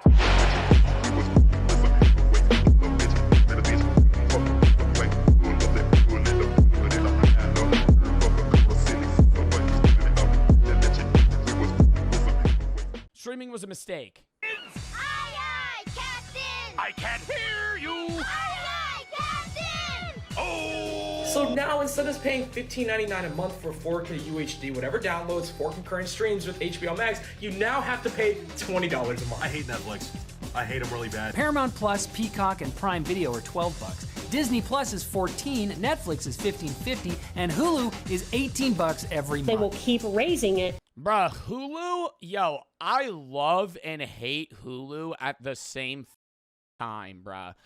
Hulu has a no-ad version, a with-ad version, and then they have a premium version. I used to rock, when I was in college, this is for college students as well. I don't know if they got rid of this, but I literally had it like last year. Hulu, you could get Hulu and Spotify for like $5 a month if you use your college email. Mad cheap. But it's Hulu with ads, which sucks. But it's like, you know, that's still a fire deal. You get Spotify Premium and Hulu for like $5. Or it's like $5 or $7. Anyways. That was awesome. But Hulu with ads unbearable. Bought regular Hulu, but still half that they have in the app's unavailable unless you have premium. Annoying as. And piracy is growing massively because these streaming services are kind of branching out to where there's so many and they're all fighting against each other that they're all raising their prices, which is weird because you would think they would lower them, but they're all in the red. So they all have to bump up their prices to make sure that they can actually be in somewhat level of profitability. And then it's just the consumer, especially with inflation, the recession that's going on, and, you know, the economic situation in the United States. But what's so weird about piracy is piracy today is like a literal one-for-one rip of the video. Does anybody remember piracy when you were a kid? Because when I was a kid, 23 now, when I was like 7 or 8, I remember piracy being like somebody ripping a shitty version of an iTunes song. Or if it was a movie rip, it would literally be a guy with a camcorder at a movie theater recording Lilo and Stitch. Like, a dude with a camcorder would just be like... And then you would buy that. Or, like, get it. You would not even buy it. You would get it as a rip online. And it was so bad. So that's why piracy is a huge problem for streaming services today. Because rips are no longer low-quality shit versions. They're literally just the exact version that Hulu, HBO, Netflix, and fucking Paramount has. Also, who the fuck has Paramount Plus? Disney Plus, understandable. Netflix, Hulu, understandable. HBO, understandable. Who the fuck? What do you watch on Paramount Plus? They will keep raising. What the fuck do you watch? NFL games? Oh, sports. Sports and reality TV. Until they find the ceiling. Who are paying now more for your television entertainment than we ever were before. Oh, yeah, Dexter's not on Netflix anymore. South Park's on HBO. Companies are going to do whatever they want to do at the end of the day. Bringing you actual value is not their main focus. It's all about the money. And I'm not saying we should do crime. What I'm saying is...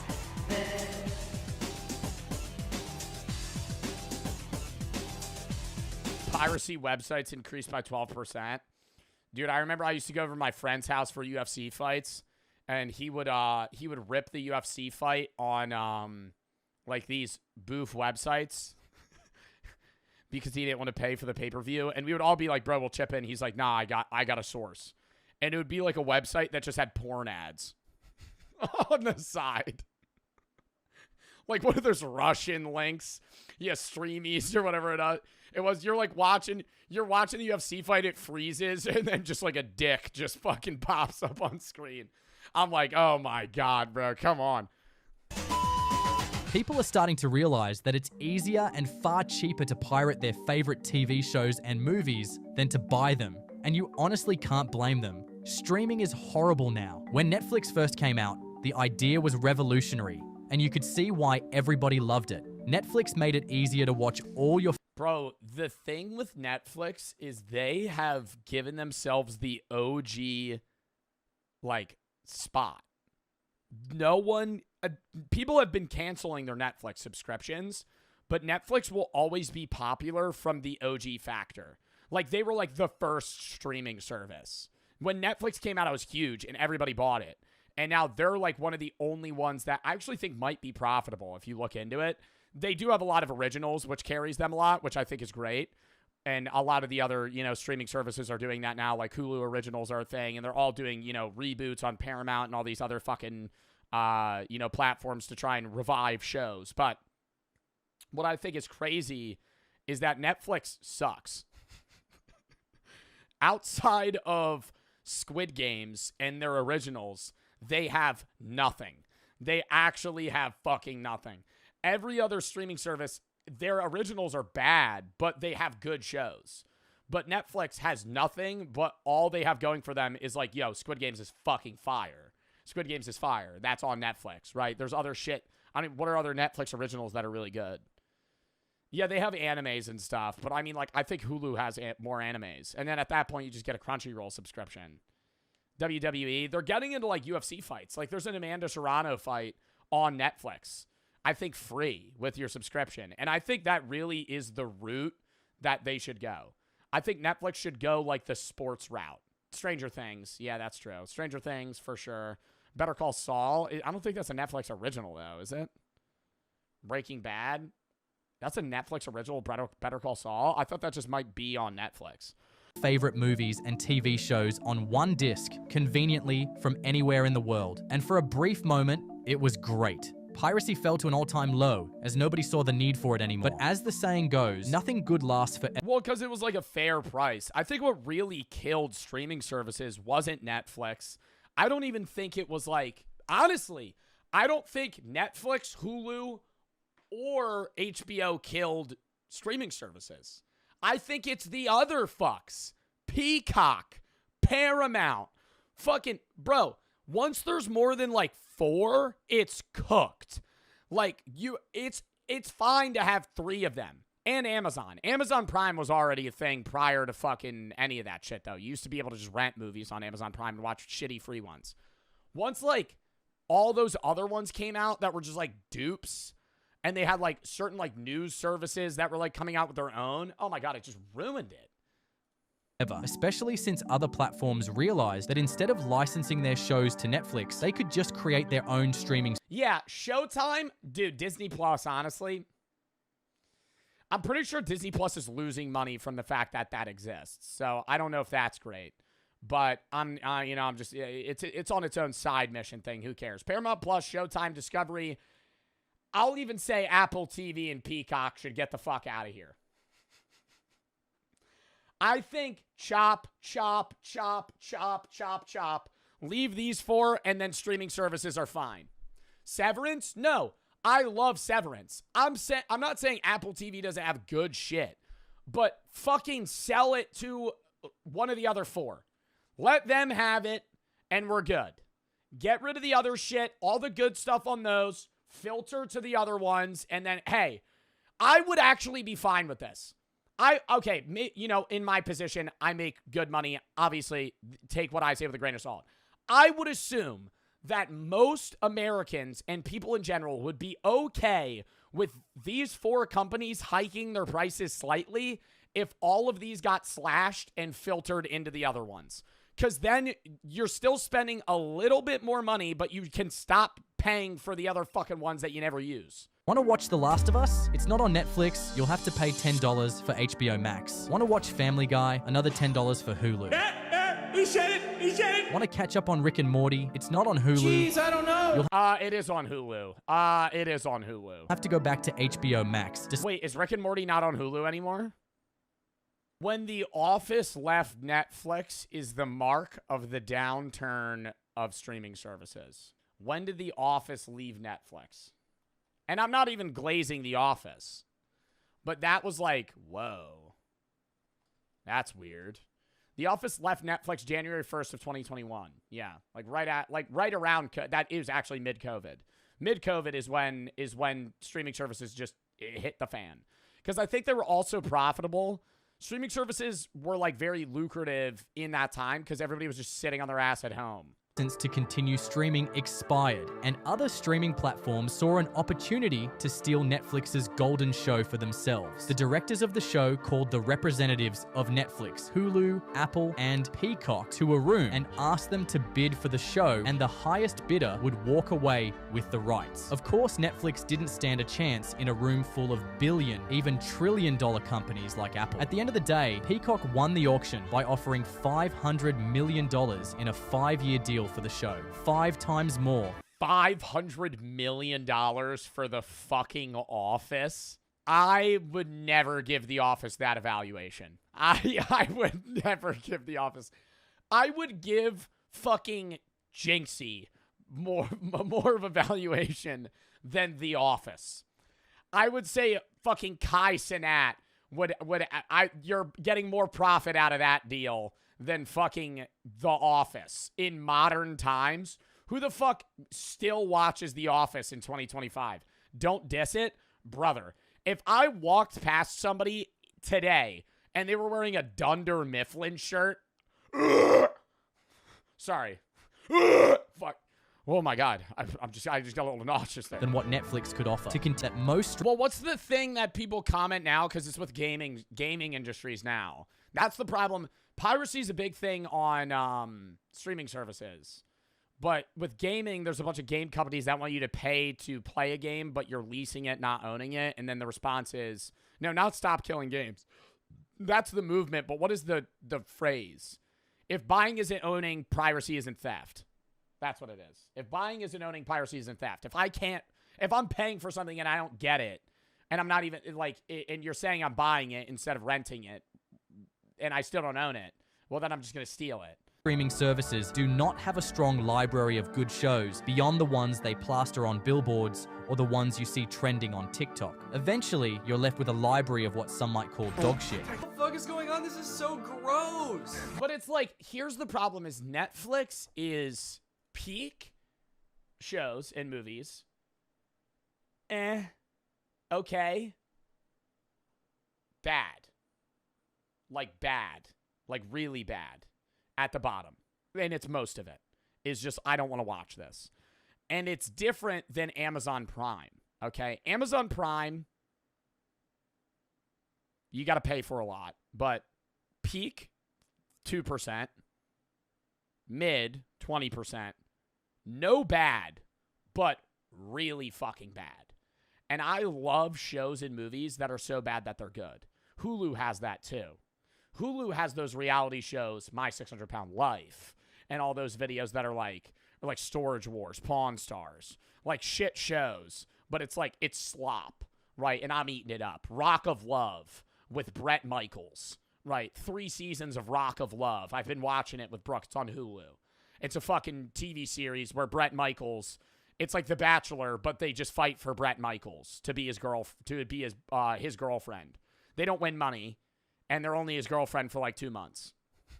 Shitty premise for the show. he makes out with every girl the second the show starts. It's painful to watch, but it's so bad that it's good. Netflix, bad, but not bad enough that it's good. It's just bad. That's why I love stoner movies, because they're so shitty, they're awesome. That's it. I'm never selling a dog's rear end again. Me too, bro. According to a study by Vindicia, the average American pays for 3 to 4 streaming video services per month, and that's I pay for video streaming services, Hulu, HBO, Netflix, Amazon Prime, but I wouldn't say Amazon Prime counts as a streaming service. I would say Amazon Prime counts as a delivery service, and then as an add-on, you also get, free Twitch sub, you get to watch shows. Like, it's just, Amazon Prime's just like, you're paying. I think out of everything, Amazon Prime is worth it the most. And it's not a good streaming service, but Amazon Prime gets you so much shit. Like, you just get access to better delivery stuff, free shipping. You get fucking a few movies and stuff. You have access to shows. You have free subs per month. Like, it's worth it if you use the advantages versus just paying for a subscription service. Yeah, you get Invincible. There's some good shows and movies on Prime, too. just for video. There's Apple Music, Spotify, video games, even software now are more expensive than ever. And if you're outside the US, things get much worse. In Noragrat's video about piracy, he talked about a man who got a VPN, paid a random dude in India to get him a local phone number, then made an Indian Disney Plus account just so he could watch his favorite movie legitimately. He's more dedicated to this than I was to my ex-wife. If you have to put that much effort to watch a I would just pirate it at that point. Or buy the film. There's no way he couldn't buy the film. He had to get a foreign Indian account to be able to watch his favorite movie. Why couldn't he just buy the film? Because he's still paying for it. Single movie, you may as well just pirate it. When you pirate them, it's much easier, it's much quicker, it's a lot less expensive, obviously. When I was researching for this video, I saw this post comparing... It's a lot less expensive. It's $0. What do you mean, Charlie, what do you mean less expensive? Yeah, you know, it's less expensive. It costs nothing. The basic plan for a Netflix subscription versus the pirated plan. If you're one for quality movies, you'll notice that the pirated version is actually much better than what Netflix offers you for $12, which should not be. There's a new term going around for what streaming companies are doing. It's called enshittification. It's the theory that... Wait, Netflix doesn't fucking offer 4K? Netflix only streams in 1080p? I fucking stream on Twitch in higher quality than Netflix does. Product and services offered by once great companies. Oh, you have to pay more for 4K? Oh, that's fucking stupid. You have to pay for higher quality on Netflix? I don't know what I have. I probably have the lower tier version because I've never seen something in 4K. Worse and worse over time as their need for growth and profit outweighs their desire to satisfy customers. Eventually, customers are going to be forced to pay higher and higher rates for increasingly deteriorating services, to the point where piracy is going to become an increasingly alluring value proposition. When that happens, it's not even the paying for it. I think piracy will never be a problem. No, piracy is a problem. The reason piracy is a problem is because of ad services. If I'm paying for a service, why am I also watching ads? Actually, also, you want to know the best? I'm gonna have a new take here. Amazon Prime isn't the best streaming service subscription. You know what it is? YouTube fucking Premium. YouTube fucking Premium is the fucking best streaming service that you could fucking get. Oh my god, it is though. Why? Because YouTube's endless. And YouTube TV, and there's other stuff that you could buy, but that's like YouTube Premium's fucking goated. And you get YouTube Music. And wait, don't you get YouTube Music with YouTube Premium? Oh my god. Dude, it's like its own Spotify. It's like its own fucking Spotify. You get remixes and stuff. Oh my god. Yeah, no, that's YouTube Premium's awesome. Yeah, no, that's goated. I think that what was I just saying? Oh, the problem with why piracy is big isn't hiking prices. Like if you make Netflix more expensive, people will buy it up to a point. But the worst thing they do is separate the two and have like $10 a month Netflix and $15 a month Netflix. And $10 a month Netflix has an ad every 3 minutes. Like at that point, you're just watching commercial TV or like a YouTube video. The only thing that I will say that YouTube's doing, even on a non-streaming service front, I have to delete so many ads off my YouTube videos. YouTube used to, if I had a 30-minute video, YouTube used to implement like 5 ads in my video, like 5 mid-rolls. Now they input like 15, and I just delete them. Because I'm like, I'll do, if it's over an hour, I try to do an ad every like 10 minutes. But if it's an ad, and you're not going to get every one. But if it's a 30-minute video, I'll put like 5 ad placements. And you might get like 3 of them. But like sometimes if I don't check and I post a YouTube video like yesterday, somebody was like, dude, there's so many ads in this video. I click on it. It's a 25-minute video. They put fucking 9 ads in it. I deleted 5 of them. What the fuck? Like just because then you're getting an ad every 4 minutes. It's just so annoying. You can be absolutely, indisputably assured that executives will blame W. Joe. It's not too much of a dub for me. It's just like, because I want you to watch the video, right? And so I'm fine with taking less revenue per view if it means you'll actually stay for the video and get less ads. I still put ads in my videos. Don't confuse that. But I do delete like half the fucking mid-roll ads they autoplays. Absolutely everything but themselves. For now, the new approach people prefer is subscribe to 1 or 2 streaming services and pirate the rest. If you keep those ads in, you'd make more money? Oh, yeah. Oh, yeah. Oh, yeah. I could put, if I really wanted to, you want to see some fucking crazy shit? Hold up. I'll see if it auto-placed one in my vlog. Let's go look. It might have auto-put ads in my vlog, in which case I'll be able to show you as an example. No, see, this is actually kind of normal. This video is kind of normal, comparable to the rest. This is like a 42-minute vlog that I'm posting. It has 1, 2, 3, 4, 5, 6, 7, 8, 9, 10, 11 ads. I always remove ads in the first like 7 minutes of a video, or I try to, like first 5 minutes, because, you know, you already probably watched a pre-roll. So I would do this. Like for the vlog, I'll do this. I'll do that. On a 42-minute video, I'll have that. So you'll get an ad maybe at 9 minutes after a pre-roll. You'll probably skip that one if you get it, and then you'll get this one, and then like that one in the end. Or 2 streaming services and pirate the rest. Facts. Back it up, back it up. 2, 2, 3 gonna make a nigga back it up. The shifted priority. That really is what people do now. You pay for Netflix, Hulu, HBO, and then anything else, you're just like, meh. Of streaming companies, from consumer satisfaction to maximizing shareholder value, revived the quote, if buying isn't owning, then piracy isn't. Oh my God, we were just talking about that. Stealing. You may have seen it in the comment section of videos. It's a reflection of people's growing anger towards the media we consume. It became even more popular when headlines like these started floating around. The Gen Zers own nothing. They don't want to own anything. Everything is a service. I miss the days where when you actually purchased something, it was yours. I just lost every single book on my Kindle. Dude, I miss the fucking... we talked about this like a month ago. I miss the movie days where you'd pull up to your friend's house and you would see the fucking selection, or even family movie nights. You'd see the selection of the fucking DVDs you had. Your family had 20 movies that you owned, and you would cycle through them and be like, which one do we want to watch? You saw all of them 5 times each. But it's like, which one do I want to watch today? And you'd fucking go through them, and you would pick out 3. You'd narrow them down, and then you and your friends would pick or some shit. Also, Redbox was fire. I loved Redbox. Redbox was cool, too. I miss the Redbox days. Pulling up to a CVS, you'd fucking lift up the curtain and be like, what do they have?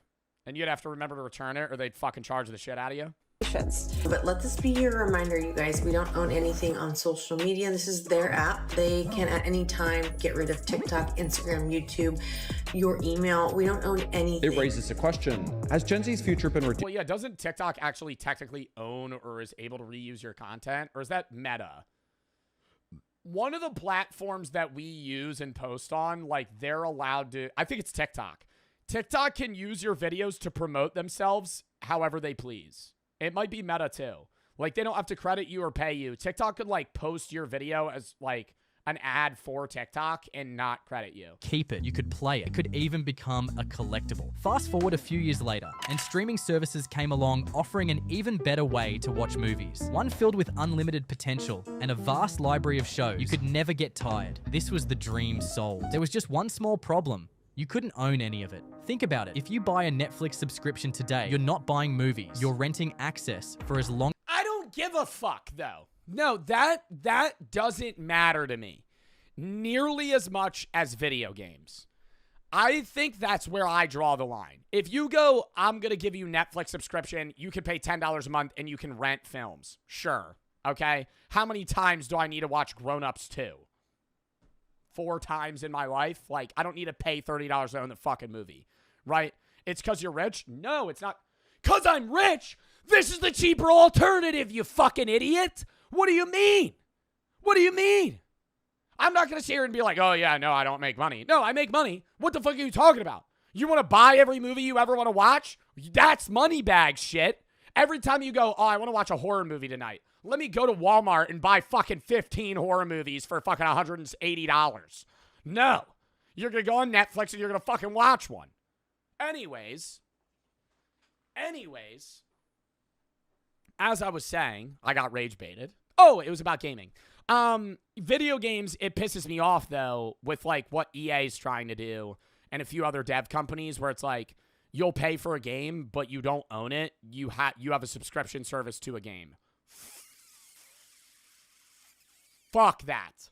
What is this, like, old age RuneScape? What am I playing, fucking World of Warcraft or some fucking online fucking desktop game that I have to pay $10 a month to be able to have access to, like some MMORPG? No, I'm not doing that shit. What? If I'm buying a game, I'm buying a game. I'm saying this. If I ever do an ad for a game that you have to pay a fucking subscription fee for, either A, I love the game, 5% chance, or B, they're paying me a metric ass ton of money and don't buy the game. If I'm ever like, hey, we're playing this, it's only $10 a month to subscribe to, fuck that shit. The only one that makes sense that I get that for is GeoGuessr, because GeoGuessr isn't a Steam game. GeoGuessr isn't a, like, fucking Ubisoft game. It's not a game on a site that you can physically own. It's a service that constantly just gets updated in its own realm.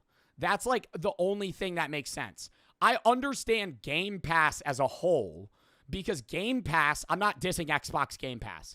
The difference between Xbox Game Pass and what I'm saying is I'm fine for Xbox Game Pass because you're paying $10 a month to have access to a bunch of different games. The difference with that and, like, me having to own me paying $30 a month to own FIFA 17. But when I stop paying the money, I don't own the game anymore. That's stupid. GeoGuessr, you don't pay to own the game. You pay to be able to play unlimited amounts of games. You're paying for a premium version of something. It's different. Because GeoGuessr, you could play for free. You could do party challenges and duels and other things for free. You just have a limited access to ranked matches and custom games and stuff like that. So you pay for a higher pass. Same thing with, like, Kahoot. But if there's game devs that are in the talks of making it so you have to pay a monthly subscription to play one game. As you continue paying. The day you stop for whatever reason that may be, whether it's because you got laid off from your job, got scammed, or maybe suffered a fatal accident that ate up your finances, as long as it causes your card to decline, your library disappears. Years of carefully building the perfect library for eating, dates, family, gone in an instant. That emotional connection you built, those memories tied to certain shows, they don't belong to you. They were always on loan, and the same goes for music as well. Okay, the only thing I will say, though, is I'm going back on my word. I just did a long rant, and I'm going to go back on my word. I would pay for a Call of Duty subscription. Because I don't want to own COD. I don't want to own COD. I would pay $5 a month for Call of Duty. Because the game's going to... No. Hear me out. That game, I'm not paying $5 a month for, like, Elden Ring or a single-player game. I would pay $5 a month to play Call of Duty. I think it should be free. But the reason I would do that is because I would rather pay $5 a month for 3 months, get my fun out of COD, and then stop playing. Because I'm never playing it again. When are you ever hopping on Cold War? Shut the fuck. When are you ever hopping on Cold War? You own Cold War. Congrats. You're going to hop on that shit? You're going to play TDM with the fucking 7 people that are on that fucking game right now? The 7 players that bought the game for $70 fucking 5 years ago? You're going to hop on fucking Cold War? Yeah? You're going to get on Cold War. Oh, hey guys, who wants to hop on Advanced Warfare? No. Nobody's playing that shit-ass game. I'm going to play COD for 3 months, and I'm going to get rid of it. I would pay to rent COD because COD sucks. But I'm addicted to owning every Call of Duty when it comes out because I get FOMO if I don't play it. So I would rather pay $15 to play COD for 3 months and then just fucking get rid of it. I would rather have that option. Hey, give me that option for Call of Duty. I'm fine with that. If you make it where it's like, hey, you can own the game for $70 or you could rent the game for $5 a month, I'm renting the game. Because I know I'm not going to own it because I don't need to play that game 3 months after it comes out. Even then, it's not over. If you shared your password before passing, the bill could get passed to the next user.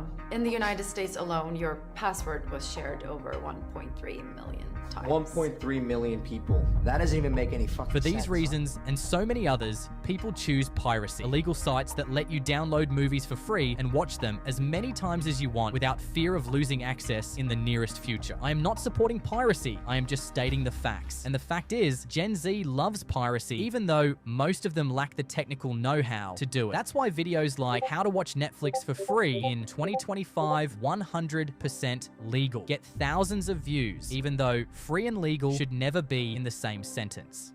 Imagine this, without paying even a single dollar. You get to enjoy all your favorite shows and movies on Netflix for an entire... I'm not watching a YouTube tutorial that has this voice. Imagine being able to watch Netflix for free.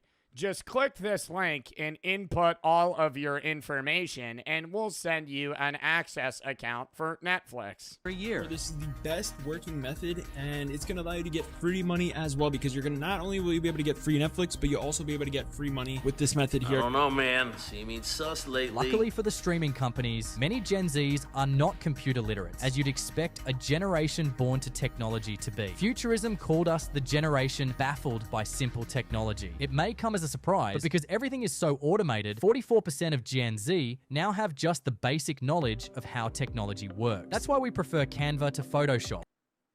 Oh, I thought that was an ad. And CapCut to Premiere Pro, because it's easier to understand. It's also why Gen Z...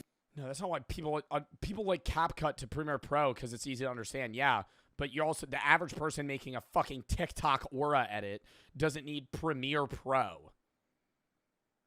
Premiere Pro is what my fucking editors use to combine a bunch of clips and edit down vlogs. It's not... Premiere Pro also costs like $80 a month.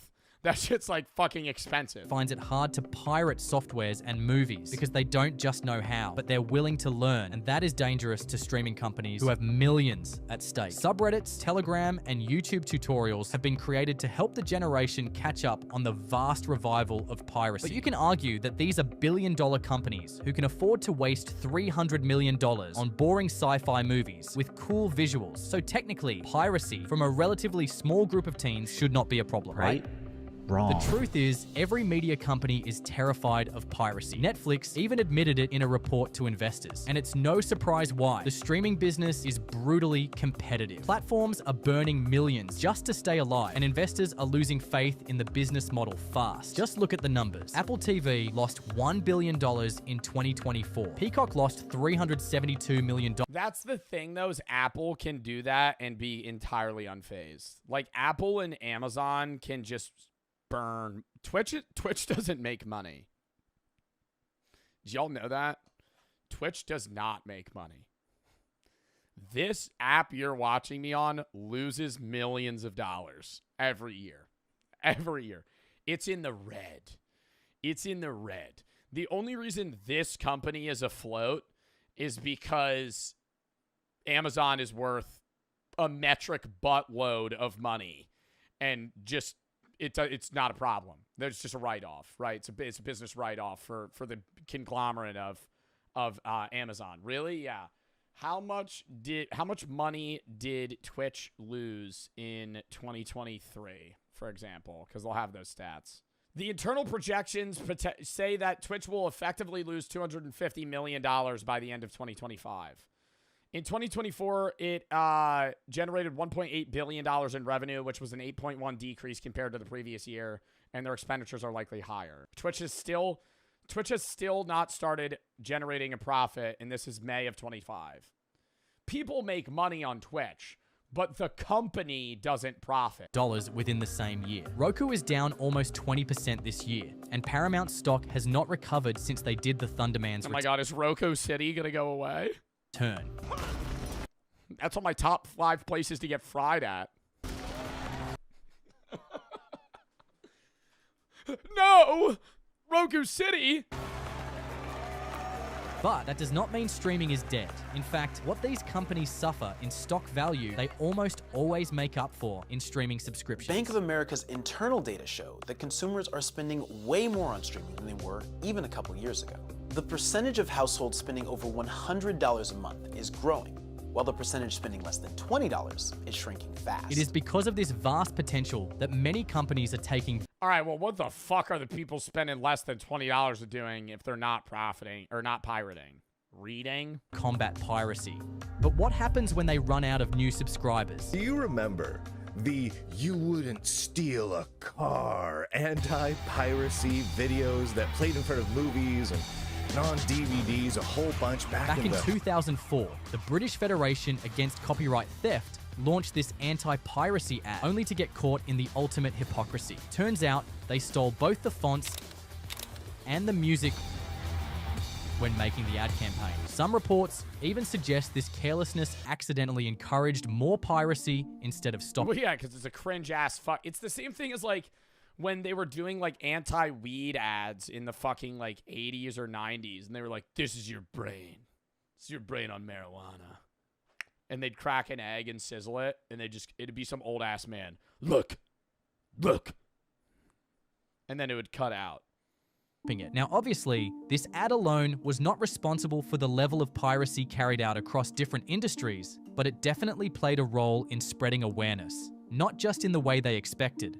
The problem with the ad was it was released right at the birth of Web 2, just as people were really starting to figure out how the internet and computers worked. So rather than discourage people from downloading movies illegally, it just told them it was possible. What is this fucking, like TikTok voice, though, on every news media platform? Have you seen what's been going on recently with the new Alice in Wonderland movie? Recently, they have been under a lot of fire for what they've been doing. It's like the Burger King video. Dylan Page? No, Dylan Page is a bit... Well, Dylan Page, it doesn't apply because he's his own thing, and I don't think he does the voice as much, but it is like short cuts and also like high energy. And made them curious to explore the world of pirated content. And these were the glory days for pirated content. Have you seen recently that people have been following around Dylan Latham, asking him to do the dance with the pants? It's been upsetting him greatly, and he's been making videos even about it, asking people to stop.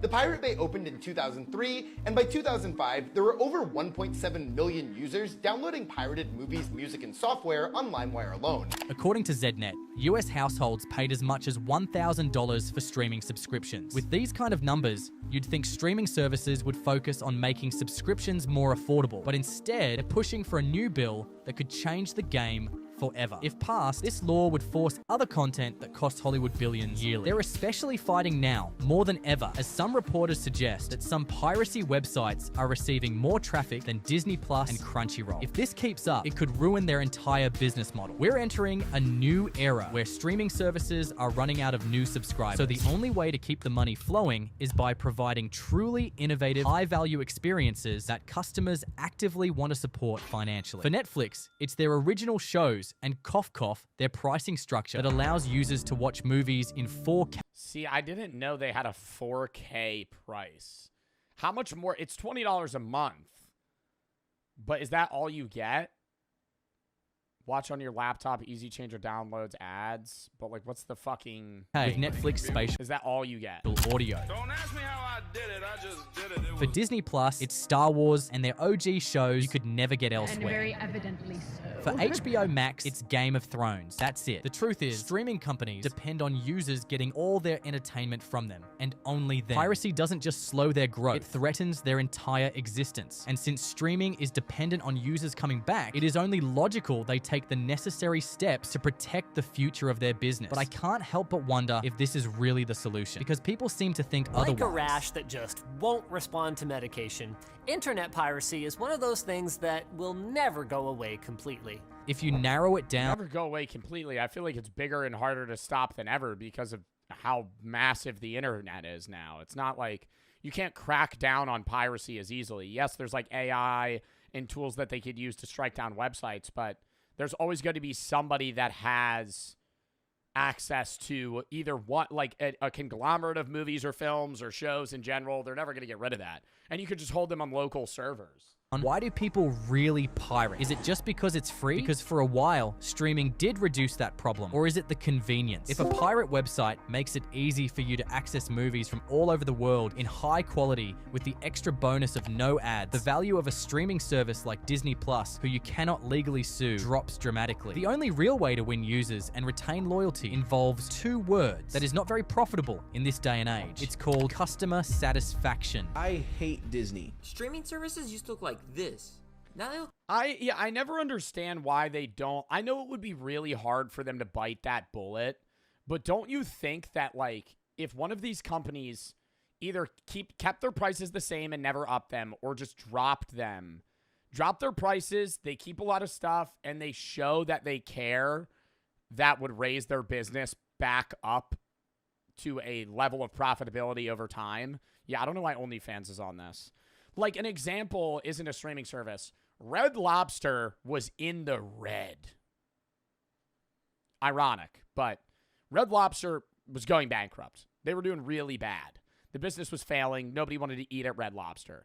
They got a young guy as a CEO. He listened to a lot of the customer feedback. They started adding seafood boils and being really, like, active on social media and, like, new gen shit, trying to actually appeal to their customers. And now they're like gaining levels of popularity back, at least to a degree. And I think that's what they need to do, but nobody ever wants to do that. Because they always just want to like they want to always like expand their margins higher and higher to where they're making more money until their app just dies. And then they just like fucking heave it to the next guy. I feel like the CEOs never want to actually keep it rolling. They just want to funnel enough money to where they could just pass the problem over, which is what politicians do too. So like this. The longer streaming services have been around, the more complicated and confusing it has gotten. It used to be you just had Netflix, but now we got 15 services and half of them are ad-free, half of them have ads. I don't even remember which ones I paid for. I don't even know if some of them were free. Oh my... At this point, I can only hope that the day and the bundles confuse the fuck out of me, where you get like Disney and Hulu comes, that streaming fatigue becomes a thing of the past, and streaming platforms see its users as real people who crave to be entertained, who want to build unforgettable moments through shows, who rely on TV to escape reality when life is getting difficult, and not just numbers meant to increase stock price. That was a fun video. I enjoyed watching that. That only took us an hour to watch. Anyways.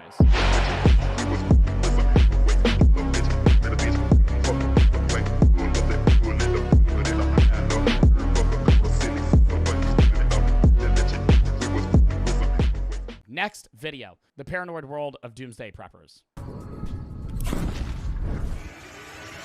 Welcome back to the Papa Me channel. How you doing? How you doing? Come on and sit on down because today, my friends, the end is finally here. Oh, we're talking about doomsday. But most importantly, we're talking about the people who prep for those doomsday. Doomsday preppers! When survival's the goal, it's into the spider hole. I used to watch this video on in National Geographic or whatever it was every day. It'll intro them and it'll be like a pan. It'll be like, my name's Dan, and I'm prepping for a sun flare that's going to hit southern Australia in the next few months. Ah, another interesting facet of the world of people who are preparing for the end. People who want to be prepared for when shit hits the fan.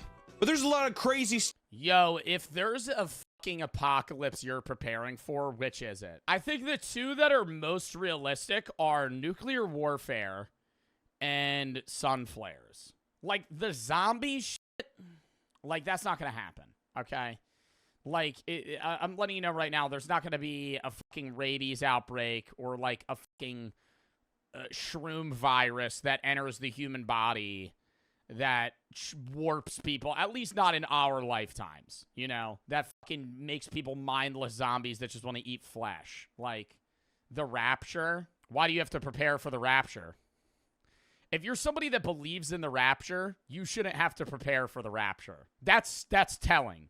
If you believe in the rapture and you think that you're not going to get taken to heaven, that might be, why are you preparing for the rapture? Just try and not be a sinful person. How about monkeypox? Maybe even potentially World War III. Bro, I broke out in hives when we were in San Diego twice. After the San Diego Zoo, I'm getting a shower and I look down and both of my legs are covered in hives. And then I look up and my whole body's covered in hives. I start tweaking out. I'm like, Brooke, what's wrong with me? I have like, I don't think I could show pictures of it, but they're like, this is like, dude, they were just all over my body like that, but everywhere. I was like, what if I have like a virus or something? Pretty much what I'm trying to get at is the world is going to end. We're all gonna die. I'm kidding. We're gonna be fine right now. Maybe, I don't know. Maybe by the time I post this, we're all dead. I don't know. I can't tell you. Not a fortune teller. But thank God there's one group of people out there who can circumvent all of these horrible things that are happening. So today I just wanted to take a deep dive down into the rabbit hole of people who are going to survive the apocalypse. There's a group of people that are here to kind of show us the way. And of course, I'm talking about doomsday preppers. Here's to the end of the world. Let's go. I don't even understand the point of doomsday prepping for a nuclear attack, though, unless you live somewhere where you're not immediately going to die from the blast. Like, okay, pan out a scenario.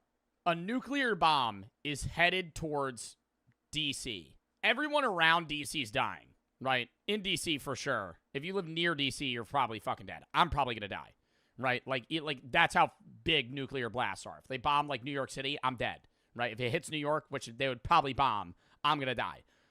Do you think the government would let us know? I think they'd know, like, a minute before. Like, they would intercept it. They wouldn't be able to stop it, but they'd know and, like, maybe try to take some measures to, like, make it. I think they would just let everybody die. Because it would cause more panic. So that's what I'm saying. Like, if you live in, like, Idaho or South Dakota or somewhere where, you know, maybe you're not near a silo, like a nuclear silo or, like, a bunker or something, you'd be able to get somewhere if something happened. Yeah, have a nuclear bunker. But if you live in, like, New York, why have a bunker? Because by the time the nuclear bomb hits, you're dead. You're going to be like, oh, my God, what's that flashlight? And then you're like, your skin peels off of you. And you're just bones. And you're just like. Why save 50,000 cans of corn in your cellar? Well, you never know when shit's gonna hit the fan. But preparing for disasters is not a crazy thing. I'll be honest, I think it's downright smart. I'm from the Midwest where there's tornadoes left and right. God's just sending little twisters to come greet your house and throw it into the air. And it's nice to feel like, you know what, we got a little provisions just in case something bad happens. Is there a flood? Is it my electricity? I get that. Like, especially if you live somewhere where there's, like, hurricanes actively. Like, having something where, like, hey, we'll be fine for a few weeks. But I feel like the videos that he's going to put on in this YouTube video are just going to be people that are like, I have 7 years of being stocked up.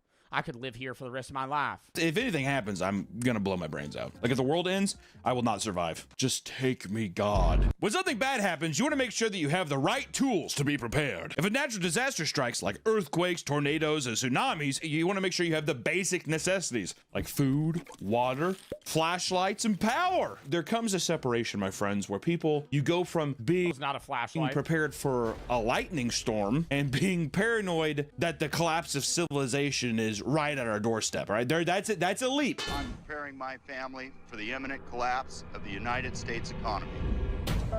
Yeah, this kid's fucking prepared. I'm preparing my family for the imminent collapse of the United States economy. When all this shit hits the fan and my family needs to be running on solar power, I'm gonna be defending my town with this fucking rifle right here. Doomsday prepping became a popular movement in the mid-20th century during the Cold War, which wasn't really that cold, Nick. It wasn't? No. You could say that the Great Depression sparked Americans or people, probably just Americans, to hoard what they have. Who knows? It's mine. Don't touch it. Get away from it. Yeah, like some dumbass. Like, how many people in the United States do you think still keep money under their mattress? Bro, for the love of God, don't do that. Like, I just gotta keep it in case something happens. Have you seen the old, like, commercials where it's like, if a nuclear bomb drops, hide under your desk? I love that. Go sit in your fridge.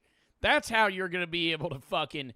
Oh, a 2,000-pound bomb just fell on your city? Oh, it's gonna create a crater the size of what?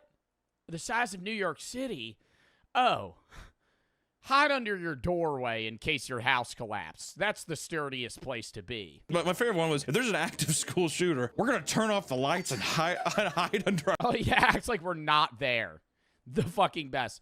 Oh my God, an active school shooter? Shh.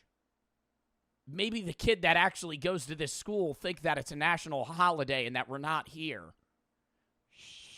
But you also have religious reasons, right? For example, the Church of the Latter-day Saints believe that the end times are nigh since the dawn of their religion. So they encourage their followers to have 3 to 12 months. But isn't the end times the rapture? And then you're like, why are you still here? That's what I don't understand. I don't know. At that time, the dead in Christ will be raised and the living Christians will be brought up to meet the Lord. Yeah, then why do we need provisions if you're not gonna be on earth anymore? Months of supplies at all times. When it comes to doomsday prepping, the goal is to have enough supplies to last you a few months inside your bunker when the world goes to shit. AKA when shit hits the fan. We watched Doomsday Preppers, the show. We're going to get into that a little bit later, but that when shit hits the fan is going to be, it's part of my everyday vernacular now. I just want to say that. When the hits the fan. When it hits the fan, if it hits the fan. Hey, it's gonna hit the fan sometime. It hits the fan in 5 years, I'll probably be okay. If you can survive in your little bunker while everyone else is fighting for resources outside, then within a few months, 90% of the population will die out, and you can emerge from your bunker as a goddamn survivor. Which we've already seen some of this, ladies and gentlemen. Does anyone remember toilet paper? Does anyone? But then what? Right? Like the people that are like surviving a nuclear blast, like you hunker down for 6 months, you come up, it's Fallout Zone, dude. Everything's dead. Everything's dead. You live in the desert. There's still radiation. Where the fuck are you going to get more materials to live now? The thing about being a doomsday prepper is that it is a beautiful spectrum. On one side, you have rational people. And on the other side, you have mentally deranged people. So you have rational people who are like, hey, it might storm. It'd be nice to have some Duracell batteries, some flashlights, and some water. And there's some people who are like, if you come near me, I'm going to kill you. But that's what we're trying to figure out today, dude. Which end of the spectrum are you on? So level 1, the toe dippers. Ooh, the water's cold. I just ate a pizza. I'm not going to jump in for cramps. These are people who have a case of water, some canned food, and a few rolls of toilet paper. If you went into their house, you'd probably be like, a little extra supplies. They probably go through a lot. I used to go to my friend's house. His mom used to have, I'm not even joking, used to have 150 rolls of toilet paper. She was a little... Oh, I always have a lot of toilet paper. I always have a lot of toilet paper. Not because I'm worried, like, the fucking bomb's going to drop. But I always have a lot of toilet paper because, like, imagine the feeling when one day you're wiping your ass and you're like, I'm out of toilet paper. And you look under the sink and there's no toilet paper. And then you're like, fuck, right? Never want that to happen. So I always have fucking 15 rolls of toilet paper. These people, the toe dippers... I have a shelf on the top of the toilet. Well, aren't you fucking fancy? Usually have an emergency kit with candles, maybe a flashlight, a first aid supplies, you know, just in case anything happens. It's more so just being like, something bad might happen, but it's an afterthought. But then we get into level 2. And level 2 is where we start getting a little shaky, all right? We call this the paranoid. These are the people who get a little further beyond preparing. Yeah, they have a whole closet full of stuff. Dude, that is way too many jars of peanut butter. Must be for Peanut Butter Fridays. Niche reference. 4 people just got that niche reference. And expect weeks to months long emergencies such as civil unrest and severe natural disasters. Which, let me tell you, Nick, if I was younger, I'd be like, civil unrest, what the are you talking about? Yeah, the past 4 years, goddamn, hell, I might even be at level 2, dude. I'm a little paranoid. I've experienced so many not that many of you got it. You're all lying. Natural disasters anyways. Texas, the deep freeze, goddamn pipes burst everywhere, flooded the house. Unbelievable. The paranoid also believe that people are... Dude, I remember in Texas when it snowed like 3 inches and they shut down the whole state because people were getting into like car crashes and shit because they like their roads weren't meant for it and like nobody knew how to drive in the snow. So you need to have a full stock pantry for you and your family in order to weather this storm. Once again, doesn't seem that paranoid whenever I've seen this firsthand. COVID, toilet paper, all kinds of stuff. So you're never more than 20 feet away from a firearm in this house. Dude, what is that shit? Chat, what are these? Morning Moose home storage. Is there food in there? Yellow dehydrated corn? Bro. In people's homes where they stockpile non-perishable food items and emergency supplies that typically last a few months to even a couple years, which I can't even imagine. We could survive for years. That has to be like your entire garage is just filled with stuff. Even like canned food. Yeah, there's no way, dude. I remember I used to watch this and they would show like one shelf that's like full, like a pretty big shelf. But it would be like, I don't know, 200 cans of corn or like mixed vegetables and stuff. They're like, we could survive for 5 years off this. No, the fuck you couldn't. 3 meals a day, I'm eating 3 cans a day. Even if I'm rationing 2 cans a day, like that's going to give me like 3 months of food. Like, you know how much canned food? Years? Some of the items that these preppers may have include shelf-stable foods like rice, beans, and canned food, water storage containers. Just eating beans, dude. Fuck, man. You're alone in your fucking mom's basement because she was a doomsday prepper. And you're not, you're playing fucking checkers or shoots and ladders just eating a cold can of baked beans. She's like, aren't you happy? Aren't you happy I prepped for this?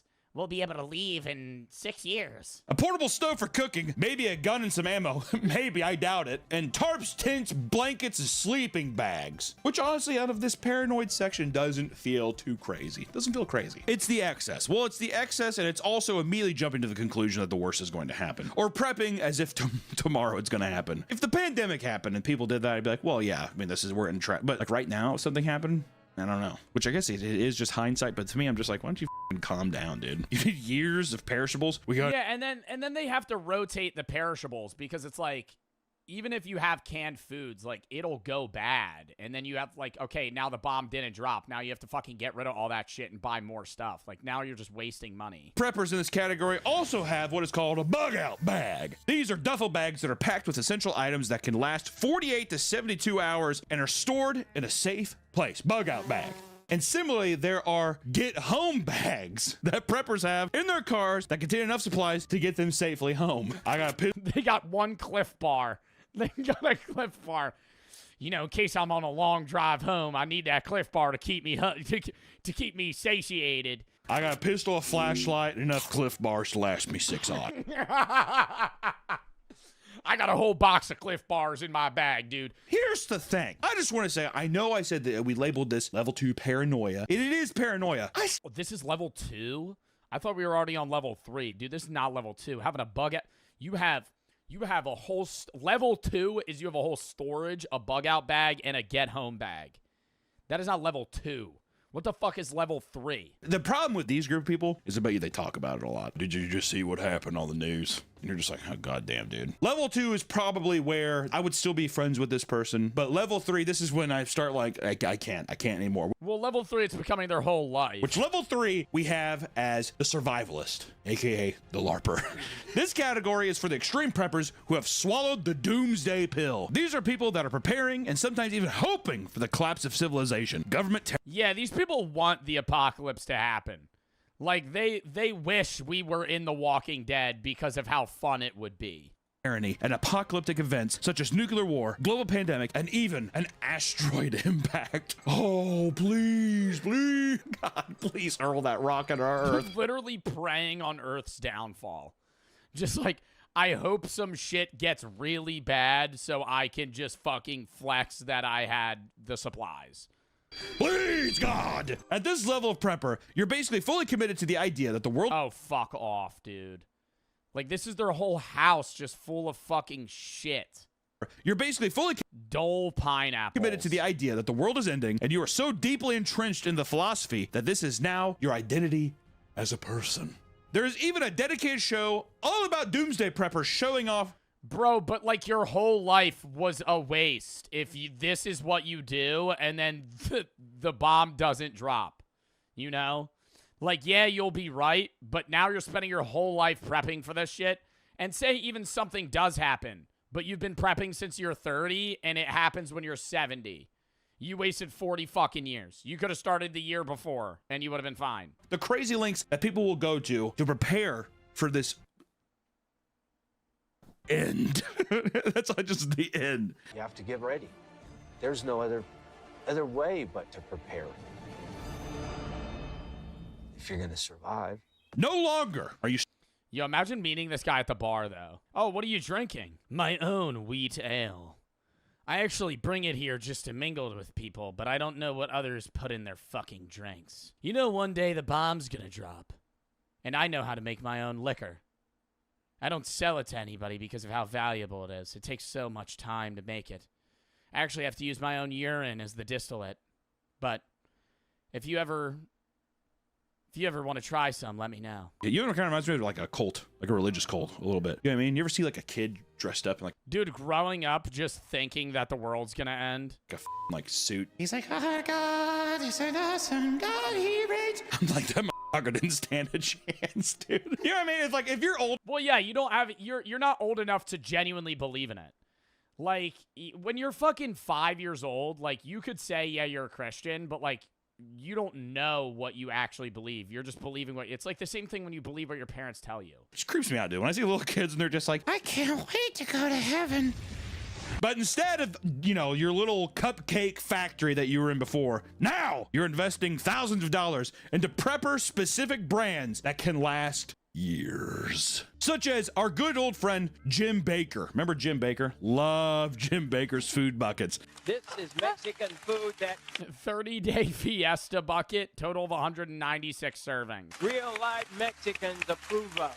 You know, this is not gringo food. This is good food. The Jim Baker food bucket we will buy one day, and I will try some of his soup. $300 in the Jim Baker bucket can get you 144 meals with a guarantee. Cheesy potato soup, oatmeal with brown sugar, pancake mix, mac and cheese, Hawaiian-style sweet and sour, potato casserole, pasta primavera. Bro, but like, if you're really thinking the survival style, why the fuck are we getting all fancy with these meals? Like, just buy shit that's gonna keep you alive. Guaranteed shelf life of 25 years! If you purchase that. Yo, you know how gross that would be 24 years down the line? You're eating fucking whatever his name is, Jim's fucking beans, Jim's soup. In fucking 2050. Bucket. And 25 years later, you're just like, I didn't even need this thing. Well, I had all these potato soups from Jim Baker, but guess that didn't pan out. For $4,000, you can get the Defender Dozen. We gotta spend $4,000 on the Defender Dozen. It's gonna be crazy.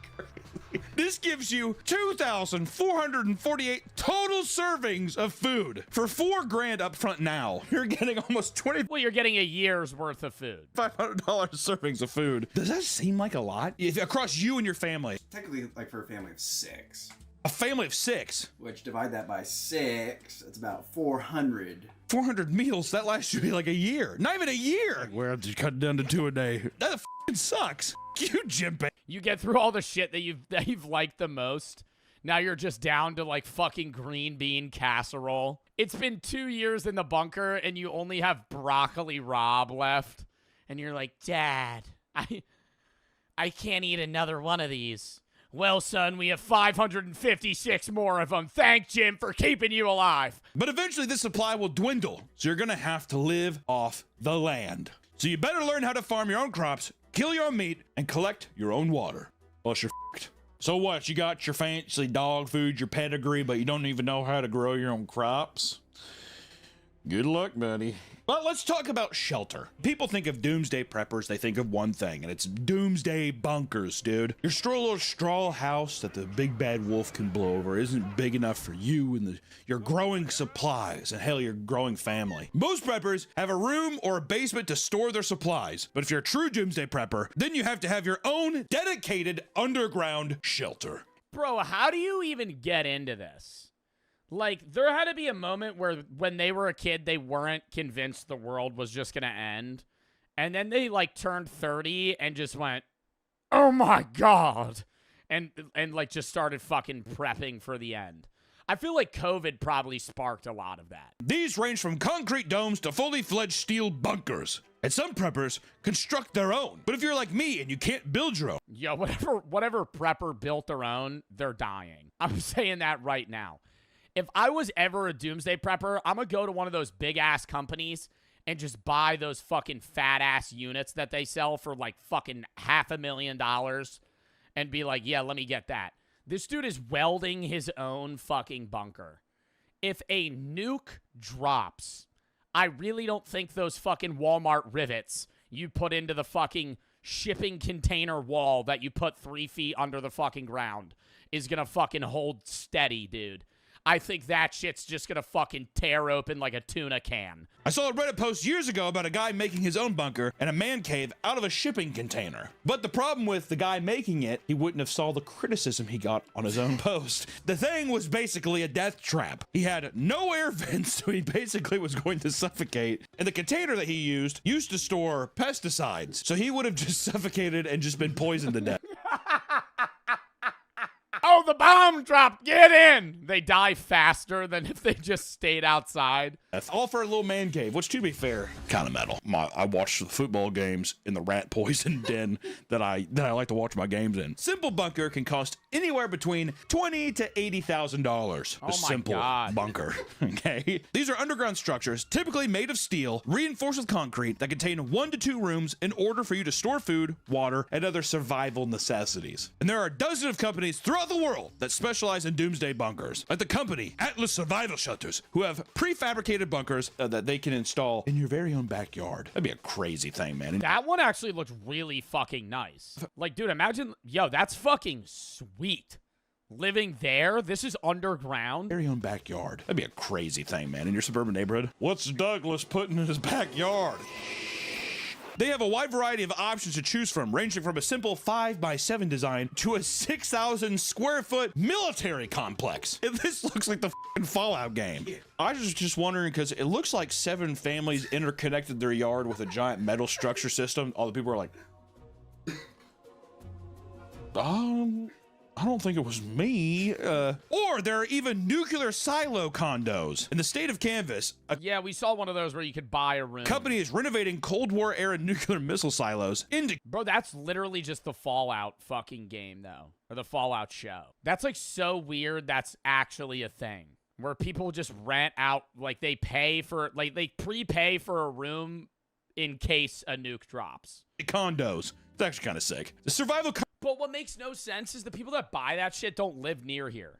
So, like, say something happens, how the fuck are they getting 4,000 miles to this fucking bunker? Condo Project is a luxury bunker development designed to provide safety and comfort in the event of catastrophe. Well, just because we're surviving doesn't mean we can't look good while doing it. These silos can hold up to 75 people and have over 20,000 square feet of floor space per silo. They span 200 feet underground with 15 floors. The facility has a shared pool, gym, bar and lounge, and a custom theater, a library, classrooms. Yo, that's one thing that I couldn't do, though. If the world ended, watching any movies or television is now so sad. Like, if you're watching a movie, they're dead. That's not how society's like. If you're watching a futuristic movie, they're dead. It doesn't matter. This isn't what happened, right? Like, if you live in a nuclear apocalypse, you can't watch the show Superbad and be like, high schoolers trying to get drunk, because that's like an everyday thing that people go through. Oh, wait, no, nobody goes through that anymore because everybody's dead and high school doesn't exist because everybody got blown up by a bomb and I live 150 feet under the ground and I'm one of the only fucking people alive. If you're interested in owning one of the spaces, the project features a few unit options. For 1.5 million buckaroos, you can buy half a floor condo. Not too bad. For only, what, $1.5 million? Chump change.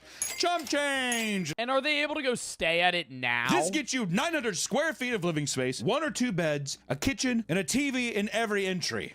It's a lot of TVs. You're welcome. Or, for $3 million, you can get the full floor. That's about a little over 1,800 square feet, 3 bedrooms, 2 baths, then a kitchen, a great room, and a dining room.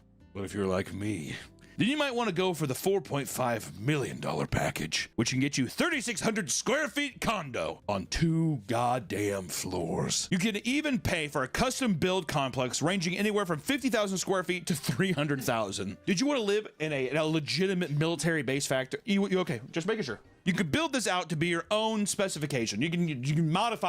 But for what? Like, how many people are you gonna bring there? And then, yeah, you could fuck around and shit, but like, bro, it's just always in the back of your head that it's like everyone's dead. Like, there's no point in doing this. You might as well embrace, like, oh, I'm just trying to survive at this point, rather than like, oh, let's play foosball. Even better example is the $18 million bunker house in Las Vegas, Nevada. This bad boy is 15,000 square feet, and it has... It's just a fucking house. 5 bedrooms, 6 bathrooms, a dance floor, yeah, a barbecue, yeah, a pool, a 4-hole golf course, 2 hot tubs, a sauna, a bar, lighting systems that can simulate sunlight and twinkly stars, artificial trees, fake rocks, and hand-painted murals simulating the outside world, a 1,000-gallon water tank, a cryogenic capsule that can hold up to 5 human heads, and 4... For when you die? Like that shit where like what, like I don't know if Walt Disney actually did it, but where you freeze your body in case they know how to bring back humans. 4 bodies. Not to mention it has cell phone reception, cable, and internet. Thank God. And you can rent the property out right now for receptions, weddings, and even dance parties. That actually does sound kind of cool. But I will say, seeing pictures of it, the outside scenery thing makes it look like you are being held captive by some murderer. It's like, let me leave. In time. I feel claustrophobic looking at it. You have food and shelter, but no way to defend it. That's why you need to stockpile guns and ammunition and learn how to fight when shit hits the fan. Like Steve H., who's preparing for the United States economy to collapse, which it will. It's going to. Better buckle up. Every Monday, he sets prepping goals for his family. And by the end of the week, everyone in the... He's like a reverse conservative. I'm going to vote for Kamala because she's going to tank the economy, and then I'll be able to get my dream come true. My dream will finally get... She going to tank the economy. I heard she's going to start a World War III. I heard if they put Killer Kamala in office, she's going to start a World War III. He also vacuum seals his weapons to make sure no Why? moisture gets in. Good man, Steve. And a good tip from Steve is to place explosives around your property to ensure that no one can break your defenses, because they'll blow up. Checkmate. Steve often performs drills that simulate what it would be like to have his property invaded. These kids are going to enjoy that. Dude, sometimes you have to make sure the fam is up. He just does random drills where he like wakes up his fucking 7-year-old kid in the middle of the night. Jimmy! The bombs have hit! Let's go! He never tells him whether or not it's a drill or not. They're invading! That's an enemy! Take him out! It's a mannequin that looks so real. You need to shoot him! Shoot him! The kid's fucking shaking and crying. He flicks the lights on. You failed the mission. You failed the fucking mission. That man would have killed our whole family, Jimmy. But you know what? Steve is a pretty sane guy. He glued back his own tooth instead of going to the dentist. Sometimes you gotta drill your teeth in, dude. It's also important to live off the grid and away from society. That way, when the world does end, you're already far away from anyone trying to steal your precious supplies. Like Michael, for example, who fears his land will be targeted in an overpopulated world. He's like, this is the Garden of Eden. All right, and if the world's overpopulated, people are going to try to come and take my land. Michael created his own alarm system using bird calls. He said he has studied the language of the bird for 2 decades and is now passing on to... I don't want to say, I mean, the world's population is rapidly growing, but if his fear is overpopulation in the world, he should really look up birth rates in most countries. Like, our population is growing because of immigration, not because of our birth rate. Like, the average American, I think, has like 1.6 kids, which means the population declines. He doesn't want to have to be relying on guns and prefers to throw axes, which he made his kids practice for 7 years. He also makes them... Yeah, for 7 years. I run up on Tyler and his defenses with a fucking AK, right? Because shit's hit the fan, as they've been saying. Tyler goes, bang. He also uses a throwing stick, claims that they're just as good as shotguns. Hands in the air. Hands in the air now. What do you do? Yo, I'm so sorry. That kid's getting shot in the back of the head. Yo, that kid is dying. No grown man is getting, the gun is getting flip turned, their gun snatched and kicked away from this kid right now. Gun to the back of your head. You're telling me this kid's gonna pull a fucking 180, kick me, and grab the gun out of my hands? No, dude. No, dude.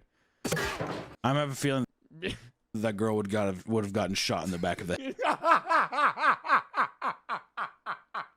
Bang! Hole through the fucking eyes. It's not like you literally can't fucking beat that. But sometimes I believe with these doomsday preppers, as goofy as they may seem, I think that sometimes it goes a little too far. Controversial opinion. Sometimes prepping for the end can lead to tragedy. Survivalist named Peter Keller feared that the world was going to end. For 8 years, he worked on a secret bunker he dubbed Camp Keller, which could be confusing because of Helen Keller's fame. In one of his journals, he had sketches of a bunker with notes on how he wanted a laboratory space to study viruses. This is some Resident Evil shit. Then in 2012, when the bunker was... Oh, did it collapse on top of him and kill him? Complete. Peter killed his wife and 18-year-old daughter, set his house on fire in order to live in the bunker. I'm laughing because of how shocking that is, all right? That's not me...